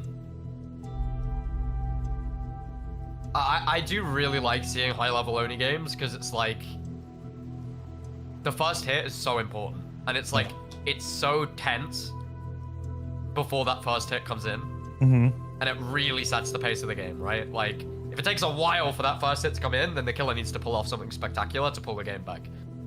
Yeah, but it's like it's so tense. But like every mind game at the start of the game has such huge implications. It's like how fast that hit happens just sets the pacing of the game so hard that, yeah, as a survivor you want to avoid it, but I feel like that almost never happens where someone like runs the Oni for like eternity. More often than not, it happens relatively quickly. I have seen it, but it's like very uncommon, yeah. I think especially in this, like it's arguably the two best teams in the world. It's winners final. It's your killer pick, or their killer pick. You're the first chase. You cannot leak a hit. I think it's so common with all of the pressure on, the hit comes in within like 30 seconds. Like, I feel like more often than not, when I watch high-level Oni matches, there's a fairly quick hit. Like, it doesn't take that long.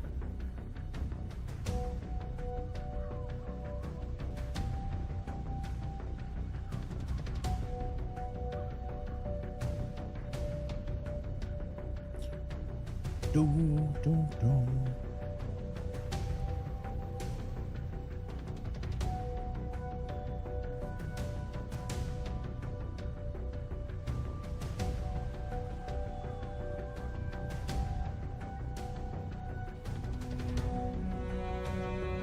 Okay, what's gonna happen here? Okay, I'll tell you what's gonna happen, right?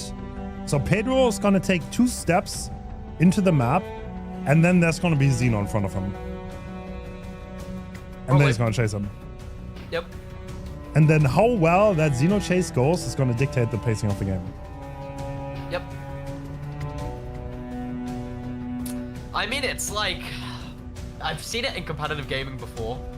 In like other games where like you have someone on your team that's just so good you can put them in like bad situations and they just still thrive, but it's always a risk, right? Like you have to be an extremely good player to be willing to put yourself in a bad situation and still think you're gonna do well.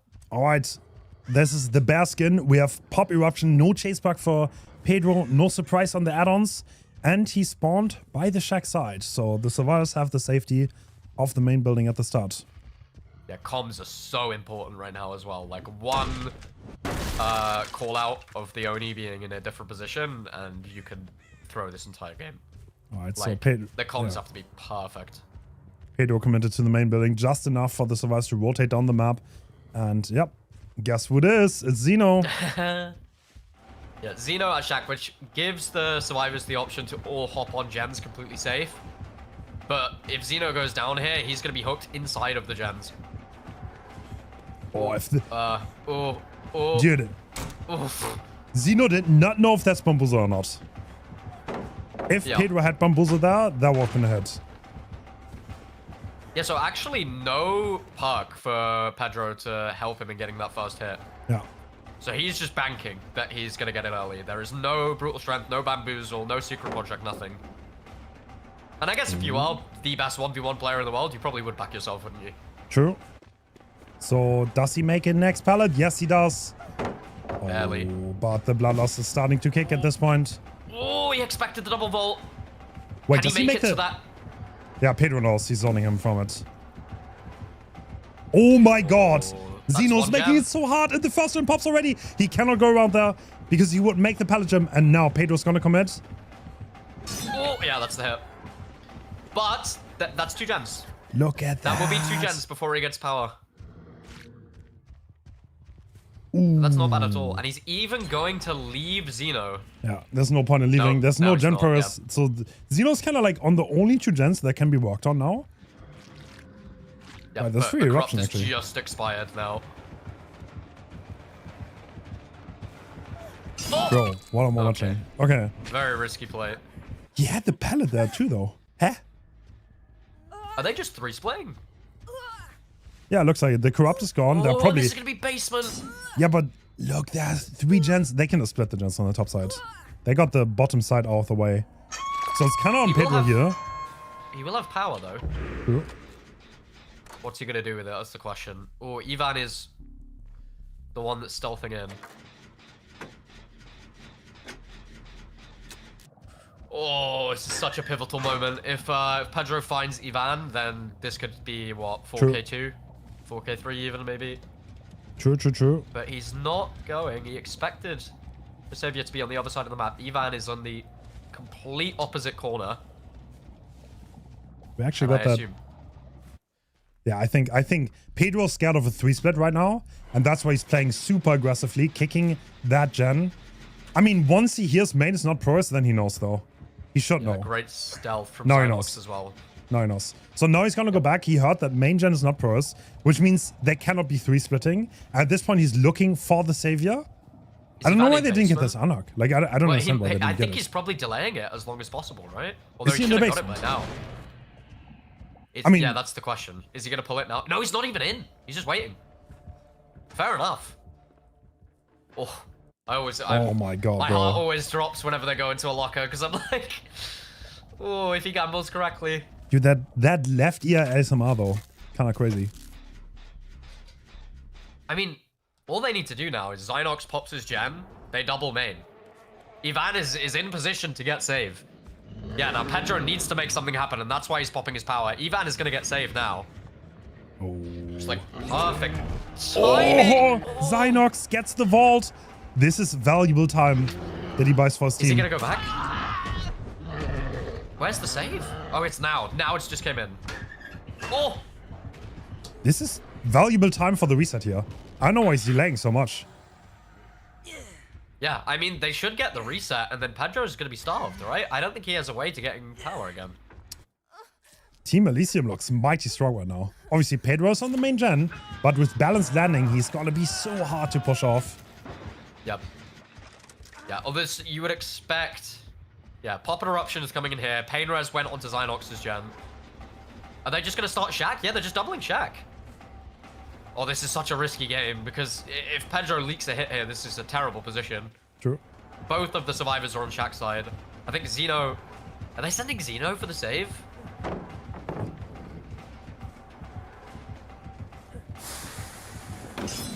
Oh, he doesn't get that hit! Oh, I do wonder... Yeah, the save Pedro's. came through. The battle of the Pedros, actually. Yeah, this will be the hit. So this is going to be power back for Pedro. Although... You think? Yeah, it did call as well that they started the Shack gen. We're not far off all gens popping here. Yeah. Yeah, not at all. I expect Xeno's gen to pop. And they're doubling main, right? Sorry, they're doubling Zynox's gen in the corner. So at this point from Elisium's POV, you probably kind of want to keep Pedro, HZ, and Ivan safe to deny the Threshhawks. This is definitely going to be low status. There's no way Pedro's going to get that much more. I have seen crazier throws in my lifetime. All right, let's see. Oh! All right. That's just This is Painres. I cast it off. I did. I'm so sorry. Yeah, they're doubling as well, aren't they? Is it Painres? It It's is. Painres. Oh, that's not quite full power, but I'm sure he can find it. I mean, they're gonna commit to the pop here, but they could sacrifice a decent amount of stages in the process. He knows Zynox is here, but there's no way he goes to it. Oh, Zynox with adrenaline. That's huge. These two need to split now. Yeah, They cannot be together. Wait, what? Oh, one's in basement. He sees. Yeah, one of them's in basement. They're in the locker. Wait, They were both in basement! Oh, that's so smart. Very smart play from the survivors. That means... Wait, is he going to get the power back? Hold Yeah, on. that's what I'm thinking. Does he catch him in time? Oh, does he have power here? Yes, we hear the power. Oh He's going to my. pop it instantly. Is Ivan fast enough here? Run! Run, Gump, run! Pedro definitely gets an opportunity. It's he does. will he convert? He's getting into the locker. Yeah, but what do you do if you're Zynox? You're not going to go for the save, are you? This is 10 stages, right? He's running in! He's not happy with that result, obviously. And wait. But Pedro didn't does need to realize. farm power. Oh, he gets power again. Oh my No, god. he was just going for power. The timer's active. They can't even force double locker. This might be a 4K. I cast it. Yeah, I think it is. I cast it. Yeah, Zynox isn't leaving. Pedro's just gonna block the stairs. Yeah, I don't see what Elisium can do here. Can he get out? I mean, he has to help him, yeah. But like, yeah, it's active 4K. It's so cooked. Yeah, and all Pedro has is balanced. They weren't happy with the 10 stages, but this is what happens when you risk it. Oh, Elisium was in such a good position. What are we doing? Dude, Yeah, that I looked mean- like 5 stages off. That was like, Yeah. that looked like an incredible result. And now everyone is on the floor. Yeah, I think... Oh, it's putting both people in the basement there. I don't know. If they both forced locker upstairs, he would have just dropped them, right? So I guess Bro. doesn't make too much of a difference. Wait. Hold on. No shot. Tenacity, bro. Oh Is it my god. Tenacity? I think it was. Was it? Oh, he's checking in the right area, though. Nice on. Yeah. Okay. It Dude, was Tenacity, imagine wow. though. Imagine. Well, I mean, I guess the point of view probably is, right? Okay, it's 10 stages. I need to play for a 4K anyway. Yeah. And it's a very achievable result on Oni. Although, as soon as you say it's an achievable result, You're up against arguably the best survivors in the world. Yeah. Yeah. But what an endgame. That easily could have been. Oh, bro, Zeno, why in the world are you there, bro? Why? It's like, I swear you could not have a worse position on the map in that moment where you give the pain res and it's just completely cocked. Also, that idea of like forcing basement was like not the worst idea, but there was blood there from Xeno's adventures. Yeah, the whole question is, will he get power? And then does Ivan have enough time? And he didn't. And he had no resources either. He had nothing to play. All he could do there was force locker. And then I guess the call was made, you know what, it's 10 stages. I have to play for a 4K. Might as well try and do something, but when it's in basement, getting you both out of basement is extremely tough.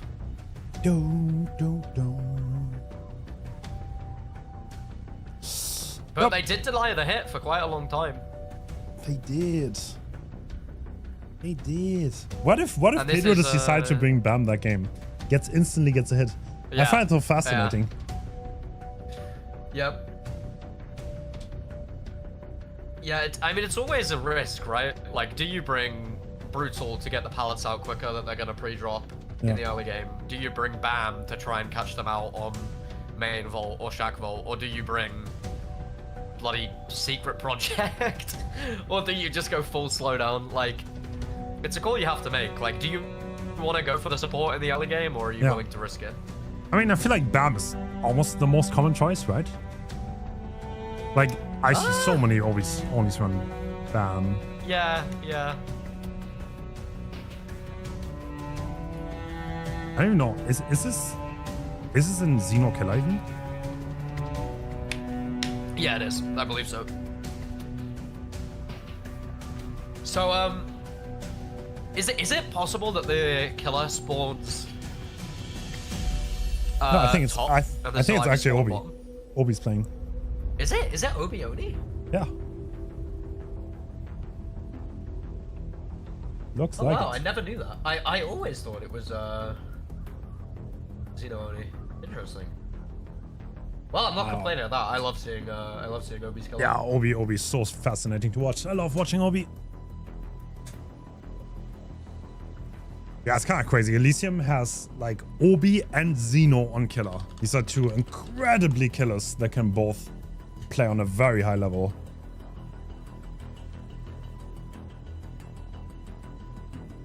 Yeah, it's always like, I wish the teams had like a place where you could see the killer split, but you can't. It's like it'll be in like an announcement channel 2 years ago or something. Like, it's gone. Yeah.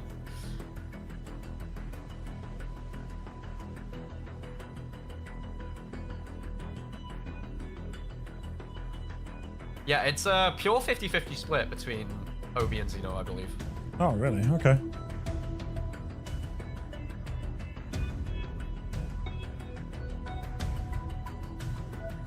Yeah, these kind of things, like they talk this out when they get together and they decide to form a team. They decide which killer has, which players, which killer, and who they think is stronger. And I don't know why Obi has Oni. That's a good question. Yeah, it's interesting that they even have like different survivors against different killers, and different survivors for different maps against different killers. Like, it's all about putting your best foot forward in every scenario, right?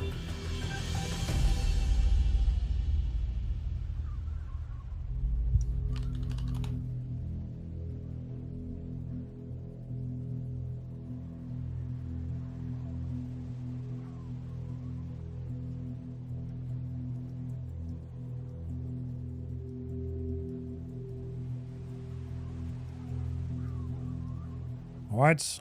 Here we go. Obi. There's Obi. Bamboozle. There you go. There's your Bam. Exact same add-ons as last time. And yeah, same spawn. Once again, the survivors have the safety of the main building at the start, and Obi's probably just gonna try to renovate it a little. Actually, no. Pedro on a gen already, which means he is quickly move down that side. Yeah, actually. Hold on. Obi finds it though. Interesting. This should be a really good start for Obi. Pre-drop from Pedro. I mean, you're chasing the best 1v1 player in the world in an M1 setting. Yeah, straight back to the corrupt side. Is this... Oh! Wait, what? That's a hit. That'll be a hit. Looks like it fasted Nice very early. early onto the game. That's exactly the kind of start that he needed.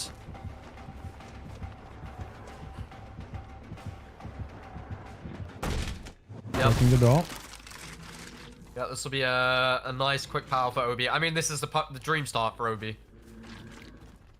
Survivors are on the Genzo. They have some nice gem progress, but you would always expect that early game with Oni. I believe that's a double with Dan and Rocket, right? Yeah. Yeah, so with the first gen popping, the middle gen, always a priority to get out. Yep. And now, Obi's found the only other gen with progress. Oh, this is a nice setup here for Spitz, though. He's got Shack, an eye loop. Yeah, looks like Obi just doesn't want to commit this for now. Looking for a better target. Because he doesn't want to lose too much power. Well, Rocket is right there. Yeah, he did see him. Oh, gets that ball though. Still not popping power. Now he is. Oh, there's two here. Oh, the patience on Pedro. Oh my god. He holds no it. panic at all. Honestly, the clock is ticking for Obi here. And Pedro getting stunned. Yep. Another Jenna is gonna pop very soon. Is Obi leaving? No, he's not. He's gonna chase this. Now, what does Pedro make it to? Is he go? He has to go to the TLs, right? Yeah, he has to. Honestly, it's not a bad loop against Oni in power. But okay, he goes down. I mean... Yep, Pedro's power right there. Oh. Oh, are we having technical Is Obi... difficulties? Is he known for having internet dropout, or...? No. I don't see anything wrong with Obi's build. Is this potential... Bro. Oh... Okay, as it seems... Oh. Okay, it seems that's like... so rough. Both Rocket and the Spectator DC'd. I think we're gonna remake the match, if I'm not mistaken. Dude, I get that too. That's There's so like... rough. I think there's a bug right now where sometimes dedicated services stops responding. Really? Yeah. There you have a screenshot from Rocket. Okay, apparently the Spectator also DC'd. That's kind of goofy.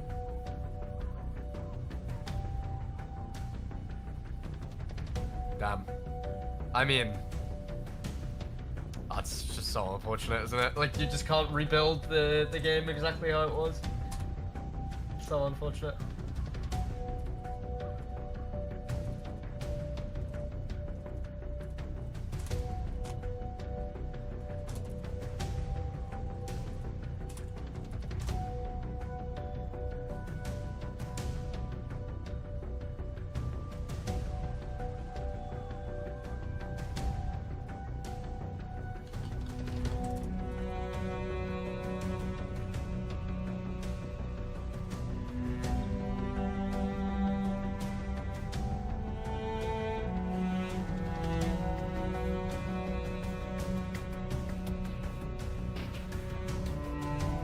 Oh. Oh. No. Ah. Okay. What happened? Oh, once. Spectre was the host of the lobby. Alright, sorry for that, guys. Technical difficulties. It do be that way. DVD's DVD. Is that how that works? So if the spectator is hosting and they DC, No. then... Actually, no. I don't think so. I don't think it... Like, I don't know why, but Rocket and the Spectator had the same error at the same time. Which is kind of goofy. But everybody else was still in? Yes. That is weird. Yeah. But it's like, I think the game is having something weird going on right now. With like dedicated servers. I also had that twice. Where I just randomly disconnected in the middle of a game. Did anyone else have that? Is it just me? Like dedicated server not responding, just like randomly in the middle of a game? I have not seen it myself. No, really? Okay. But I haven't been playing too much recently, honestly, with 2v8 queues. I saw there's like a problem with like this patch specifically. Mate, every time 2v8 comes out, I'm like, should I just go on holiday for like 2 weeks? Come back when it's over. Why is someone else hosting the lobby? Okay, because it's okay. If you host, okay.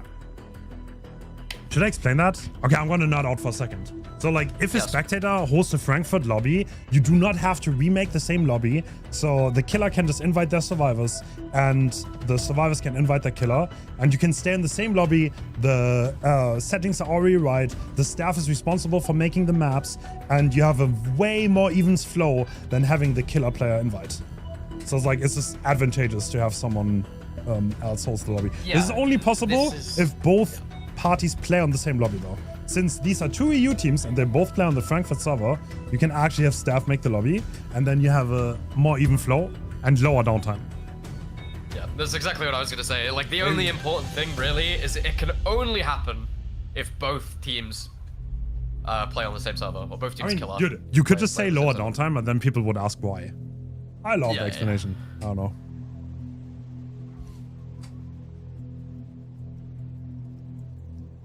I always thought it was interesting that they picked Team Invictus, considering there's like an actual esports team.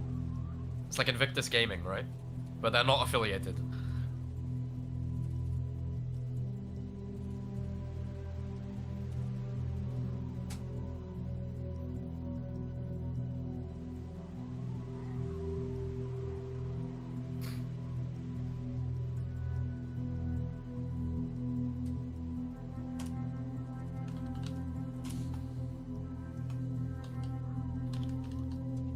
Why did my wife leave me? That's a good question. I don't know. I don't know why I read that out.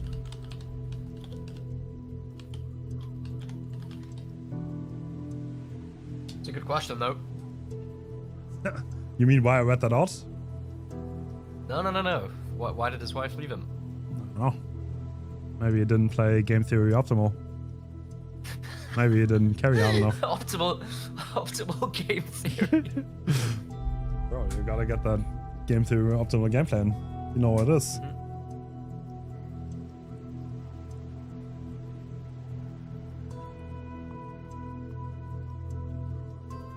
It's such a shame.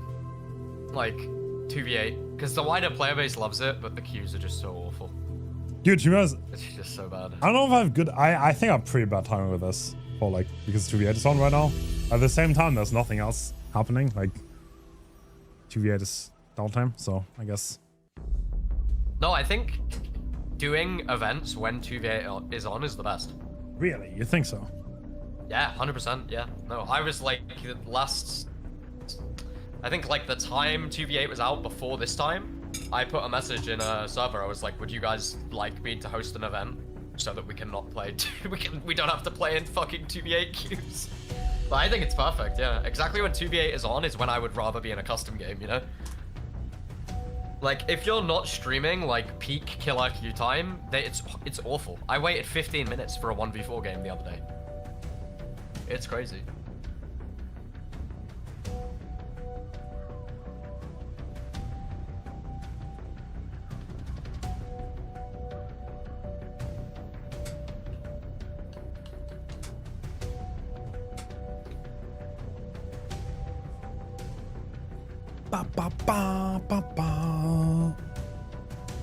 God, I hope they're locking on queue times after this. I don't like waiting. I hate waiting. I don't want to wait. I genuinely think, like, it's such a bigger issue than, like, people realize. Because I think, like, when there's genuine, like, a moment where you have to wait, like, 10 minutes to queue for something, people will just not play the game whilst 2v8 is out. And then I feel like once you've not played the game for, like, 2-3 weeks, however long 2v8 is out, like, how likely is it that you're gonna come back? Like, I don't know. I feel like it's a big issue and it needs to be addressed. But it's like a first world problem, right? I don't know. Thing is, though, you realize how much the player account spikes on 2v8? Yeah, no, I've seen it. Yeah, like, bro, we had 95. No, actually, the game is like hard juicing. We have 85k players online right now. Yeah, it was a bigger spike for 2v8 re-release than it was for Vacna release. How crazy is that? Oh. Like, there's a reason why they release 2v8 over and over. Like, it's great to see. Oh my god.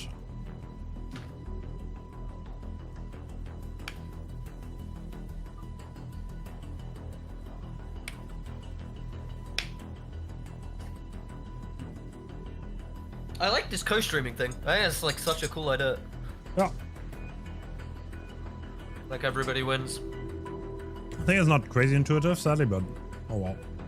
No, it is a bit weird that you have to like go to the person's thing and then click co-stream, but it also just randomly kicked me out of co-streaming. Like, I had to do it again for some reason. That's a cool idea. Oh my god. Okay,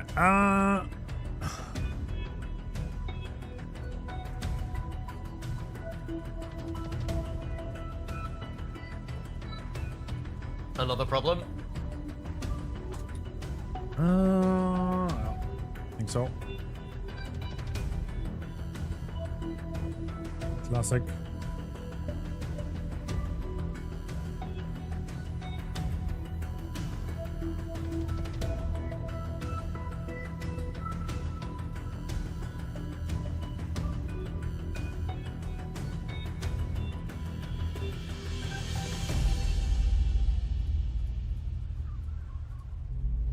I think our producer can go. Is getting disconnected.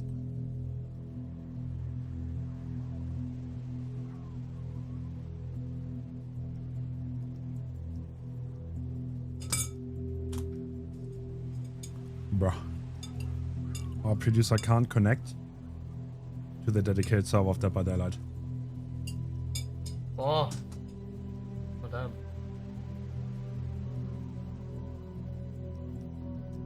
No, I have to eat now. That's it.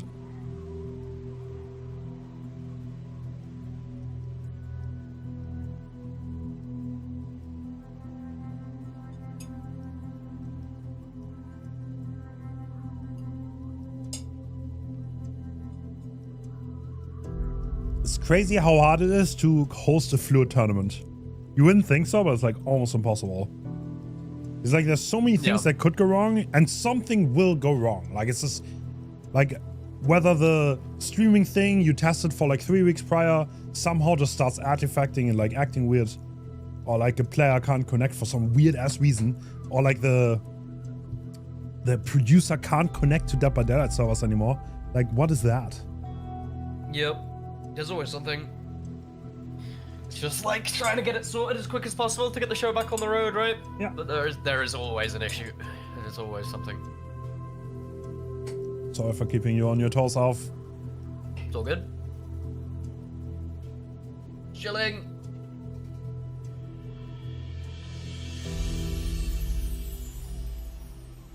Nah, I'm like, I don't care. I don't care, because I would be watching it anyway. I would just be sat here in silence watching it. It just doesn't change anything. Why are we not doing 1v1 Shack anymore for the Invitational? Because it's not very competitive, to be honest. To be perfectly honest. Was kind of hype though, to be honest. 1v1 Tiebreaker? Or like there's some teams who don't have 1v1 players and they're just gonna get rolled. Yeah. I always feel like, yeah, with 1v1s it's like... It's a bit dodgy, right? Because it's like, if you put them on the same map, or the same rules that the 1v1 players in, it's so favored to the 1v1 player, it's crazy. And ultimately, it's not a 1v1 tournament, right?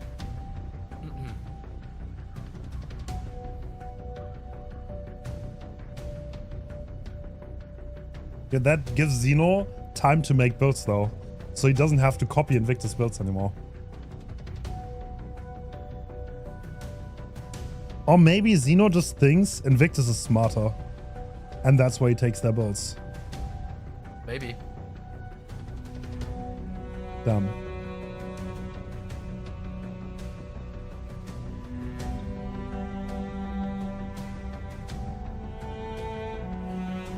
Yeah, Ellie are probably over the moon with this, right? They've got more time.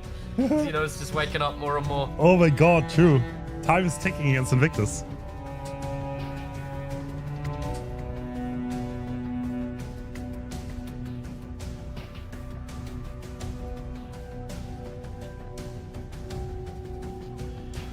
Did you check if the pixel bands were correct? What do you mean? What? Yeah, I think so. It's just straight. It's like I feel like it's so backwards. Like, I would expect Elisium to pick Myers. All right, I think we fixed the issues, and it was exit lag. Naughty program. Classic. Can that actually like screw up your connection that hard? Yeah, I think anything that like reroutes your connection can. Yeah. Wow. But that's like the first thing that you check. If it's ever like something isn't loading, it's always gonna be that. Like 99.9% of the time, that will be the issue.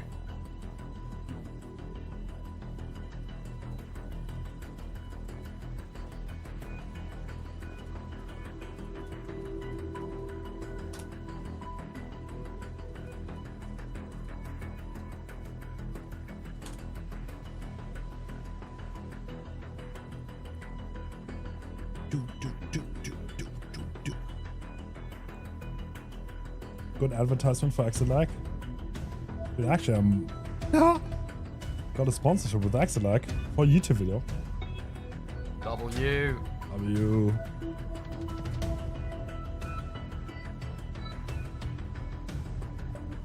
Why is it taking forever? Technical difficulties, I'm so sorry. We're gonna get into the game shortly.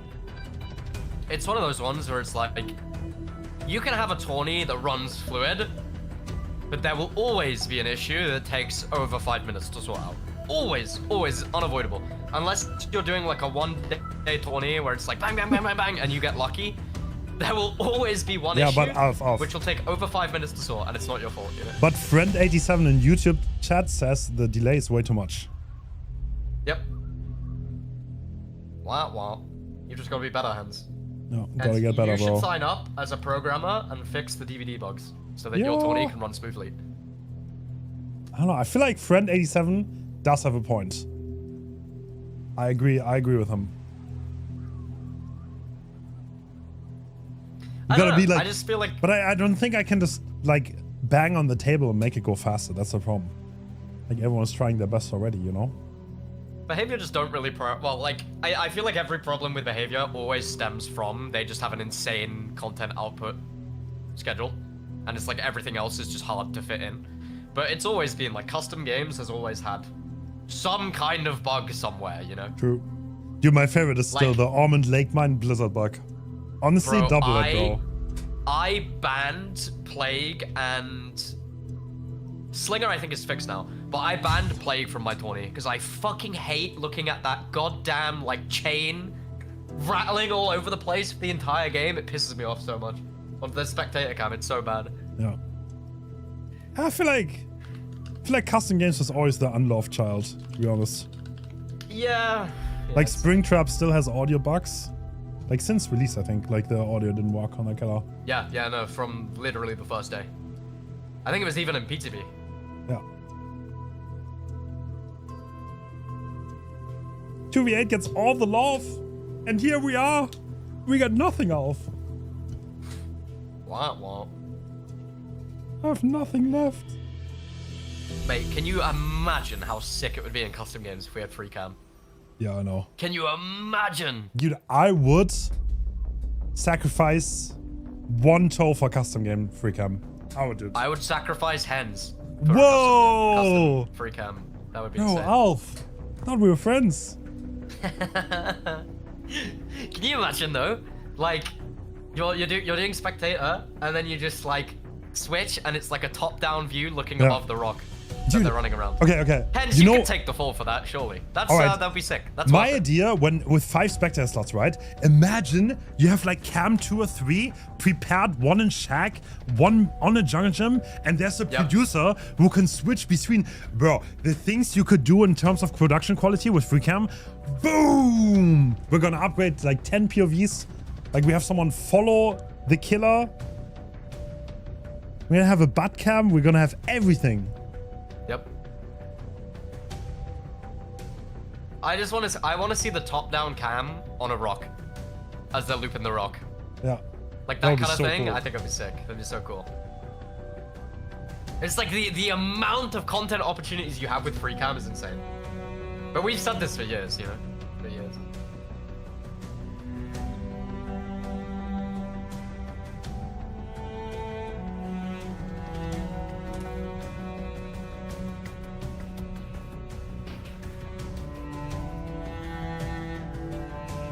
All right, we should load any moment now.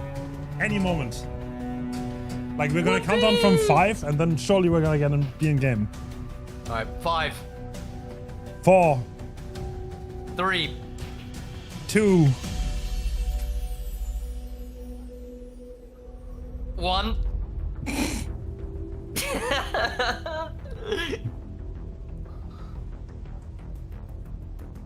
It's okay. The countdown isn't over until you say 0, so it's fine. Sorry, I have a cough right now. Half.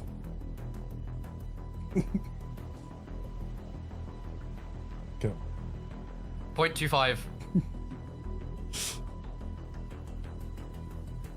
1/8. Does it work like that? Yeah. 1/16. This is the longest second you've ever seen. Bro, please. Get me in! Let me in! Let me in! You're gonna see the technical difficulty now. They forgot to switch their cam. So we're just gonna watch the bracket for 15 minutes whilst they're playing.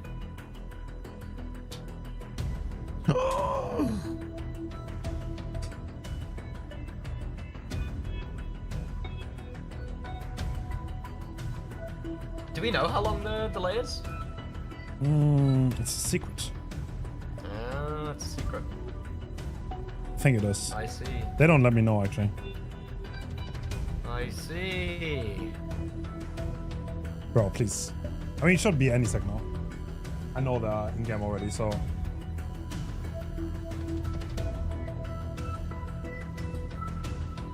Why do we have a 6-7 emote? Bro.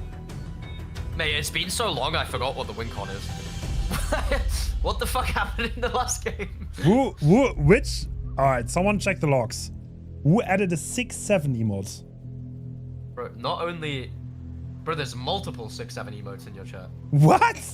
What? Bro, It's the not even mods just are one. going rogue, bro. What? Dude, I have Zoomer mods.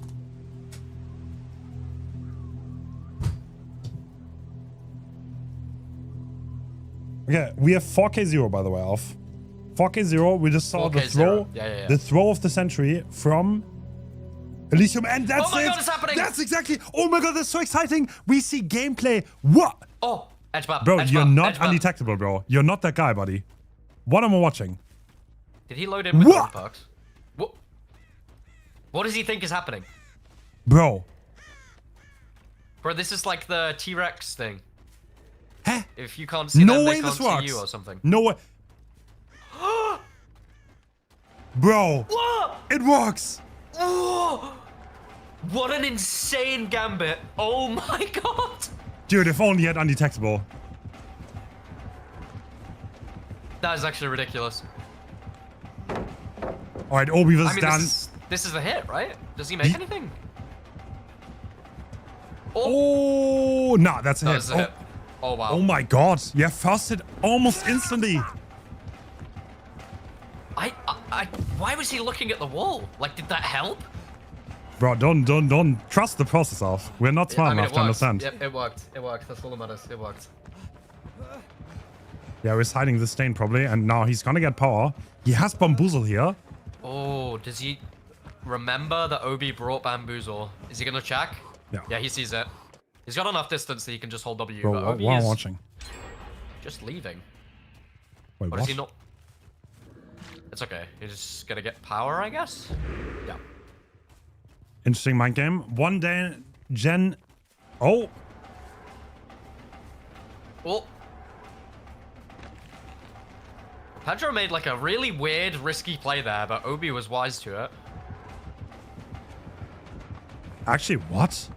Oh, he has two connecting pallets. That's a good call by Pedro. And actually, are we just happy to play on one here? So the key difference between the game before and this one is... Oh my God. Is last game they really quickly popped the middle gen, right? I Yeah. believe that didn't happen this time.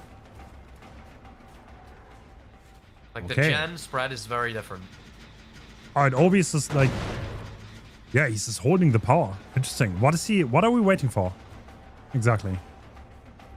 Just trying to get an M1 down, I guess, but like, how are you gonna get that? Is he trying to get rid of the resources? Like, does he want to get rid of Shaq and stuff? Maybe. Okay, Oh, power here it screen comes. popped. Bamboozle's up. Shaq pallet has to go. Got the blind. Oh, No oh, shot. Oh, oh, oh, No shot. oh. Spitz, buddy, He has this to know. is He has this is to an know. There's important no game. scratches. This is an important No. game. This is an No. important game. What are we doing? What a ridiculous play. And he has no idea. Is this allowed? Is this comp legal? This is a ridiculous game, and now, bro, Yeah, Spitz and is gone. Spitz is gonna be gone. I saw his forehead. It's by the window. I saw his forehead by the window. Yeah, Oh! and Obi did too. Okay. Obi recovered it. He recovered it.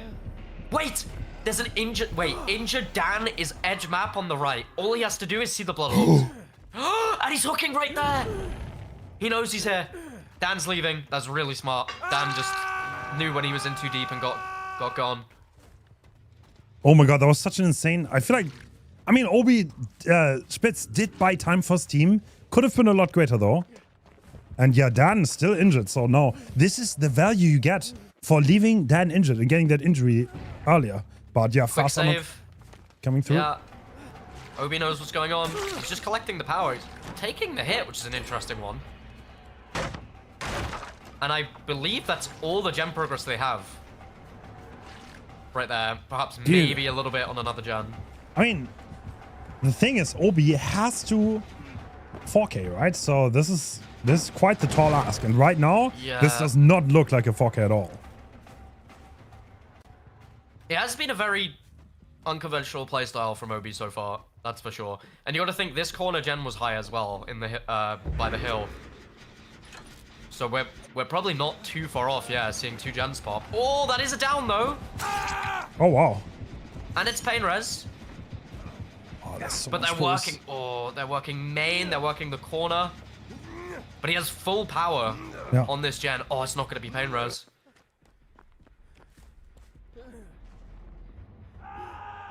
They're probably going to go for the reset in main, right? Right. I mean, Obi needs to do some kind of like, he needs to go ham, like right now. Pedro's gonna finish that gen. Does he have any kind of gen setup? Is that what he's playing for? Is he just playing for like some kind of bottom side 3 gen? No. He must be, right? Wait, I does mean, he? it's not a good 3 gen, but it's there is 3 gens. One is on like the wrong side of log, so it's closer to top. Okay. Oh, doesn't see. I know. El and Pedro's all the way in, working on Shaq. Yeah, I guess. Okay, this is the... Yeah, okay, I see it. I mean, it's holding this is gonna be so hard, though. Is he just trying to secure Dan? I mean, he has to realize that Pedro's deep on the Shaq gen, because nothing is happening right now. Yep.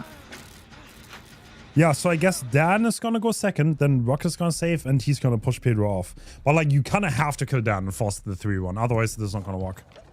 Yeah. Oh, did he leave too early? No, perfect. Okay, absolutely perfect. He's got a lot of power on this gen in the corner as well. So, it's not the end of the world if he doesn't get too much value from this. Yeah, all the way in Shaq. Pedro's in the locker. Oh my god. Yeah, the head-on advantage only is kinda deceptible to hiding place. And yeah, well, does he manage... I guess he has to find Dan and kill him right now? No, he's just gonna look for Pedro. Oh, but like, how do you 4K this though? How? Yeah, and Dan and Spitz are just gonna reset all the way on the top side. If Pedro even... if Obi even commits to that, then this gem will pop. He's looking around. I think he knows that Pedro is stuck in Shaq doing nothing. But they're gonna reset, and he's not getting anything for this. Yeah, Invictus is definitely... Time is on their side. Oh, what does he roll? 20! 20! No way he gets to the 20! Spitz. Enjoying the song. But he's finally found Pedro. Ha, bro! Meanwhile, the chase is going ham. And the chem trap. And he's got 2 pallets right next to each other. But he's going to find... Is there anyone here? No, he's going back to Pedro.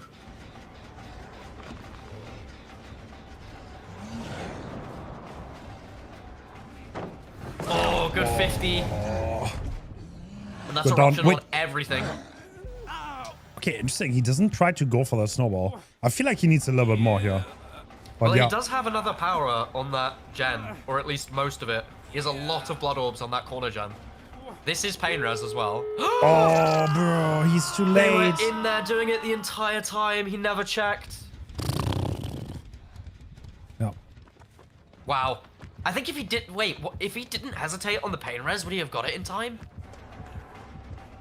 That's just crazy. Well, there you go. Both teams winning their killer picks. Yeah, that's... Oh, wait, no, it's 4K0 to tie, isn't it? It's still possible. Yeah, theoretically possible. W Very Bardic. Do you unlikely, think yeah. do you think Now Bardic won that game? Nah. What does a 20 roll give you? 3% bonus progress for every great skill no, for every skill check. But like, how many skill checks do you realistically get? Like, I don't think no. I think like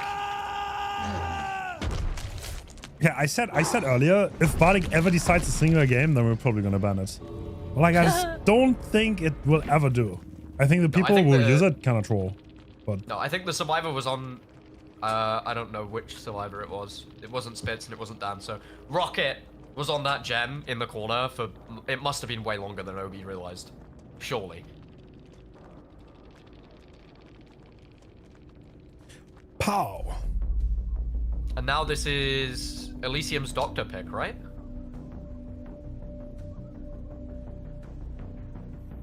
Or yeah. No, Invictus is doctor pick.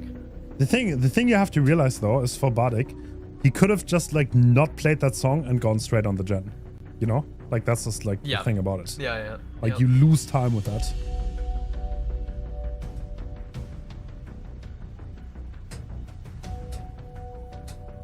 Yeah, that was like, what a goofy game we just watched though. Like Obi just like, why does he not have undetectable though? If he wants to do it that badly, you just gotta pull the Zaka there and like put secret project on and like run it back. The thing that I love the most is just that he like licked the wall as he was going around. Like, Yeah. oh, yeah. Oh, that's funny. Like hiding the red stain. I respect it.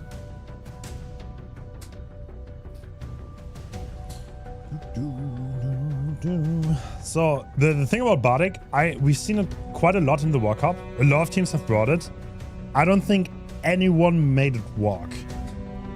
Like I don't think there was a singular game where like the time investment you have paid off. No, I think Obi's game plan, I never know. Like, I need to see.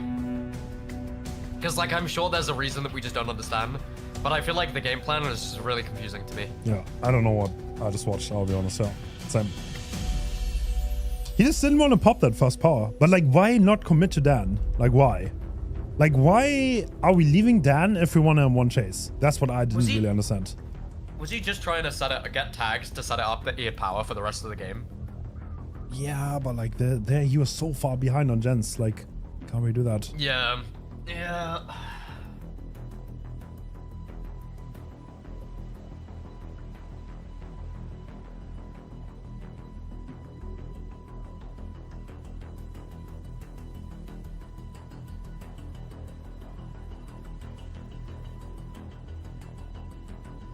But if you're Elisium, you're not feeling bad, right? Like, the Survivor side went almost perfectly. It was thrown at the very last moment. I mean, I would feel bad. I'll be honest. If I played that game and that was the end game, I would definitely feel bad. But like, let's see if they can get it out of the slump. But you've also got your pick now, right? Well, this is, it says it's Invictus's pick. Is this definitely, did they definitely pick Doctor? Should be. I'm like shocked. I feel like that is a pick that Xeno normally makes, so I'm just surprised, but I'm sure it was Invictus. This is, yeah, this is an Invictus pick. Yep, surely. It's A, B, B, A.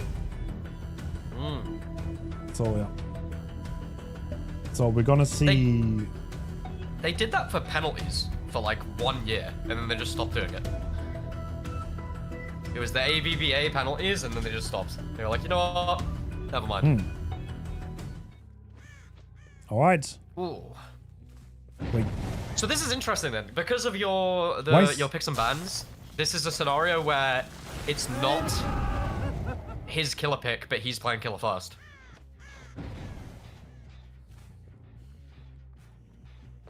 And this is the exact build you would expect on Doctor, right? Yeah. Apart from, is batteries banned or?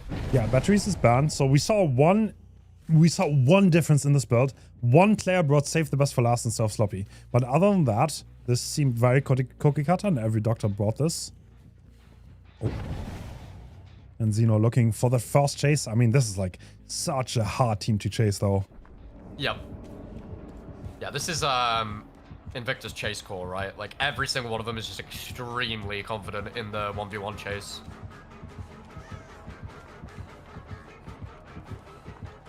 But if there was a killer player to throw a spanner in the works, you'd expect it to be Xeno. And let's see. You don't never expect a particularly crazy result on Doctor, but it's all about the team play, getting the hit tank in at the right time.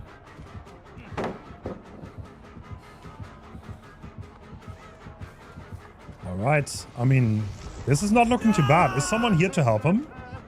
Or is he just straight on his own? There is one person not on Gen, so it is Spitz, but will Spitz get there in time? Oh. And Xeno knows that Spitz is there, yeah, so he's just going to take the hit whilst Pedro is zoned into this corner.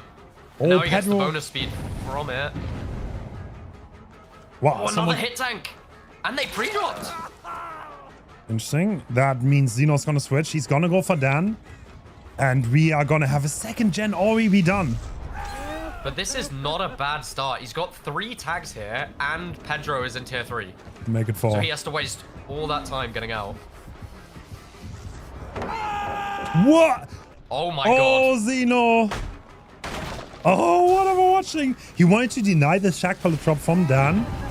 And yeah, in the end, he didn't even get the tag on Rocket, so that was very costly. And yeah, he's absolutely nothing. The resources are falling away though, and there is still 3 injuries. Although 2 gens have been popped. You never expect a high win con really on Doctor, do you? Especially against survivors of this caliber. Yeah. So oftentimes on this caliber, like 5, 6, 7 stages is definitely the thing you would expect. Yep. Yeah, and it's fairly often as well that you are denied anything in endgame on Doctor. Like, you don't often have much that you can do to catch up or deny distance on Doctor. So 1 hit tank and you don't have much to do. They are going for the full reset though, so no gem progress is being made. But all that means is that if Xeno does not get this down, they're coming in for the hit tank really soon. Yeah, but Xeno will get this. Oh, this is gonna be interesting.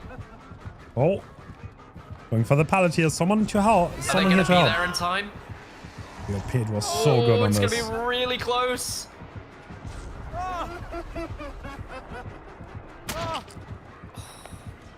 No, they're not even trying. No, they're not. Oh. Rocket is doubling in gender. So this is the fast down. Wait, he's not taking the pain res. Did he The want pain the res hook? was, it was right there. Yeah, he wants a hook that is close to the gens, but this is a little bit goofy, I think.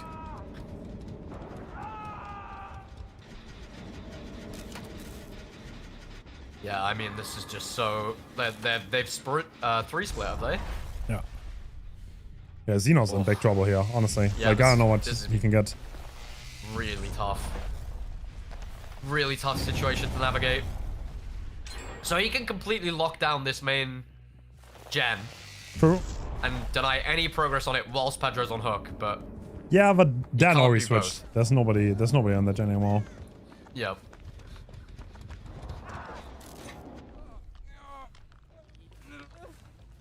Yeah, this is super tough. I mean, Invictus are just complete control. They're so comfortable in this current situation. They've just got somebody nearby the hook, so if Xeno ever leaves, they'll instantly get that unhook, although Xeno does find them. Yeah, he definitely wants to get that second stage for now.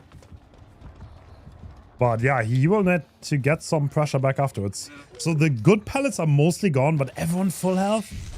Did he leave that too early? Did they come in? No. Okay, so this will be second stage. And I assume he's just going to chase someone off a gen. Did we actually pre-drop that pallet before the doctor and it was anyone near? Oh, is Xeno at the hook? No. Okay, so we will see the unhook now. Oh, is Xeno going for the tunnel? Nah, No, he he's needs just to trying get... to deny these 2 gens. Okay. Okay, So what's these are the... 2 gens with high progress. But what's the point of this? Like, get them...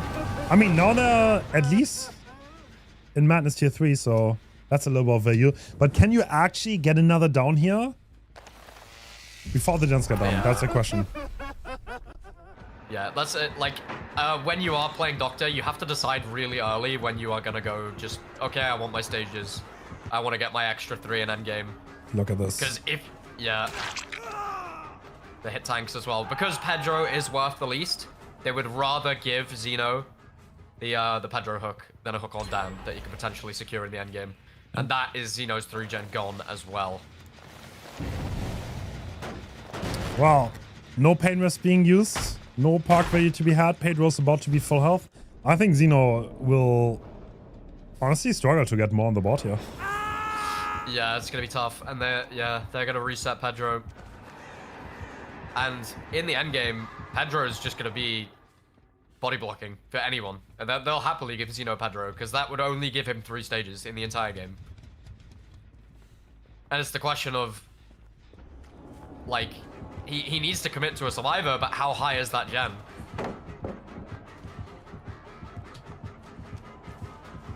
Yep.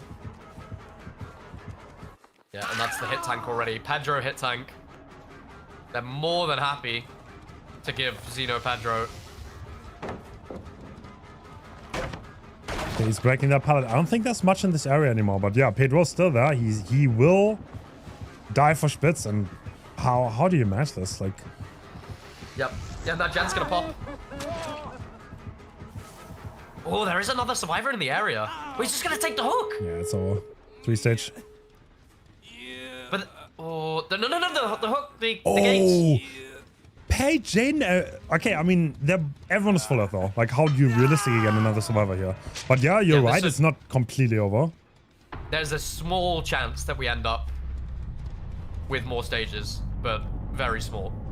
We got 1 survivor playing in the middle of the 2 gates, 1 on the far gate and 1 on the close gate. He needs to get hit now.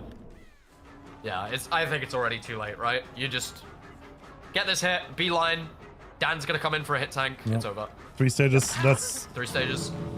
Almost impossible to... Yeah, this is like incredibly well played by Invictus. They took the hits. They played it perfectly. They played it down as you should. Not many chances for Xeno to do much here. Yeah, I mean, it shows Doctor is not a bad killer, but Doctor against a 4-man that knows how to play against a Doctor, it's very hard to do anything more than what? Maybe 5 stages? But most teams are going to deny you the extra stages in endgame. I really don't think that's that uncommon. Yep.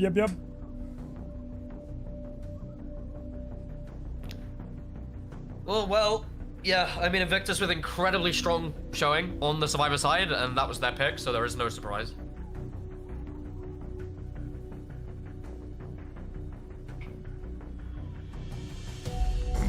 And it is Pedro that is Invictus' spirit player, right?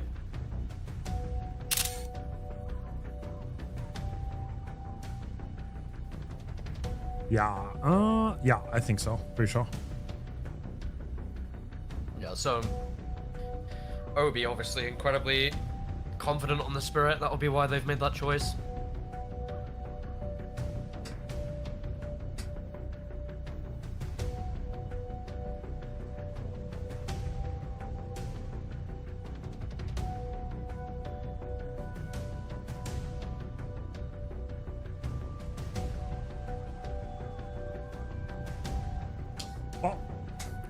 Pedro was incredibly comfortable on the chase killers. That's kind of like the strong suit of Invictus. They have so many good chase players. Hard to get anything going. Actually, wait. Who plays... I think it's Pedro, right? Surely. Who plays what? Spirit or Doctor? Doctor. Doctor? Yeah, I believe it's Pedro. Okay. It's not Nightlight. I think there was a point where Rocket was the demo player for Invictus, but I don't even know if that's the case anymore. Bro, in the match channel, Zeno added Invictus. Can we have your Doctor builds? Forgot to screenshot so we don't have to waste more time. And then Pedro posted their Doctor builds. He straight up asked them for their builds. Wow. Again, I think Doctor is one where like there's so many bans of Ivor perks, like... Dude, that's like camaraderie though. Much of a difference? Invictus giving up their builds. You might as well hire Dan for build making at that point. Yep. Well, no point in hiring him if you could just steal them. True. Display against them.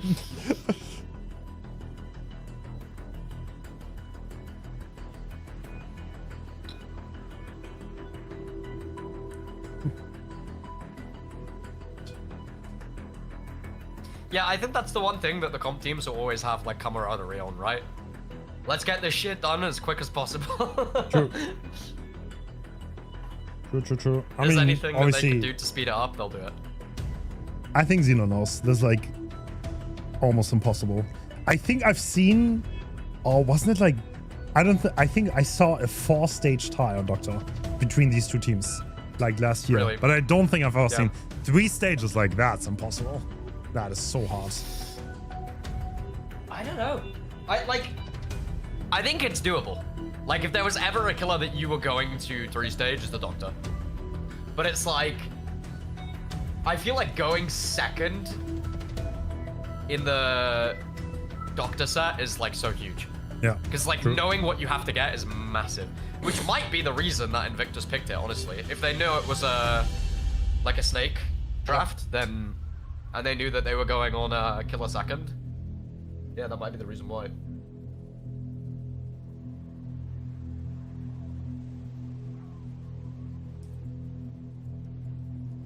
Well, I mean, wouldn't be. I mean, this is a best of 5. Even if Invictus wins this, there's still the Elisium pick, Spirit. And then if Elisium wins that, it comes down to the tiebreaker, which is Huntress. We did not pick it. Really? This is Elysium's pick. Alright, I was wrong. Oh, so I thought, bro, I thought that. My As soon bad. as I saw that Invictus had picked Doctor, I was like, Do there's not no know way. how to read. I thought so.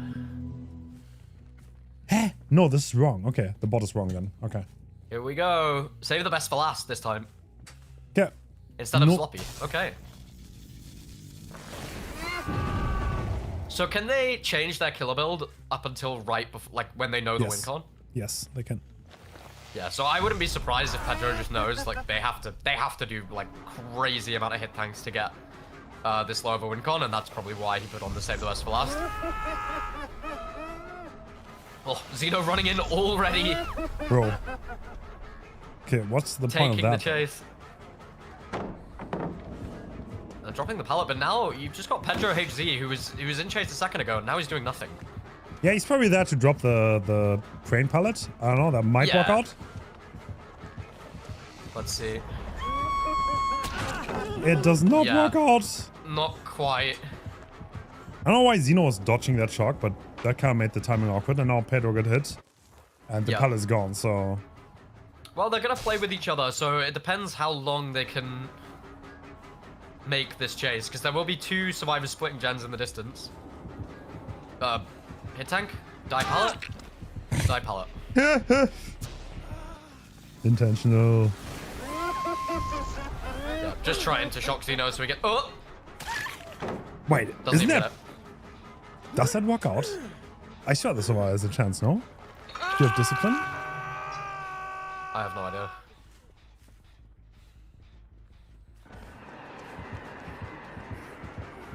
Yeah, I mean, it's one of those, right? Like, you have to go for it in this situation, but...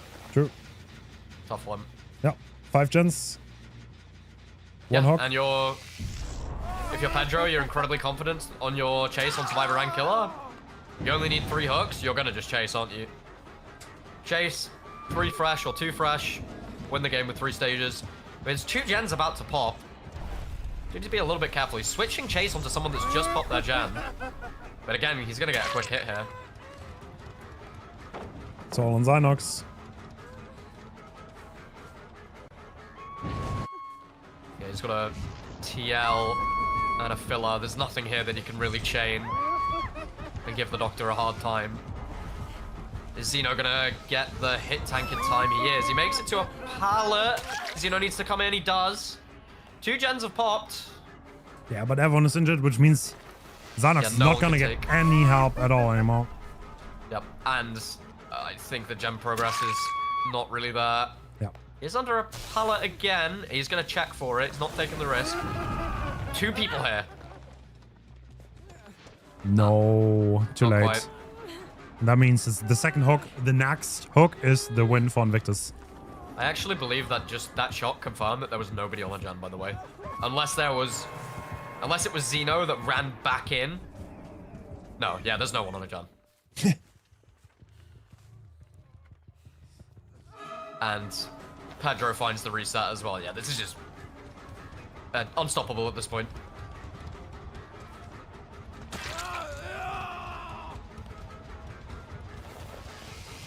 Nobody here to tank a hit for Ivan.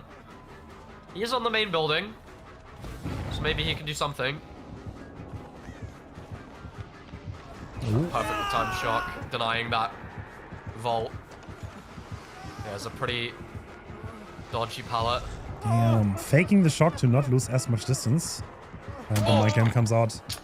Unlucky timing. Does Xeno have a flashlight? No. Has to hit tank to deny the hook. If he gets this hook, it's over. And I believe he does, right? Yep. There you go. 2-1 for Invictus. Yeah, and so I believe that means that Invictus picked Spirit, right? I don't trust my bot anymore.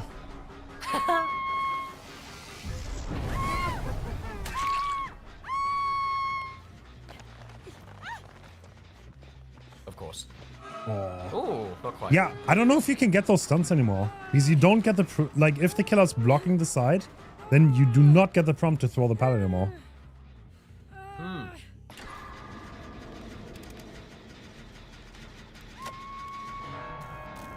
That would mean, though, that Spirit was picked by Invictus. So that's their pick, obviously. That would make a lot of sense, because they both have 2 picks in that order. And yeah, well, that sense might make it a little bit awkward. That's interesting then. So Invictus has picked 2 of OB's killers. Spirit and Oni. Dan corrected himself. So I got gaslighted by Dan. Nice. Wait. So Invictus did pick Doctor? Or didn't No. pick Doctor? Wait. Bro, I'm so lost. I don't know what's going on anymore. It would be weird if Xeno killed first on Invictus's killer pick, right? Yeah. Invictus picked Doctor. Okay, thanks. Yeah, no big surprise, honestly. I mean, they look so clean. Their teamwork is just very polished. It's an excellent set for them. Invictus picked Doctor, so that means Spirit is Elisium's pick. Okay, there we go. Yes. Got there eventually. It just took like 10 years.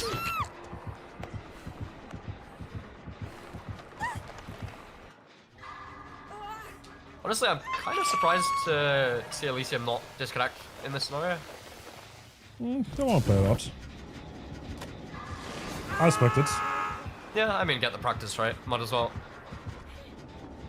This is a tough situation to be in, though. Look at this gen set up around the shack.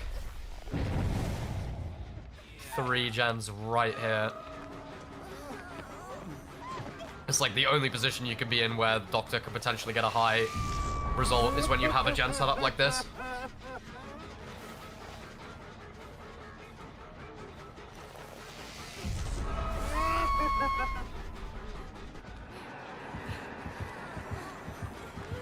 Oh. Xeno actually taking it down. Oh, Ooh, never mind. metal. Metal of Man. 3 sucks. I mean, Xeno always does this. I swear he always has this spark. Yeah, I mean, it's one of those, right? You're the captain of the team, you back yourself, you think you're strong in chase, and you can perform most of the time, then you want to be the one that's hit tanking with Metal of Man, right? Yeah.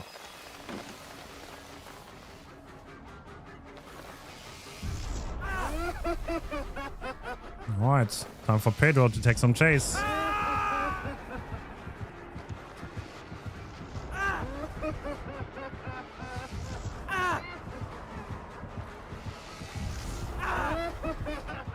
Pedro used to be the IGL of Calamity. Switched to Elisium, and I don't think he IGLs that much anymore. Well, they combined, right? Calamity and Elisium. Yeah, more or less, yeah.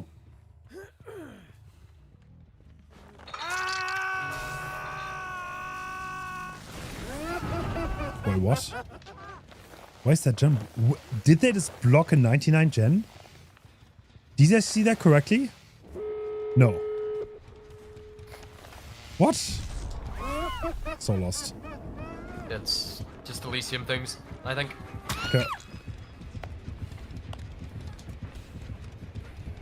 Yeah, and then Pedro. If he gets this hook and down, or hook and kill on Xeno, that's his best result in endgame, right? 2, 4, 6, 9 stages. He nice guy Pretty damn streaked it. good. I respect it. 9 stage 4 fresh, not bad. I'm gonna go for the reset though. Did I want to save? Really? There's some funny people, these Elysium players. It's the exact same gates as last game, actually. Oh yeah, true. So maybe that's why they healed. But I'm pretty sure that Pedro is more than happy to secure this.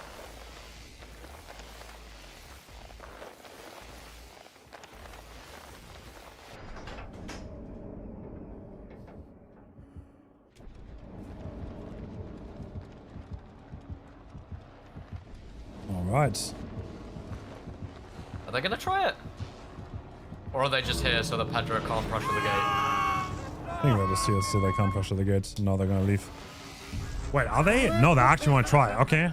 The practice on the unhook. All right, let's see who's more switched on. The survivors attack together. Both get down. Pedro just needs to block. Pedro blocks. Now can... Oh god, it's so confusing when there's 2 Pedros. Wait, do you make this? And now... Yeah, with the bonus movement speed and 15 seconds endurance, should be straight out, right?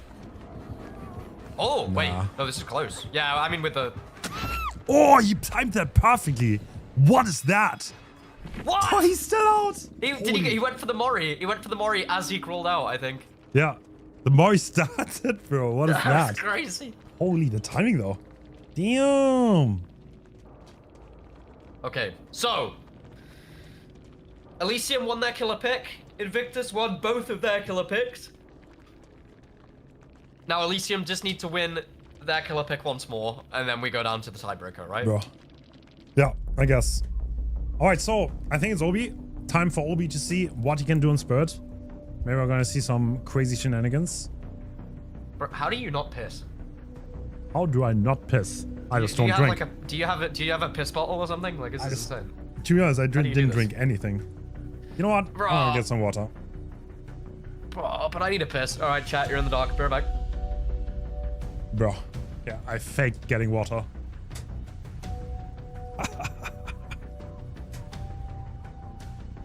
Why 2-1? Because they're better right now. That's why.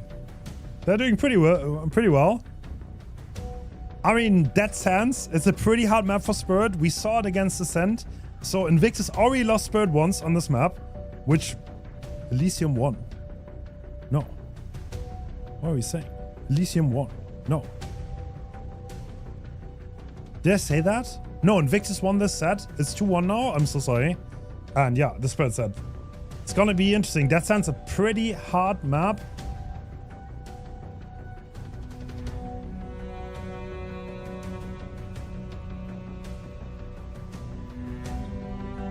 Oh my god. That's so cool. Elisium got their own builds. That's so nice. Heartwarming.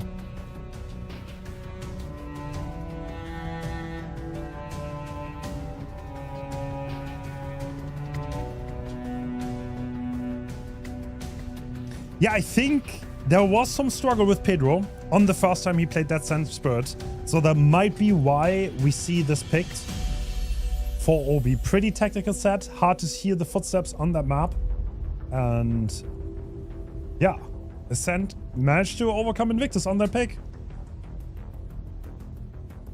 Tell Dan Hens Nemesis storyline.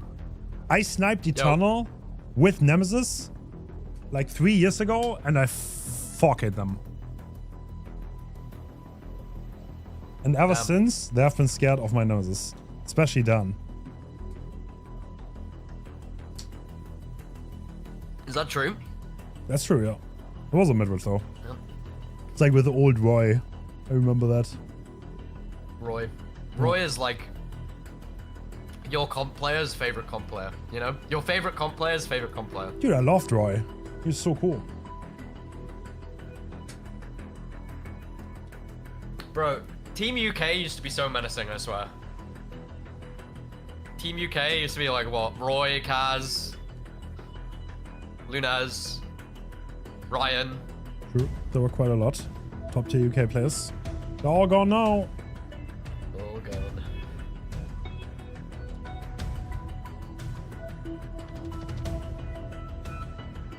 Yeah, it's kind of menacing because Pedro has to go first, right? So that could be pretty difficult, especially if it's not his killer. I was just talking about Death Sense proved to be difficult for him. We already saw that once against Ascent, Invictus versus Ascent. Ascent took that set. So, yeah. I mean, that probably goes into it, right? Like, you see the most recent sets they play. What do they lose? Yeah. What are the footsteps like on Dead Sands? Are they loud? They're very quiet. They're very quiet. Very quiet. Okay. Yeah. It's like certain maps for Spirit, they're just like so free. It's like Spirit Swamp. Yeah, no. The loudest footsteps ever. That takes no skill. Get me out of there.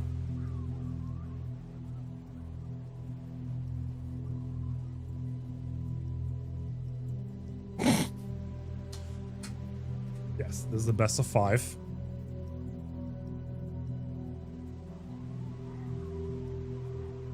And the winner of this match is going to move on to the finals. What's the difference between Pedro and Pedro HD? Pedro's Portuguese and Pedro HD is Italian. Wait, I can show you the setup that Pedro HD plays on though. Oh my god, that shit is insane. Bro, this is like, bro, this is the setup. Bro plays with like the laptop on top of the washing machine or something. Yeah, literally though. Okay, I'll post in chat. Check the setup.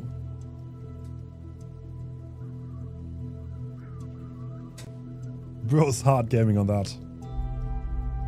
Oh. Alright, Pedro is in. We have Dragon's Grip. No big surprise on the add-ons. Pop Eruption, so full gen kick. And yeah, we noticed the other day it's very hard to split our spawn on this map because it's so open and there's so much line of sight. Is there no surprise on the add-ons? He's gone for duration instead of speed. Oh, you're right. That is duration. Interesting choice. Yeah, that's very interesting. And I guess the only thing that could possibly have been changed is corrupt to sloppy, right? Oh! Bro! Calls out Xeno perfectly, actually. On the slow walk catch map. Will he even get the balance off? He needs to. Oh, he fakes it. Then he drops. He goes back up. What? Oh. I don't know what I'm watching. That was insane. Bro, what is this kid? What is this gym, by the way? I don't think Xeno knows either. I have no idea how Xeno is still alive. That's crazy. He goes for the vault. Actually, what? Why you vault again? Going to the edge of the map. I mean, this is probably going to be quite a lot of gen pros for the survivors here.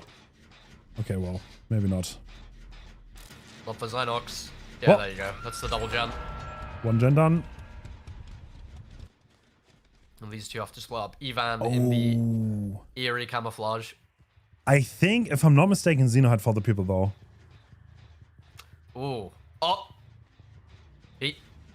There's no way he did not see him. There is no way. I did not see him. It was clear as day. Okay. Alright, Anno comes through. Whammy. Gets the save. What's the playstyle? Is he going for the tunnel? It looks like he is. Does he make Shack? Yeah, I think he makes the one though. Oh, didn't path for it. Is 110 killer though. Yeah, gets the Shack pallet down. Oh, DH balanced. Okay. Yeah. This DH is gonna matter so much here. Yeah, has to hit it. Ooh, running away. Run towards the gen and then away. Has to hit the DH. Oh, he knows. The patience coming out from Pedro. Yeah, that's not a hit. And yeah, Pedro HZ already in position to save, but this is such a fast death hook here. Yep. Yeah, and the gen pressure really isn't there for what they need in this situation. They're going to need to let Xeno hang for as long as possible. This cannot be a quick unhook. And that's exactly what Pedro's trying to do by finding that... There he is! Oh. And that's a hit. Is he going to trade? Oh, this is terrible. And now he's going for the pop eruption and the dragons. Now Xeno... Is he going for Pedro? No, Pedro's going to take the down, I think. Is he? Oh, he did not vault into Shack. That gives him some time. Obviously, that has known now, so you will never have that surprise factor back. But yeah, a little bit of time being bought here by Xeno. He can make it all the way down the map. He survived that phase. Yeah, this is still going to be a very rough situation to get out of. They've just hopped back on the Dragon's Grip. Taking control of the pallet. Drop the item. The mind games with the DH. Can he hit it? No. Damn. No, Pedro he can't. doesn't even wait that long, honestly. Are they going to pop anything? No, I don't think so. There's going to be another pop eruption Dragon's Grip on this gen as well. Oh, this is looking very 4K. Yeah, they need... Didn't even wait for the eruption. They need another gen pop soon. The gens... It's not the best 3-gen in the world. Eruption being deployed. Yeah. The fact that Pedro HZ is still injured is kind of bad for them, though. Yeah, and as soon as Ivan can't touch this. Yeah. Oh wait, no, he can. Is the dragons were still on cooldown? I think it was on that gen. No, I'm pretty sure it's on that gen. There it is. Oh yeah. Okay, interesting. Because Pedro HZ was still exposed from it, but okay, gets the down. Ivan is exposed. Zynox is the one that has to go for the save here. Yeah, this is very... Elisium have to walk a very fine line to get through this unscathed. This is going to be a tough one. And Zynox not quite sure what to do, whether he wants to get on his gen or he wants to stealth out. He's taking a risk here, but Pedro is phasing, so he won't see him. He's crossed all the way through those rocks. Dragon's Grip deployed again. Yeah. What a strong park. Cooldown is not that high. And yeah, you will really have to watch out, because if one expulse down happens, that's kind of over. And the crow flying up in the distance, yeah, pretty sure Pedro exactly saw that. He is. Yeah, he knows exactly where Zynox is. Oh! Oh, but he didn't go for it. He was trying to catch Ivan out, but Ivan saw the little flick. He flicked a little bit too early. Oh, I think that's a fake. Yeah, he now knows where Ivan is. Ivan went a little bit too early. But Ivan's playing this well. Will get found. Yeah, no more finesse value to be had. Yeah, there needs to be a decent chase here.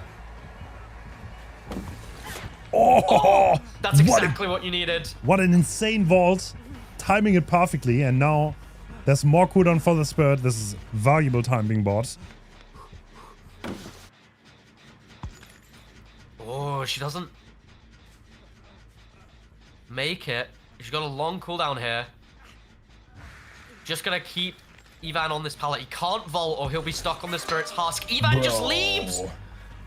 With the... That was sprint burst, right? Perfectly timed. We're gonna see a gem pop. Ivan is putting Elisium on his back right now. Cast a curse. But not a bad chase at all.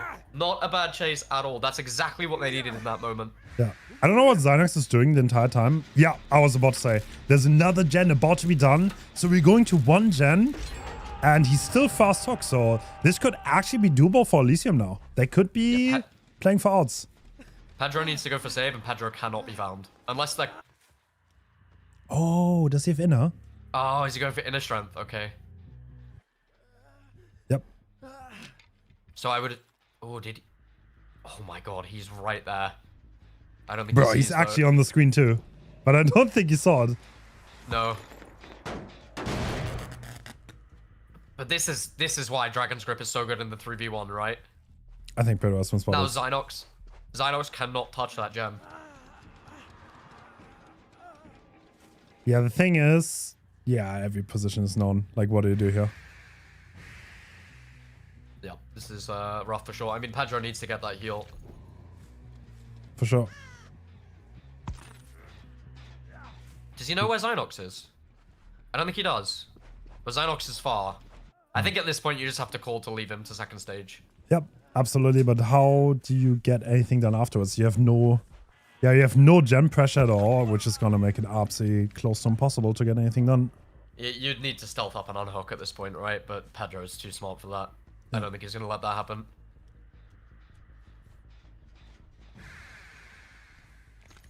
They are going for it. I think they have to trade at minimum a tag. Yeah, backed off. Pretty early. Does have overcome, though. True. I mean, he can just, like, Dragon Script it again. Like, obviously, he's, at some point, Pedro's probably going to go there and Dragon Script it. He has some time. He could definitely commit one face onto Pedro HD, see if he hits it. Didn't even use it, and he's already got his full phase back. Oh! Is he trading? Thing is, I think with Overcome, you might be able to use the Endurance to block this. Yeah, you will. No, you don't. No, not quite. How high is Zynox's gen? That's the question. Yeah. I don't think it's going to be high enough. And Pedro doesn't even need to commit to this, really.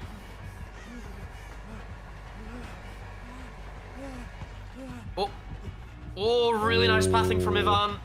Honestly, he might... He needs to be careful not to lose that gen, honestly.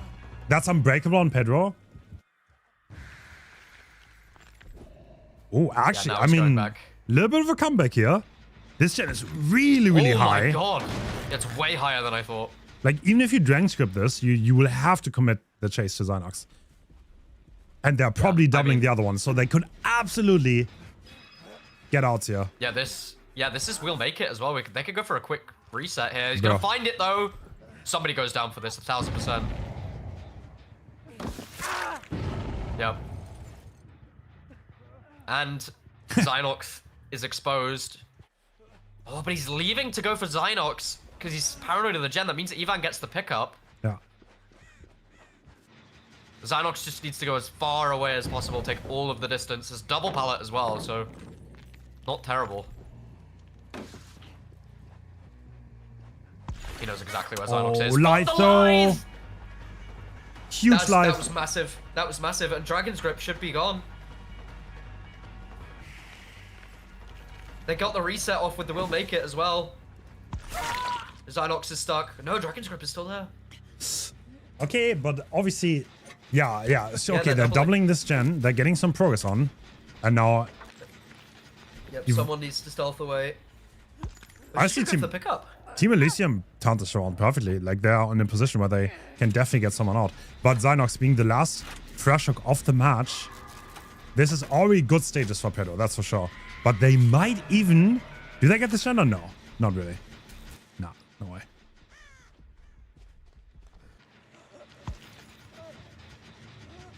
No, Pedro didn't go straight there. He's just sitting.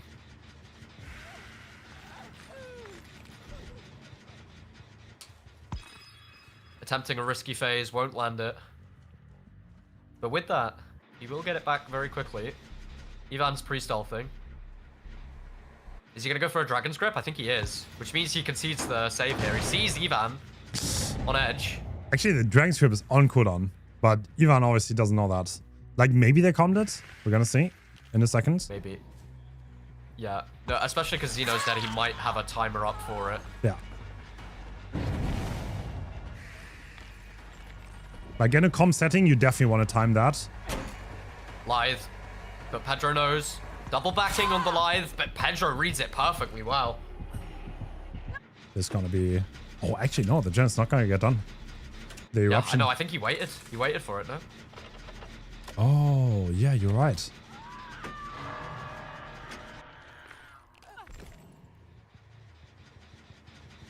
Yeah, this is I mean, Elisium did well to come back into this, but Pedro is still playing this so well. Yeah. At this point... Just grinding out the stages.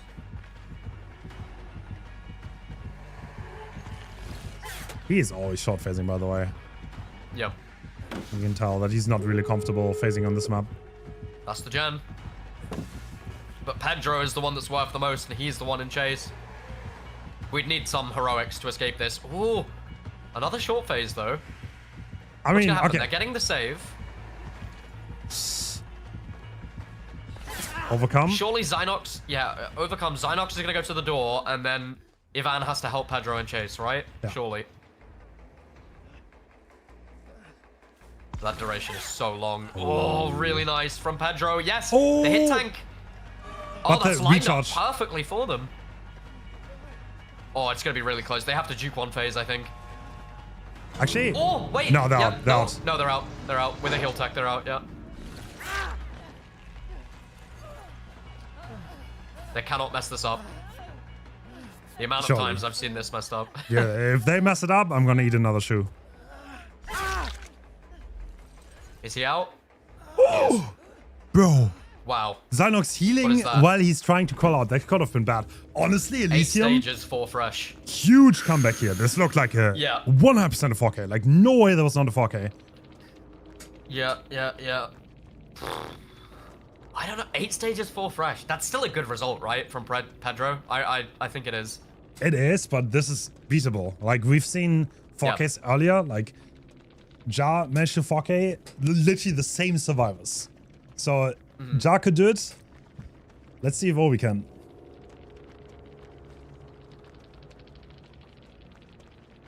Yeah, and I think that probably was the thinking from Elisium picking Spirit, right? They've seen Invictus wait. maybe not perform the best. Bro, Silhe, why are you in my chat, bro? What is that? You gotta get on the server, bro.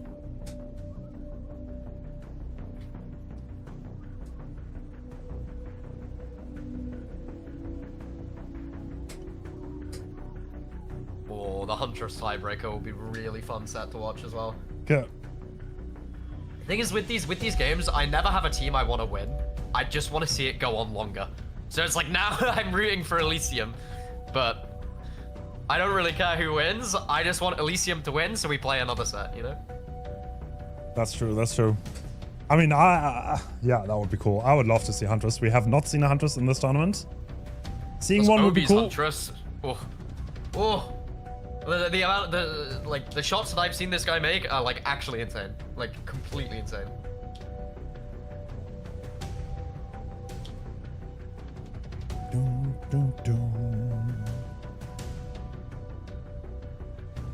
How many stages was it in the end then? 8 stages, 4 fresh. Wow, that's... I mean, it's not a bad result, but like... No, not at all. It's a good result. It's like the result that is like barely on the edge of being achievable without fucking. Yeah. I mean, it's by no means easy. Like, Yeah, I know. So for Obi to do this, he will have to have a strong start out of the gate. One cool thing about this map for the killer, which I think makes it a lot better than Wrecker's Yard and easier to actually 4K on, is you have long line of sight off spawn. So like the survivors getting an efficient split right out of the gate is pretty hard. yeah, the pockets aren't as deep on this map either, are they? Yeah, no, I think. they're not. They're That's absolutely crazy. not. I don't think they are. I mean, there's some nasty setups, like the double pallets can definitely delay the killer quite a lot. There's some tactics going in here that make the map fairly unique, but yeah, the weird jungle gem that we saw earlier. Yeah, the double pallets are very strong against Spirit as well. True.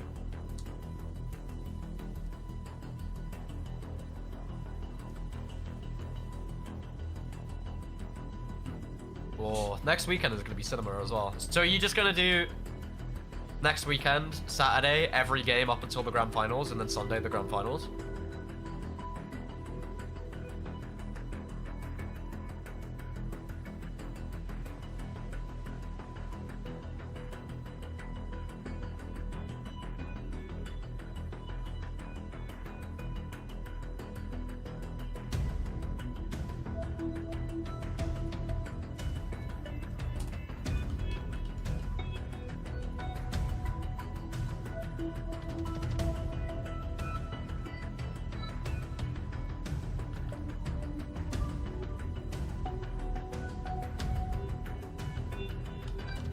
What?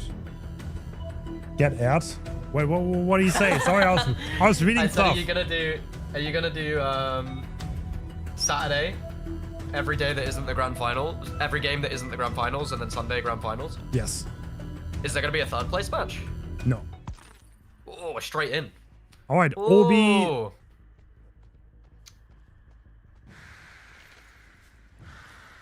Oh, see someone instantly. Different build, actually. No Dragon's Grip, so it's just Pop, Eruption, Grim.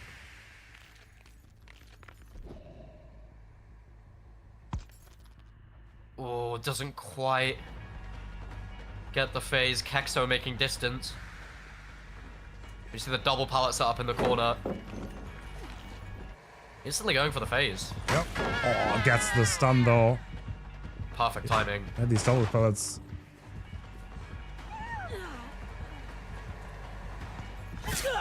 Oh, really nice prediction from Obi though. Overcome. Gets him all the way to the other side of the map. Exactly where he wants to die. Although they are working a gen in this area. Oh, short swing. Kexo greeting. Obi Kai looking around. Does he want to even commit this?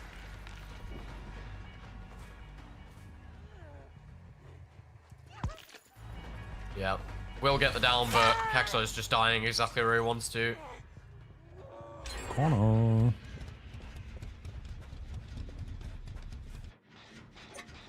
One gen popped. I assume that was doubled.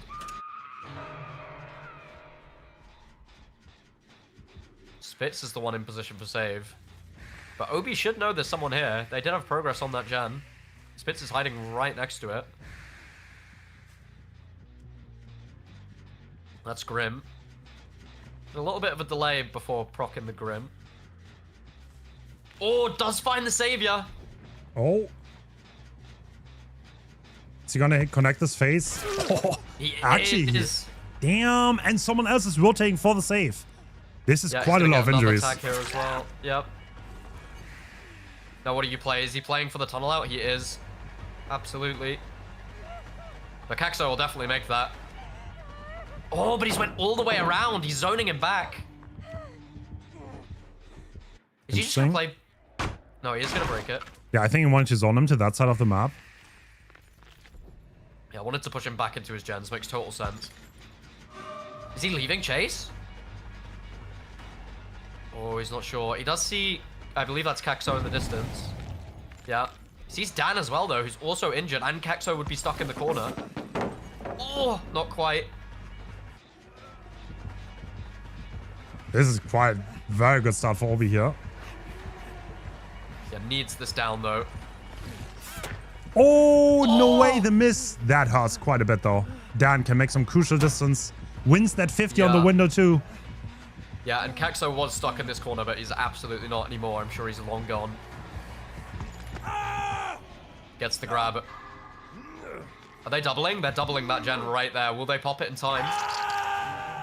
Really important question. If he gets to this before they pop, that's really good for Obi. Oh! Oh, he gets the Grim! Stops them popping the gen, and now he can deploy Pop Eruption on that very soon. Oh. And that's inside his setup. He's got 4 gens over here that are very close to each other. Yeah, this is... Obi's honestly starting very strong here.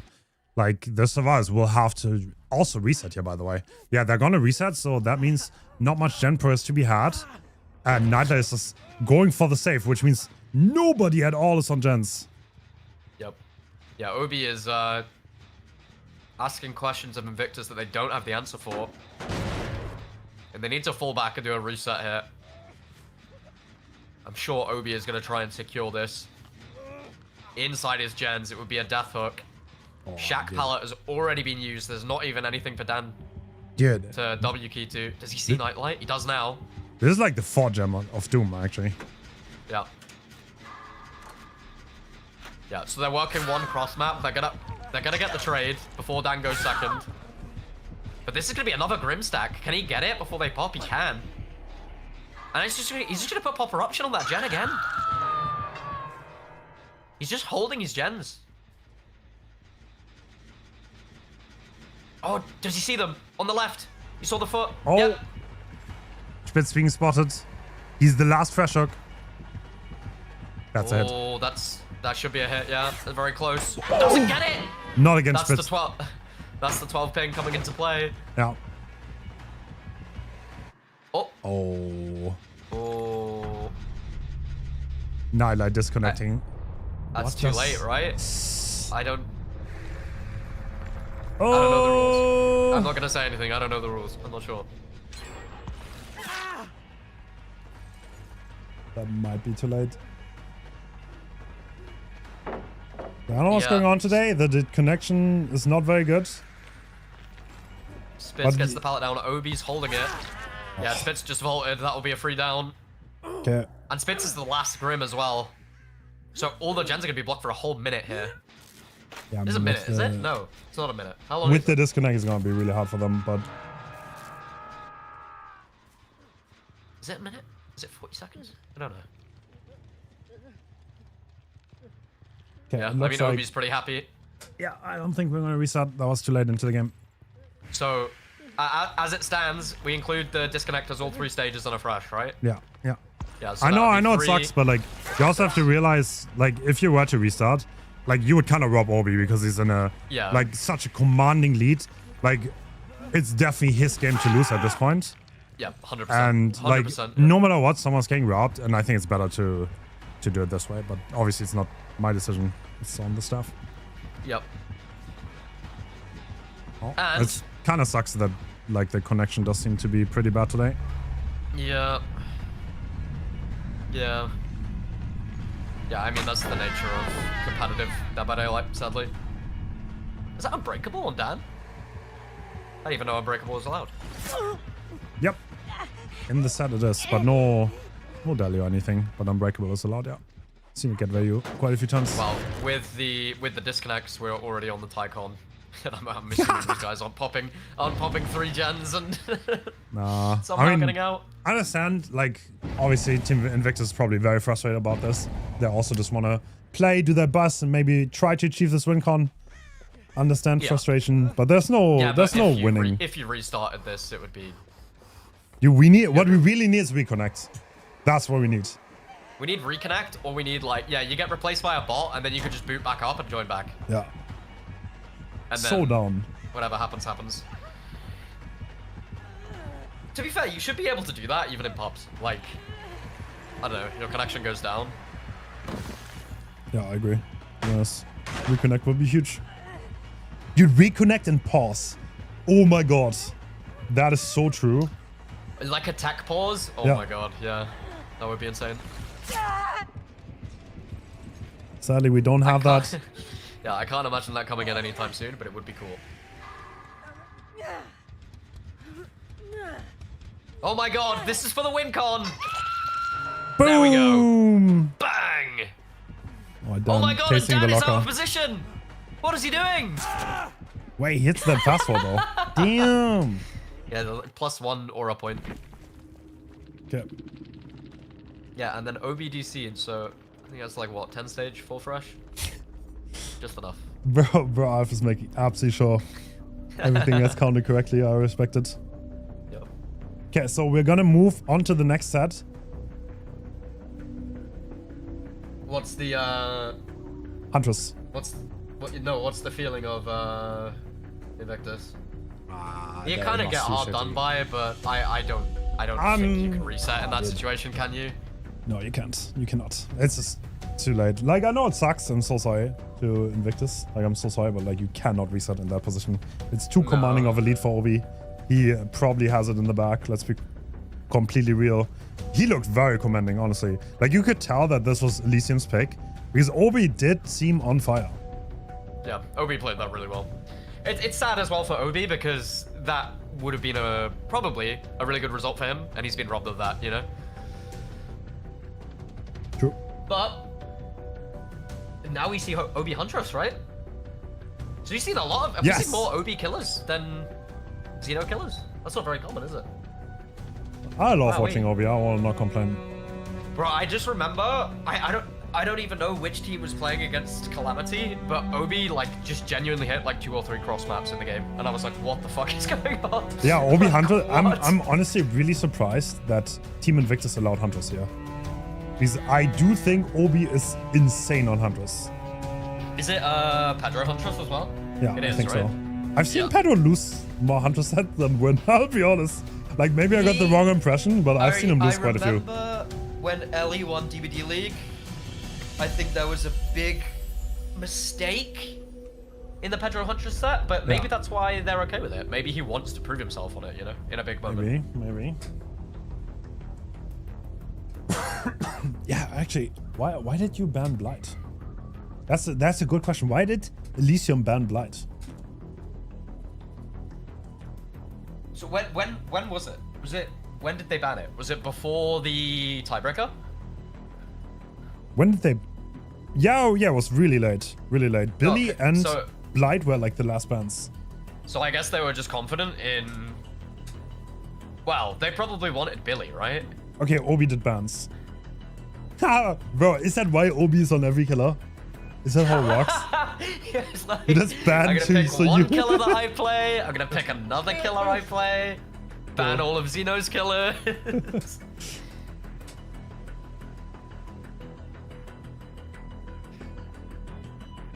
This is how it works, you know?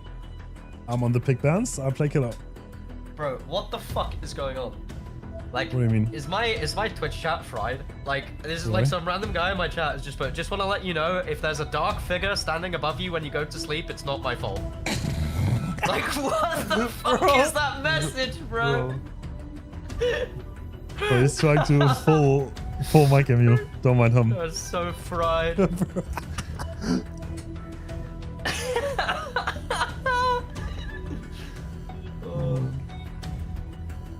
Have you ever streamed on TikTok, out of curiosity?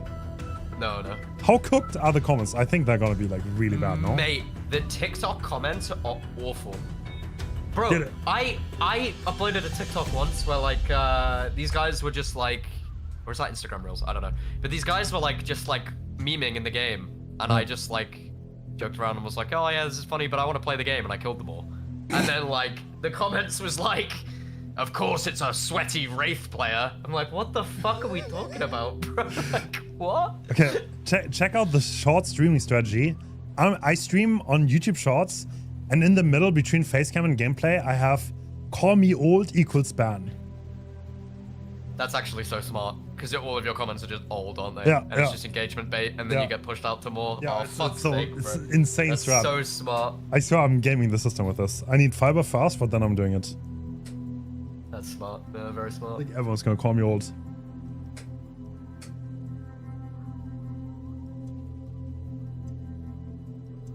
Did they just get a stock image of an umbrella?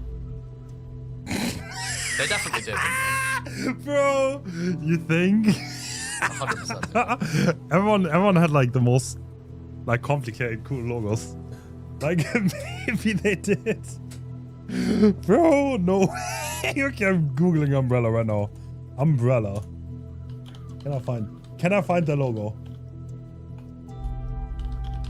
If you do umbrella, and then do Google Images and like color white, transparent background, 100% it comes up. Umbrella logo. No, I'm not finding it. Tools, color, white, tools. Wait, can you all do transparent background? How did Invictus win, Doc? By only giving up 3 stages and then just winning. It was very decisive. I should load in shortly.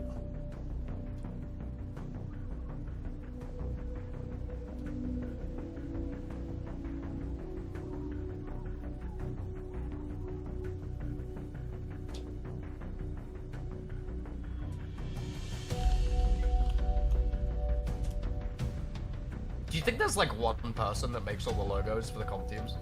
Actually, Julia said she made like 5. Really? Yeah. She made like... Wait, whose logo did she make? Oh, I forgot. Winter? I don't know about the others. There were like 3 in the tournament that Julia made. Did she make the umbrella? No.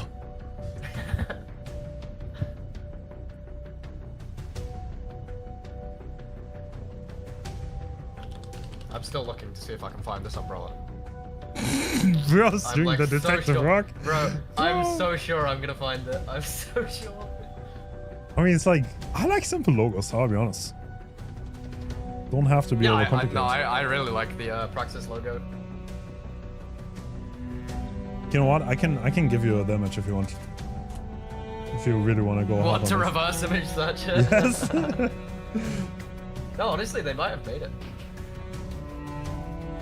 I think we have a clause. We don't accept AI generated logos. Like you have to make it yourself. It's like one of the things. If you give us AI generated, you're getting a slap on the wrist. -1 hook stage. -1 hook stage. No, it should be if they tried to enter with an AI logo, they have to have an AI survivor on their team for game 1. they get Bill Bot for game 1. Oh no. You want to use AI so bad, you can have an AI teammate.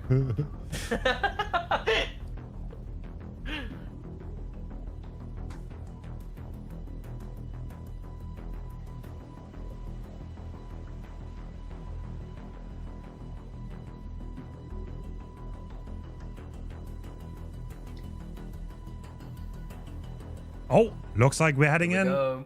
All right, log in of. This is the deciding set of the upper bracket finals. And we have agitation. I mean, no big surprise on the build, no chase box on Obi. And we find a fast chase instantly. Quick find, yeah, really quick find. Oh, 50 win. Oh, this is just dead, right? Just completely dead. Yeah, I think that looks to be a bit cocked here. Maybe. Oh, good dodge. Really good dodge. Wait, what? Yeah, Oh, he was... Ah, I get it. He didn't want to allow this cross, but now he did. Oh my god, he gets the pallet drop too. Huge miss from Obi here. Nightlight gets so much space now. Yeah, that was nasty. He is zoned to the corner, but this is where he wants to be. Deep in the pocket. In the corrupted gens. He goes down here, but that's what he wants. I'm really surprised Obi picked up a hatchet there. Oh, Survivor already in position for save. That's now, so close. Is Ruin a common pick? Wait, Bro. wait. He's Yeah, right, right around the corner. Dan taking huge risks here. If he gets found, this is big trouble. Oh, he gets away. He gets away with it. Is Ruin a common pick in this set? It's not too uncommon. Alright, the first unlock comes in instantly. And yeah, I think we are looking for Nightlight again. These pallets have been broken though. Does he make anything? Back into the area. He's got 5 seconds. Less than 5. Oh, the time comes Even down. waited. Wow, yeah, that was perfect. Like, did not hit him in the animation. He waited until the endurance was gone. Oh, this basement. This cannot be blocked. I think even with one hit, I think he still makes it. This is... Honestly, I think Invictus is in big trouble here. Honestly. They do have high gens, though. Let's see. I mean, the question is, what can Obi see whilst, like, being around the shack area? Because we know that Obi's good with the long-range hatchets, and if he can pressure gens that they're working on, and he has Ruin up, then that's when we can see a pretty devastating result. He's got a hill hook here as well. Bro. Dude, need to Obi get rid hits of the those. ruin. Like, you might be like, haha, you're not gonna shoot it anyway. No, Obi does. Yeah. He knows what he's doing. He can Absolutely. see every side of the gen. So smart from Invictus, though. They're so switched on. Like, it gets rid of the ruin instantly. As soon as they realize what he's going for, ruin's gone. Bro, do it again. I dare you. Oh, double dog dare you. Yeah, and that's probably why he picked the flight speed as well, right? Yeah. To be a little bit Makes more total threatening sense. on that range. And yeah, Obi Needs to be a is bit just getting careful, info. though. Nightlight's about to tick. Spitz is not on a gen. Spitz. No, Spitz is doing the den. Actually, they're on the last is 3 he? gens. Yeah. Oh, okay, so it's Rocket and just spectator, Spitz I think. are about to pop 2 different gens here. I'm pretty sure. Yep. Yeah, Rocket's still on his gen. Spitz popped. Nightlight's dead. Oh. This is gonna be tough.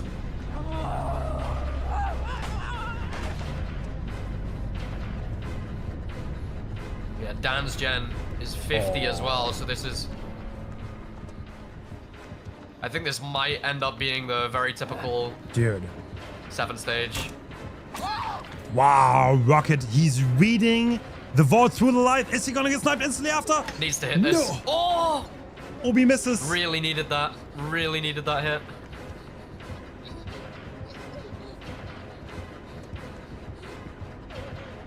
Yeah. Oh. Rocket Yeah, on you the can see Rocket 50s. is just, yeah, he's so comfortable. Knows how to make it awkward for the Huntress player here. Never giving Obi an angle. And the last gen's about to pop. Wow. The Oh, the gen W key. efficiency. Oh, and he whips! Dude, this is hope.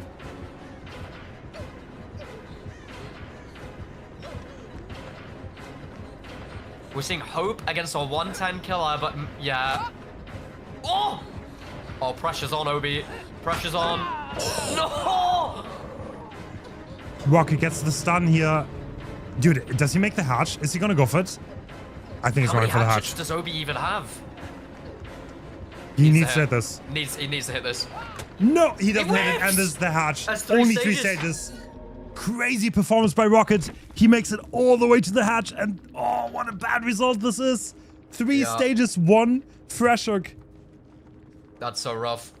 That is so rough, but what a performance from Rocket.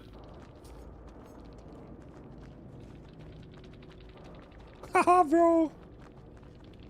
No shots. Okay, that's pretty funny.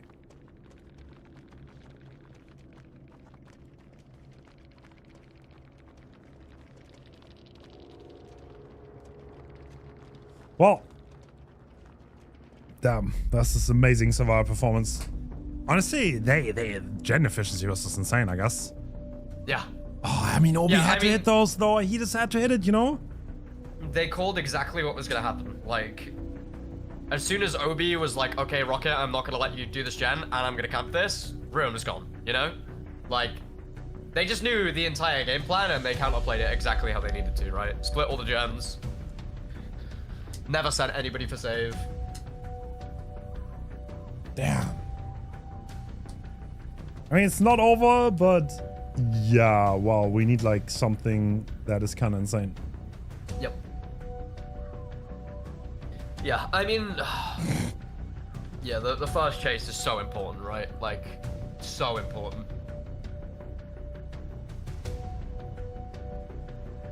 But I'm seeing crazier things. Not impossible, but almost impossible. Dude, Obi must... Like, that's just what it comes down to, right? 6 stages, 2 fresh is totally okay for Hunters. That is an okay result, that's average. But like the fact that he just misses those 2 hatches on Rocket just makes this almost impossible. Yeah. I mean, Rocket knew exactly how to path that double vault jungle gym as well, to just never give Obi a nice angle. First time chatter is Hens too old for comp. I don't play comp. View Because me you're as too like old. the... Oh, I draw.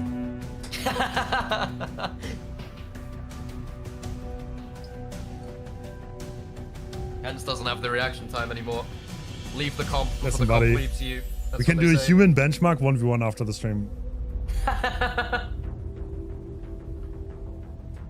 No, because like the reaction time one, I just pre-game it, get lucky, and then call you old.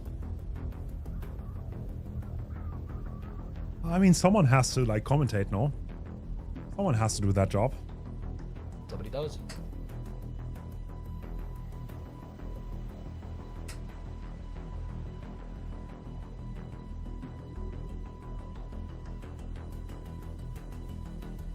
Wait, that's an insane emote, actually. I have a question. That's so sick.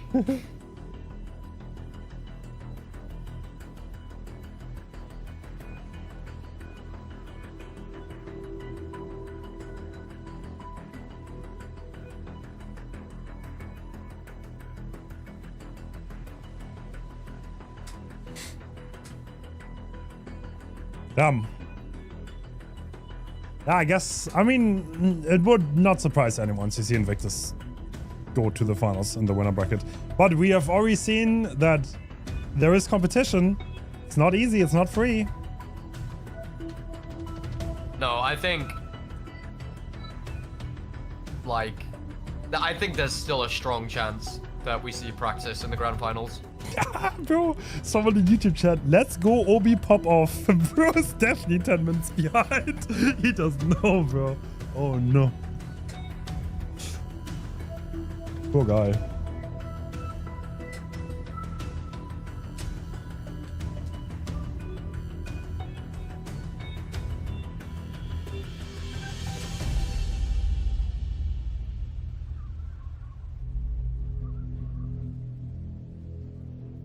Yeah, it's crazy.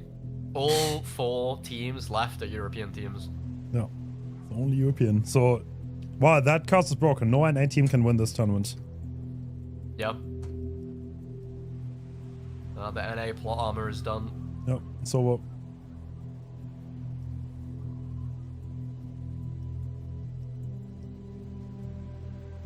I mean, this is fair. I think top comp right now is just dominated by EU teams. I think we probably have the best 4 that still remaining in the tournament. Why do you think that is? To be honest, I think if you're from another region, I think it's pretty hard to get to the same level. Like, hypothetically, right? The best players in the world would be from Asia. I think you kind of need, like, competition and, like, people ideally on low ping to play against to make yourself as good as possible. I think it's just easier to get good in Europe, in my opinion. But, yeah. Fair. Here we go. Exact same build. Yeah. Pedro Exact same. copying Obi's homework. If this is not Xeno, I will be shocked. The pallet dropped 3 seconds into the game. It's Where's not. Xynox? It's Xynox. Okay. That is a surprise. Ooh. Does Xynox make it? Barely. Barely. Round the corner. Oh, but he drops the pallet, but Pedro misses. Oh my god. Okay, Xynox kind of making a little bit of room here. Makes it to the bus, and this is pretty decent pallet here. But he cannot make the drop. He has to go to the short side. Oh. Oh.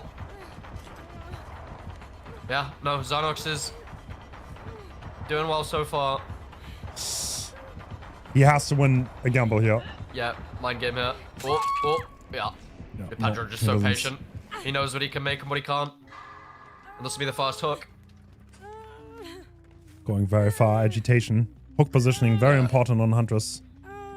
Gonna be pain rush, surely, right? I mean... Oh, agenda's pop. Oh, wiggle off. Yeah, yeah, it will. What? Bro, why is there 3 survivors? Are we like bully squatting? Bro, 1 hit, he was off. Yeah, I think he got the vacuum, barely. Oh. Hit tanking against the Huntress as well. Classic aiming in the middle between 2 survivors. Elisium doing Elisium things. Oh. Okay, this is completely cocked because he's in his hook in the basement. No, he's not even doing that. And yeah. Mr. Nice Guy. Getting his pain reses. He does not need much. To be honest, the biggest difference I see between those teams is that Elisium on Survivor does not have the same level of coordination as Invictus. And that really shows on like the low tier killers more, to be honest. Oh. Great play. That was a really clean double back from Pedro as well. You like could not see it at all. Wow. And that's GG. Yeah, that's GG. That's the 3rd hook stage. Which means Invictus is gonna take it. They're gonna be in the grand finals with the advantage that you get. Yeah, so the next games are going to be what? Umbrella Praxis. The winner of Umbrella Praxis versus Elisium. Yeah. The winner of whatever that game is versus Invictus in the grand finals. Exactly. All next weekend.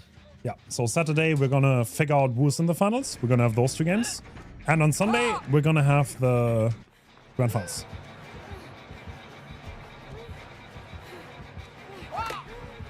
Best of 7 grand finals as well. Yep. Is that what you said? Best of 7? Yeah, first of 4. Love best of 7.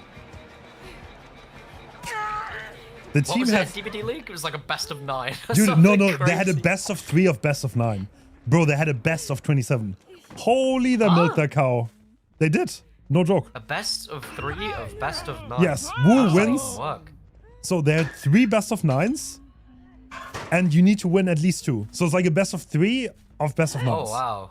Like, I'm not kidding. That's how they did it in Season 10.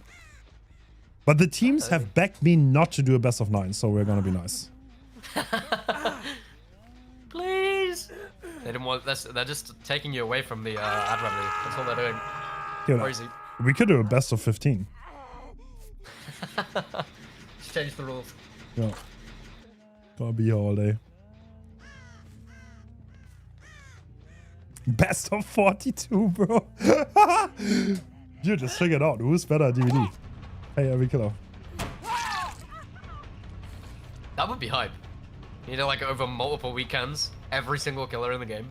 I said this. I think next time I think I'm gonna increase the pool for the pick band significantly and just have every killer in there. Literally every killer. Oh, And if you hate like the unorthodox choices, you get a few bands so you can get rid of them. but I mean, I guess the only issue is like the bug killers, right? Like nobody wants to play Houndmaster. Yeah, true. I feel like, obviously, Houndmaster's in a worse state than Twins nowadays. Like, Yeah, true, Houndmaster's true. so bad. yeah, exclude the bug killers. You're right. I saw that short the other day actually. Where is my dog? Like, it's like the survivors like you have to hit this shot to hit the survivor before they get out the gate. Yeah. You turn around and the dog bro. is like sniffing a tree, bro. It's like Bro, the killer is like so frustrating, you know? You're like in Oh, the it's- zone, you yeah, just no. want to do it, and like the killer's just so walk. annoying. Yeah. Oh my god.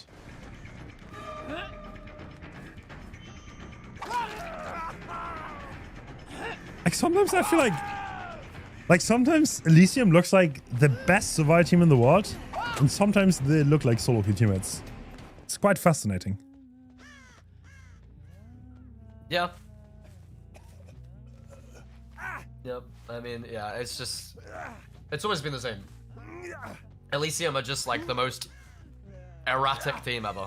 Yeah. Like every game they play ever, I'm like, this could be a 4K5 or it could be a one stage. Like, Yeah, you just never know what's gonna happen. But that's what makes them fun to watch, I think. yeah, absolutely. These get dedicated on that.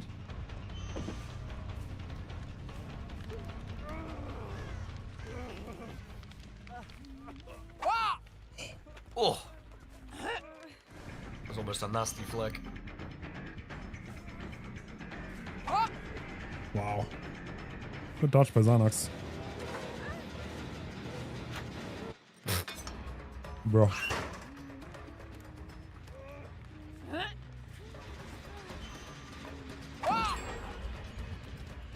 I wonder, like, do you have a good mental in this situation? I mean, they're not out of the tournament. I don't think they care that much, to be honest. Yeah, that's fair. I mean, it just means in the best of 7, Yeah. you need to win 5 sets instead of 4. Yeah, exactly. Which is definitely a disadvantage, but it's not insane. Yeah. To be honest, that's what Zeno said anyway when they saw the pool against China. He was like, okay, I don't like this pool. I'm going to sleep. We're going to win loser bracket anyway. That's straight up what he said. That's fun. And then they still mean- won against Team Long. Bro, do you remember when it used to be bracket reset? Yeah. Cool. Which is like, it works for any other game. It does not work for DVD. You're like 10 hours of tourneys. All right. G to the G. Well played. That was a fun set, even though we had some technical difficulties. Sorry about that. But you can't really prevent that. And yeah, that was it for this week. We're going to be back next week with the last few sets. Thank you so much for casting, Alf. Hope you have Yes, some fun too. I won't be back next week though. Oh, I'm sorry. Oh. You have stuff to do, real life and stuff. Yes. Yes. I can't throw away real life for DBD comp, sadly. If Thank only. you so much for casting with me though. I appreciate that. Yeah. I'll Thank see you you so much around. for having me, man. Yep, Yes, bye-bye. Take care, Hens. Bye-bye, chat. All right, so that is it for this week, as I said, and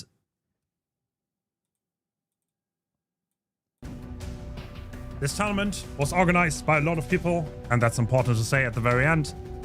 Thank you so much for everyone who helped behind the scenes. I know you're still in the voice chat. Thank you so much for offering your time. Thank you for the players for being respectful, and thank you for the a lot of people who donated to the prize pool. And thanks for BHVR for giving us, also donating to the prize pool, I guess, or like supporting us. We're gonna talk more about that next week. And yeah, I'll see you guys on next Saturday. We have some good matches. It's gonna be hype. So I'll see you around, guys. Let me quickly see. Are we online? No, we're not. Yeah. Until then, hope you guys have a wonderful rest of your weekend. Bye bye.